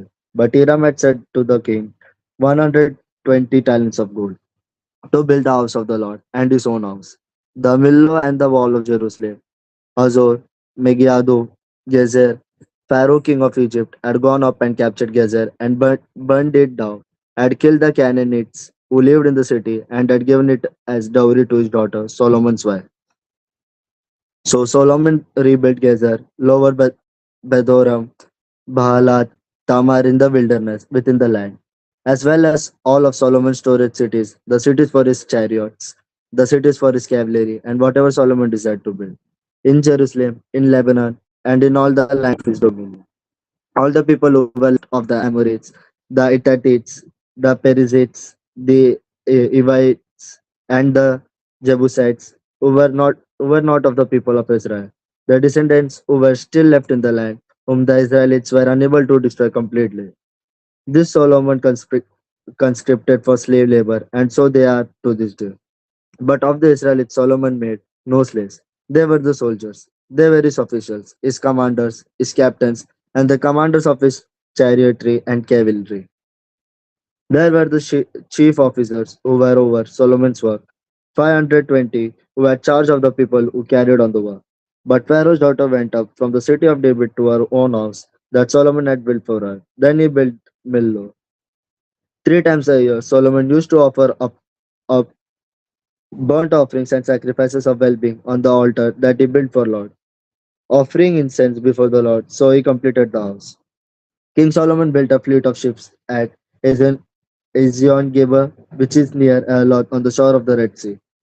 In the land of Edom, Hiram sent his servants with the fleet, sailors who were familiar with the sea, together with the servants of Solomon. They went to Ophir and imported from there 420 talents of gold, which they delivered to King Solomon. When the queen of Sheba, chapter 10, when the queen of Sheba heard of the fame of Solomon, fame due to the name of the Lord, she came to test him with hard questions. She came to Jerusalem with a very great retinue, with camels, bearing spices, and very much gold, and precious stones. And when she came to Solomon, she told him all that was on her mind. Solomon answered all her questions. There was nothing hidden from the king that he could not explain to her.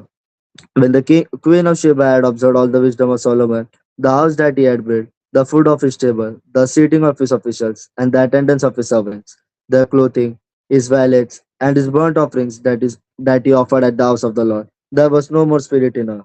So she said to the king, "The report was true, that I heard in my own land of your accomplishments and of your wisdom.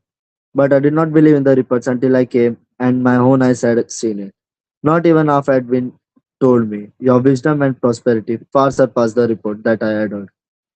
Happy are your wives, happy are these your servants, who continually attend you and hear your wisdom. Blessed be the Lord your God, who has delighted in you and set you on the throne of Israel, because the Lord because the Lord loved Israel forever. He has made you king to execute justice and righteousness. Then she gave the king 120 talents of gold, a great quantity of spices and precious stones. Never again did spices come in such quantity as that which the queen of Sheba gave to King Solomon. Moreover, the fleet of Hiram, which carried gold from Ophir, brought from Ophir a great quantity of almug wood and precious stones. From the almug wood, the king made supports for the house of the Lord and for the king's house. Iris also and harps for the singers. No such almug wood has come or been seen to this day. Meanwhile, King Solomon gave to the queen of Sheba every desire that she expressed, as well as what he gave her out of Solomon's royal bounty. Then she returned to her own land with her servants. The weight of gold that came to Solomon in 1 year was 66 talents of gold. Besides that which came from the traders and from the business of the merchants and from all the kings of Arabia and the governors of the land. King Solomon made 200 large shields of beaten gold. 600 shekels of gold went into each large shield. He made 300 shields of beaten gold. 3 minas of gold went into each shield, and the king put them in the house of forest of Lebanon. The king also made a great ivory throne and overlaid it with the finest gold. The throne had 6 steps. The top of the throne was rounded in the back, and on each side of the seat were armrests and 2 lions standing beside the armrests, while 12 lions were standing, one on each end of a step on the 6 steps. Nothing like it was ever made in any kingdom.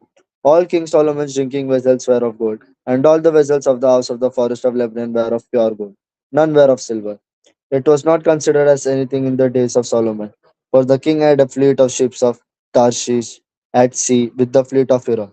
Once every 3 years, the fleet of ships of Tarshish used to come bringing gold, silver, ivory, apes, and peacocks. Thus King Solomon excelled all the kings of the earth in riches and in wisdom. The whole earth sought the presence of Solomon to hear his wisdom, which God had put into his mind. Every one of them brought a present, objects of silver and gold, garments, weaponry, spices, horses, and mules, so much year by year. Solomon gathered together chariots and horses. He had 1,400 chariots and 12,000 horses, which he stationed in the chariot cities and with the king in Jerusalem. The king made silver as common in Jerusalem as stones, and he made cedars as numerous as the sycamores of the Cephalia. Solomon's import of horses was from Egypt, and Kuwait and the king's traders received them from Kuwait at a price. A chariot could be imported from Egypt for 600 shekels of silver, and a horse for 150. So, through the king's traders, they were exported to all the kings of the Hittites and the kings of Aram. Chapter 11.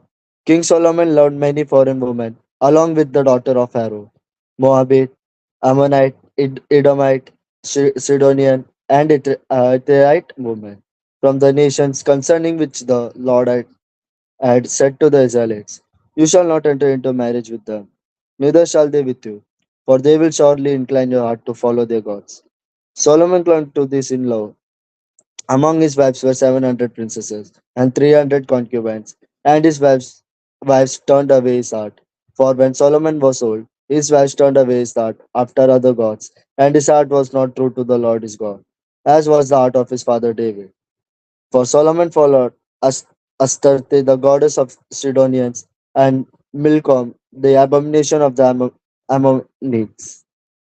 So Solomon did what was evil in the sight of the Lord, and did not completely follow the Lord, as his father David had done. Then Solomon built a high place for Shemosh, the abomination of Moab, and for Molech, the abomination of the Ammonites, on the mountain east of Jerusalem. He did the same for all his foreign wives, who offered incense and sacrifice to the gods. Then the Lord was angry with Solomon, because his heart had turned away from the Lord, the God of Israel, who had appeared to him twice, and had commanded him concerning this matter, that he should not follow other gods, but he did not observe what the Lord commanded. Therefore the Lord said to Solomon, "Since this has been your mind, and you have not kept my covenant and my statutes that I have commanded you, I will surely tear the kingdom from you and give it to your servant. Yet for the sake of your father David, I will not do it in your lifetime. I will tear it out of the hand of your son. I will not, however, tear away the entire kingdom. I will give one tribe to your son, for the sake of my servant David, and for the sake of Jerusalem, which I have chosen." Then the Lord raised up an adversary against Solomon, Hadad the Edomite. He was of the royal house of Edom. For when David was in Edom, and Joab, the commander of the army, went up to bury the dead, he killed every male in Edom. For Joab and all Israel remained there 6 months, until he had eliminated every male in Edom. But Hadad fled to Egypt with some Edomites, who were servants of his father. He was a young boy at that time. They set out from Midian and came to Paran. They took people with them from Paran and came to Egypt. To Pharaoh king of Egypt, who gave him a house, assigned him an allowance of food, and gave him land. Adad found great favor in the sight of Pharaoh, so that he gave him his sister-in-law for a wife, the sister of Queen Tapenes, by him to his son Genubat, whom Tapenes weaned in Pharaoh's house.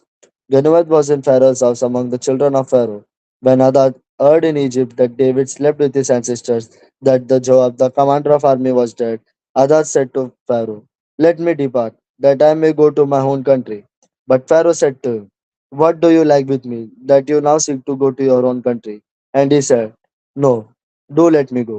God raised up another adversary against Solomon, Rezon, son of Eliada, who had fled from his master king, Adadizar of Zobah. He gathered followers around him and became leader of marauding band after the slaughter by David. They went to Damascus, settled there, and made him king in Damascus. He was an adversary of Israel all the days of Solomon, making trouble as others did.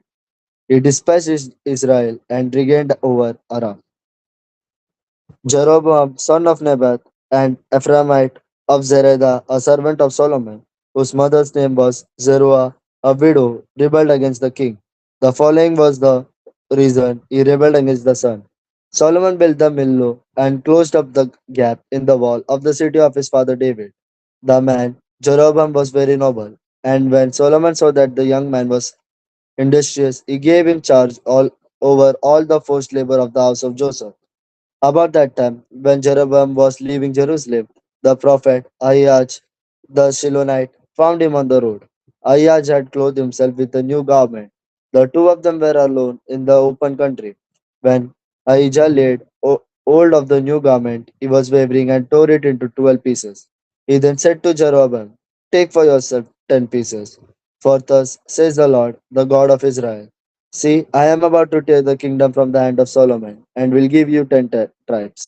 One tribe will remain is for the sake of my servant David, and for the sake of Jerusalem, the city that I have chosen out of all the tribes of Israel. This is because he has forsaken me, worshipped Astrid, the goddess of Sidonians, Shemos, the god of Moab, and Milcom, the god of the Ammonites, and has not walked in my ways, doing what is right in my sight, and keeping my statutes and my ordinances, as his father David did. Nevertheless, I will not take the whole kingdom away from him, but will make him ruler all the days of his life, for the sake of my servant David, whom I chose, and who did keep my commandments and my statutes. But I will take the kingdom away from his son, and give it to you. That is, the 10 tribes. Yet to his son I will give one tribe, so that my servant David may always have a lamp before me in Jerusalem, the city where I have chosen to put my name. I will take you, and you shall reign over all that your soul desires. You shall be king over Israel, if you will listen to all that I command you. Walk in my ways, and do what is right in my sight, by keeping my statutes and my commandments, as David my servant did. I will be with you, and will build you an enduring house, as I built for David, and I will give Israel to you. For this reason I will punish the descendants of David, but not forever. Solomon sought therefore to kill Jeroboam, but Jeroboam promptly fled to Egypt, to King Shishak of Egypt, and remained in Egypt until the death of Solomon. Now the rest of the acts of Solomon, all that he did, as well as his wisdom, are they not written in the book of the Acts of Solomon? The time that Solomon reigned in Jerusalem over all Israel was 40 years. Solomon slept with his ancestors and was buried in the city of his father David, and his son Rehoboam succeeded him. Chapter 12. Rehoboam went to Shechem, for all Israel had come to Shechem to make him king. When Jeroboam, son of Nebat, heard of it, for he was still in Egypt, where he had fled from King Solomon, then Jeroboam returned from Egypt, and they sent and called him. And Jeroboam and all the assembly of Israel came and said to Rehoboam, Your father made our yoke heavy. Now therefore lighten the hard service of your father and his heavy yoke that he placed on us, and we will serve you. He said to them, Go away for 3 days, then come again to me. So the people went away. Then King Rehoboam took counsel with the older men who attended his father Solomon while he was still alive, saying, How do you advise me to answer to these people? They answered him, If you will be a servant to these people today, and serve them, and speak good words to them, when you answer them, then they will be your servants forever. But he disregarded the advice that the older men gave him, and consulted with the young man who had grown up with him and now attended him. He said to them, What do you advise that we answer these people who have said to me, Lighten the yoke that your father put on us? The young man who had grown up with him said to him, Thus you should say to these people who spoke to you, Your father made our yoke heavy, but you must lighten it for us. Thus you should say to them, my little finger is thicker than my father's lions. Now, where has my father laid? On you a heavy yoke. I will add to your yoke. My father disciplined you with whips, but I will discipline you with scorpions. So Jeroboam and all the people came to Rehoboam and the and third day, as the king had said, come to me. Again the third day. The king answered the people harshly. He disregarded the advice that the older man had given him, and spoke to them according to the advice of the young man. My father made your yoke heavy, but I will add to your yoke. My father disciplined you with whips, but I will discipline you with scorpions. So the king did not listen to the people, because it was turn of affairs brought about by the Lord, that he might fulfill his words, which the Lord had spoken by Ahijah the Shilonite to Jeroboam, son of Nebat. When all Israel saw that the king would not listen to them, the people answered the king, what share do we have in David? We have no inheritance in the son of Jesse.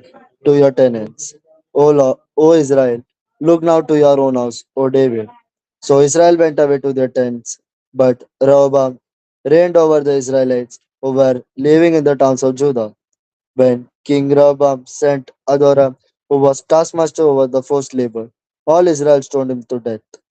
King Rehoboam then hurriedly mounted his chariot to flee to Jerusalem. So Israel has been in rebellion against the house of David to this day. When all Israel heard that Jeroboam had returned, they sent and called him to the assembly and made him king over all Israel. There was no one who followed the house of David except the tribe of Judah alone. When Rehoboam came to Jerusalem, he assembled all the house of Judah and the tribe of Benjamin, 180,000 chosen troops, to fight against the house of Israel, to restore the kingdom to Rehoboam, son of Solomon. But the word of God came to Shemaiah, the man of God, say to King Rehoboam of Judah, son of Solomon, and to all the house of Judah and Benjamin, and to the rest of the people. Thus says the Lord, you shall not go up or fight against a kindred, the people of Israel. ടൈമായി Let every വായിച്ചതാകും. uh, 1 Kings 12:24. 1 Kings chapter 12 verse 24. ആ okay, അടുത്തയാള് വായിച്ചോ. Thus says the Lord, you shall not go up or fight against your kindred, the people of Israel. Let everyone go home, for this thing is from me. So they heed the word of the Lord and went home again according to the word of the God.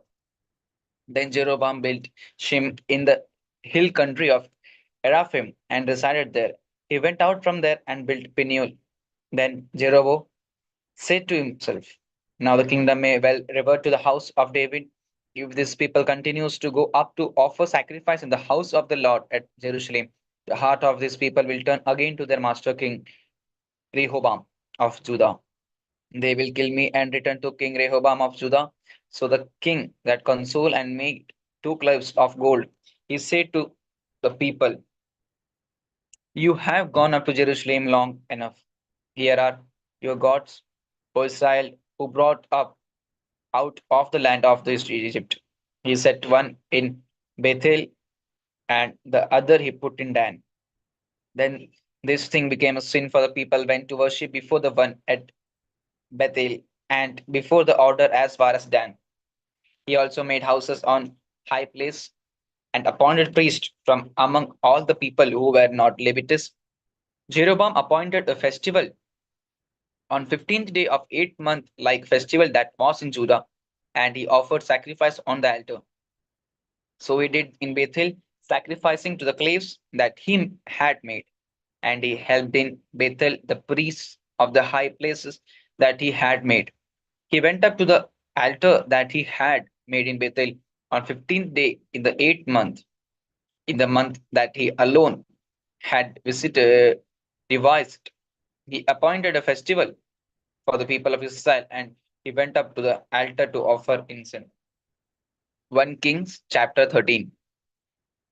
While Jeroboam was standing by altar to offer incense, a man of God came out of Judah by the word of the Lord to Bethel and proclaimed against the altar by the word of the Lord and said, O altar, altar, thus says the Lord, A son shall be born to the house of David, Josiah by name, and he shall sacrifice on you the priest of the high place, who offering census on you, and human bones shall be buried on you. He gave a sign the same day, saying, This is a sign that the Lord has spoken. The altar shall be torn down, and the ashes that are on it shall be poured out. When the king heard what the man of God cried out against the altar at Bethel, Jeroboam stretched out his hand from the altar, saying, Seize him. But the hand that he stretched out against him withered so that he could not draw it back to himself. The altar also was torn down, and the ashes poured out from the altar, according to the sign that man of the God had given by word of the Lord. The king said to the man of God, Entreat now the favor of the Lord your God, and pray for me, so that my hand may be restored to me. So the man of God entreated the Lord, and the king's hand was restored to him, and became as it was before. Then the king said to the man of the God, Come home with me and dine, and I will give you a gift. But the man of God said to the king, If you give me half your kingdom, I will not go in with you, nor I will eat food or drink with in his place. For thus I was commanded by the word of the Lord, You shall not eat food or drink water, or return by the way that you came. So he went another way and did not return by the way that he had come to Bethel. Now there lived an old prophet in Bethel. One of his sons came and told him all that the man of God had done that in Bethel. The words also that he had spoken to the king, they told to their father. The father said to them, Which way did he go? And his son showed him the way that the man of God who came from Judah had gone. Then he said to his sons, Saddle a donkey for me. So they saddled a donkey for him, and he mounted it. He went after the man of God and found him sitting under an oak tree. He said to him, Are you the man of God who came from Judah? He answered, I am. Then he said to him, Come home with me and eat some food. But he said, I can't return with you or go in with you, or nor I will eat food or drink water with you in this place. For it was said to me by the word of the Lord, You shall not eat food or drink there or return by the way that you came. Then the other said to him, I also am a prophet, as you are. And an angel spoken to me by the word of the God, bring him back with you into your house, so that he may eat food and drink water. But he was deceiving him. Then the man of the God went back with him and ate food and drank water in his house. As they were sitting at the table, the word of the Lord came to the prophet who had brought him back. And he proclaimed to the man of the God who came from Judah, Thus says the Lord, because you have disobeyed the word of the Lord, and have not kept my commandment, and that the Lord your God commanded you, but have come back and have eaten food and drunk water in the place of which he said to you, Eat no food and drink no water. Your body shall not come to your ancestral tomb. After the man of God had eaten food and had drunk, they saddled for him a donkey belonging to the prophet who had brought him back. Then, as he went away, a lion met him on the road and killed him. His body was thrown in the road, and his donkey stood beside it. The lion also stood beside the body. The people passed by and saw the body thrown in the road, with the lion standing by the road body. And they came and told it in the town where the old prophet lived. The prophet who had brought him back from the way heard of it. He said, It is the man of the God who disobeyed the word of the Lord. Therefore, the Lord has given him to the lion, which has torn him and killed him, according to the word that the Lord spoke to him. Then he said to his son, Saddle a donkey for me. So they saddled one, and he went and found the body thrown in the road, the donkey and the lion standing beside the body. The lion had not eaten the body or attacked the donkey. The prophet took up the body of the man of God, laid it on the donkey, and brought it back to the city. to mourn and to bury him. He laid the body in his own grave, and they mourned over him, saying, Alas, my brother. After he had buried him, he said to his sons, When I die, bury me in the grave in which the man of God is buried. Lay my bones beside his bones. For the saying that he proclaimed by the word of the Lord against the altar in Bethel and against all the houses of his high places that are in the city of Sarmia shall surely come to pass. Even after this event, Jeroboam did not return from his evil way, but made priests for high places again from among all the people, and who wanted to be priest, he consecrated for the high place. This matter became sin to the houses of Jeroboam, so as to cut it off and to destroy it from the face of earth. Kings 1 Kings chapter 14. At the time, Abijah, son of Jeroboam, fell sick. Jeroboam said to his wife, Go, disuse yourself so that it will not be known that you are the wife of Jeroboam, and go to Shiloh, for the prophet Ahijah is there, who said of me that I should be king over his people. Take with you 10 loaves, some cakes, and a jar of honey, and go to him. He will tell you what shall happen to the child.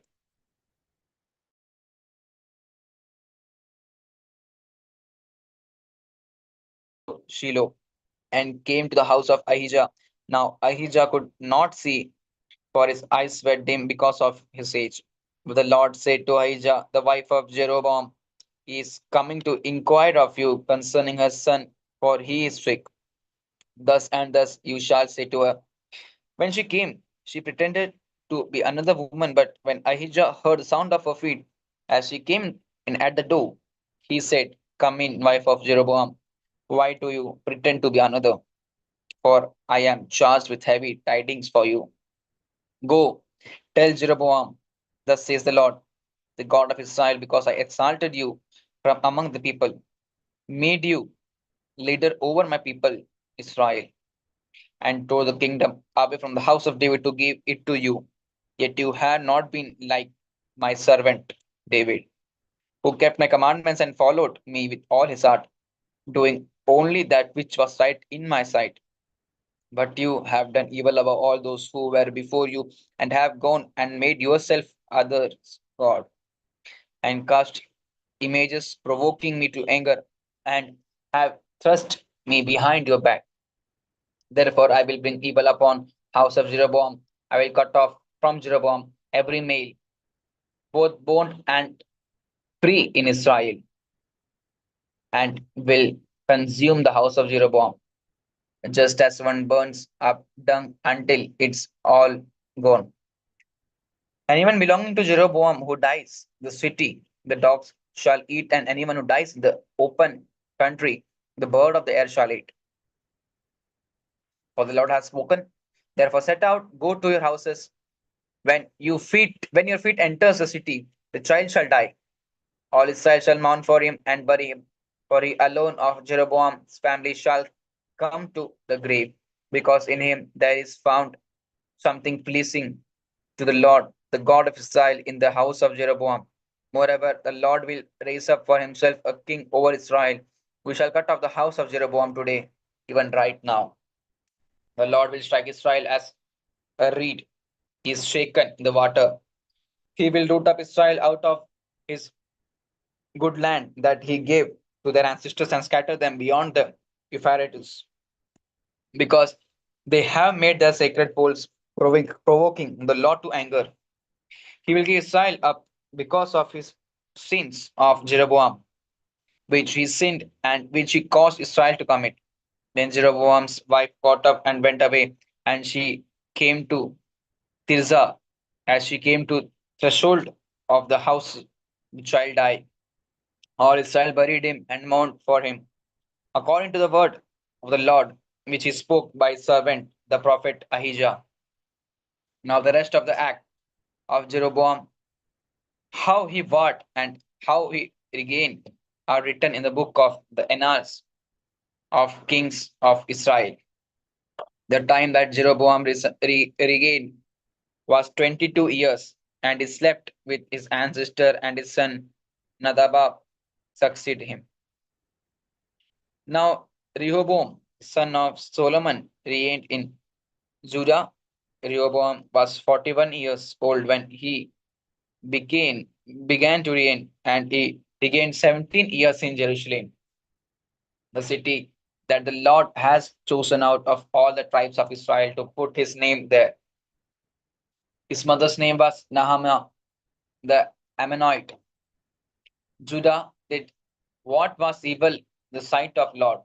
They provoked him to jealousy with their sins that they committed more than all their ancestors had gone. For they also built for themselves his place, pillars and sacred pools on every high hill and under every green tree. There were also male temple prostitutes in the land. They committed all the abominations of nations that the Lord drove out before the peoples of Israel. In the 5th year of King Rehoboam, King Shishak of Egypt came up against Jerusalem. He took away the treasures of the house of the Lord and the treasures of the king's house. He took everything. He also took away all the shields of the gold that Solomon had made. So King Rehoboam made shield of bronze instead of committed them to the hands of the officers of the guard who kept the doors of the king's house. As often as the king went into the house of the Lord, the guard carried them and brought them back to the guard room. Now the rest of the acts of Rehoboam and all that he did are not written in the book of Annals of Kings of Judah. There was war between Rehoboam and Jeroboam continually. Rehoboam slept with his ancestor and was buried with his ancestor in the city of David. His mother's name was Nahama the Ammonite. His son Abijam succeeded him. 1 Kings chapter 15. Now in 18th year of the king Jeroboam, son of Nebat, Abijam began to reign over Judah. He reigned for 3 years in Jerusalem. His mother name was Maacah, daughter of Abishalom. He committed all the sins that his fathers did before him. His heart was not true to the Lord his God, like the heart of his father David. Nevertheless, for David's sake, the Lord his God gave him a lamp in Jerusalem, setting up his son after him and establishing Jerusalem, because David did what was right in the sight of the Lord and did not return aside from anything that he commanded him all the days of his life, except in the matter of Uriah and Hittite. The war began between Rehoboam and Jeroboam continued all the days of his life. The rest of the act of Abijam and all that he did, they are not written in the book of Annals of Kings of Judah. There was war between Abijam and Jeroboam. Abijam slept with his ancestor and they buried him in the city of David. Then his son Asa succeeded him. In the 20th year of King Jeroboam of Israel, Asa began to reign over Judah. He reigned 41 years in Jerusalem. His mother's name was Maacah, daughter of Abishalom. Asa did what was right in sight of the Lord, as his father David had done. He put away the male temple prostitute out of the land and removed all the idols that his ancestor had made. He also removed his mother Maacah from being queen mother because she had made an abominable image of Ashihar. Asa cut down her image and burned it at the Wadi Kidon. But the high places were not taken away. Nevertheless, the heart of Asa was true to the Lord all these days. He brought into the house of the Lord and votive gift of his father and his own votive gift, silver, gold, and utensils. There was war between Asa and the king Baasha of Israel all their days. King Baasha of Israel went up against Judah and built Ramah to prevent anyone from going out or coming into King Asa of Judah.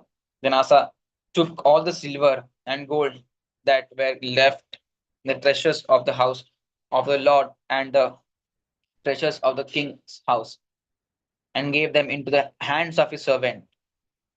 King Asa sent them to King Behanad's dad of Tabrim, Mon, son of Hizon of Aram, who resided in Damascus, saying, "Let there be an alliance between me and you, like that between my father and your father. I am sending you a present of silver and gold, and go break your alliance with King Baasha of Israel, so that he may withdraw from me." Benhadad listened to King Asa and sent the commanders of his armies against the cities of Israel. He conquered Ijon, Dan, Abilbeth, Makkah, and all Chinneroth with all the land of Naphtali. When Baasha heard of it, he stopped building Rahama and lived in Tirzah. The king Asa made a proclamation to all Judah, none was exempt. They carried away stones of Ramah and its timber with which Baasha had been building. The king Asa built Geba of Benjamin and Mizah. Now the rest of all the acts of Asa, all his power that he did, and the cities that he built, are they not written in the book of annals of kings of Judah? But in his old age he was deceased in his suite. Then Asa slept with his ancestor and was buried with his ancestor in the city of his father David. His son Jehoshaphat succeeded him. Nadab, son of Jeroboam, began to reign over Israel in the second year of King Asa of Judah. He reigned over Israel 2 years. He did what was evil in the sight of Lord, walking in the way of his ancestor and in the sin that he caused Israel to commit. Baasha, son of Ahijah, of the house of Issachar, conspired against him, and Baasha struck him down at Gibbethon, which belonged to the Philistines, for Nadab and all Israel's were laying siege to Gibbethon. So Baasha killed Nadab in the third year of King Asa of Judah and succeeded him. As soon as he was king, he killed all the houses of Jeroboam. He left to the house of Jeroboam not one that breathed until he had destroyed it, according to the word of the Lord that he spoke by his servant Ahijah the Shilonite, because of the sins of Jeroboam that he committed and that he caused Israel to commit, and because of anger to which he provoked the Lord, the God of Israel. Now the rest of the act of Nadab and all that he did are not written in the book of annals of the kings of Israel. There was war between Asa and King Baasha of Israel all their days.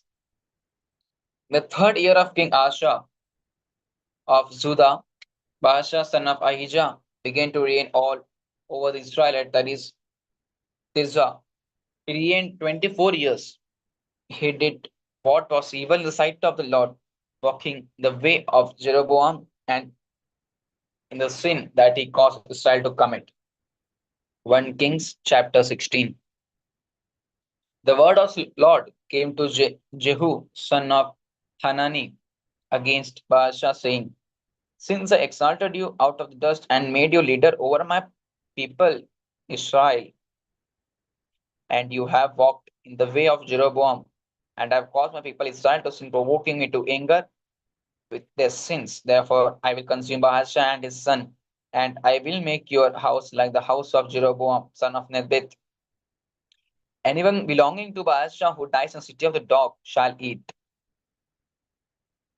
and anyone of his who dies in the field, the bird of the air shall eat." Now the rest of the acts of Baasha, what it did, and his power, are they not written in the book of annals of kings of Israel? Baasha slept with his ancestor and was buried in Tirzah, and his son Elah succeeded him. Moreover, the word of the Lord came by the prophet Jehu, son of Hanani, against Baasha and his house, both because of all the evils that he did in the sight of the Lord, provoking him to anger with the work of his hands in being like the house of Jeroboam, and also because he destroyed it. In the 26th year of King Asa of Judah, Elah, son of Baasha, began to reign over Israel in Tirzah. He reigned 2 years, but his servant Zimri, commander of half his chariot, conspired against him when he was at Tirzah, drinking himself drunk in the house of Arza, who was in charge of the palace at Tirzah. Zimri came in and struck him down and killed him. In 27th year of King Asa of Judah, and succeeded him. When he began to reign, as soon as he had seated himself on his throne, he killed all the house of Baasha. He did not leave him a single male of his kindred or his friends. Thus Zimri destroyed all the house of Baasha according to the word of the Lord, which he spoke against Baasha by prophet Jehu. Because of all the sins of Baasha and the sins of his son Elia that they committed and that they caused Israel to commit, provoking the Lord God of Israel to anger with their idols. Now the rest of the act of Elah and all that he did are not written in the book of annals of the kings of Israel. The 27th year of the King Asa of Judah, Zimri reigned 7 days in Tirzah. Now the troops were encamped against Gibeton, which belonged to Philistines. And the troops who were encamped heard it, said, Zimri has conspired and he has killed the king. Therefore, all Israel made Omri, the commander of the king of the army, king over Israel that, that day in the camp. So Omri went up from Gibeton and all Israelites with him, and they besieged Tirzah. When Zimri saw that the city was taken, he went to his citadel of king's house. He burned down the king's house over himself with fire and died because of the sins that he committed, doing evil in the sight of the Lord, walking the way of Jeroboam, and for the sin that he committed, causing Israel to sin. Now the rest of acts of Zimri and the conspiracies that he made are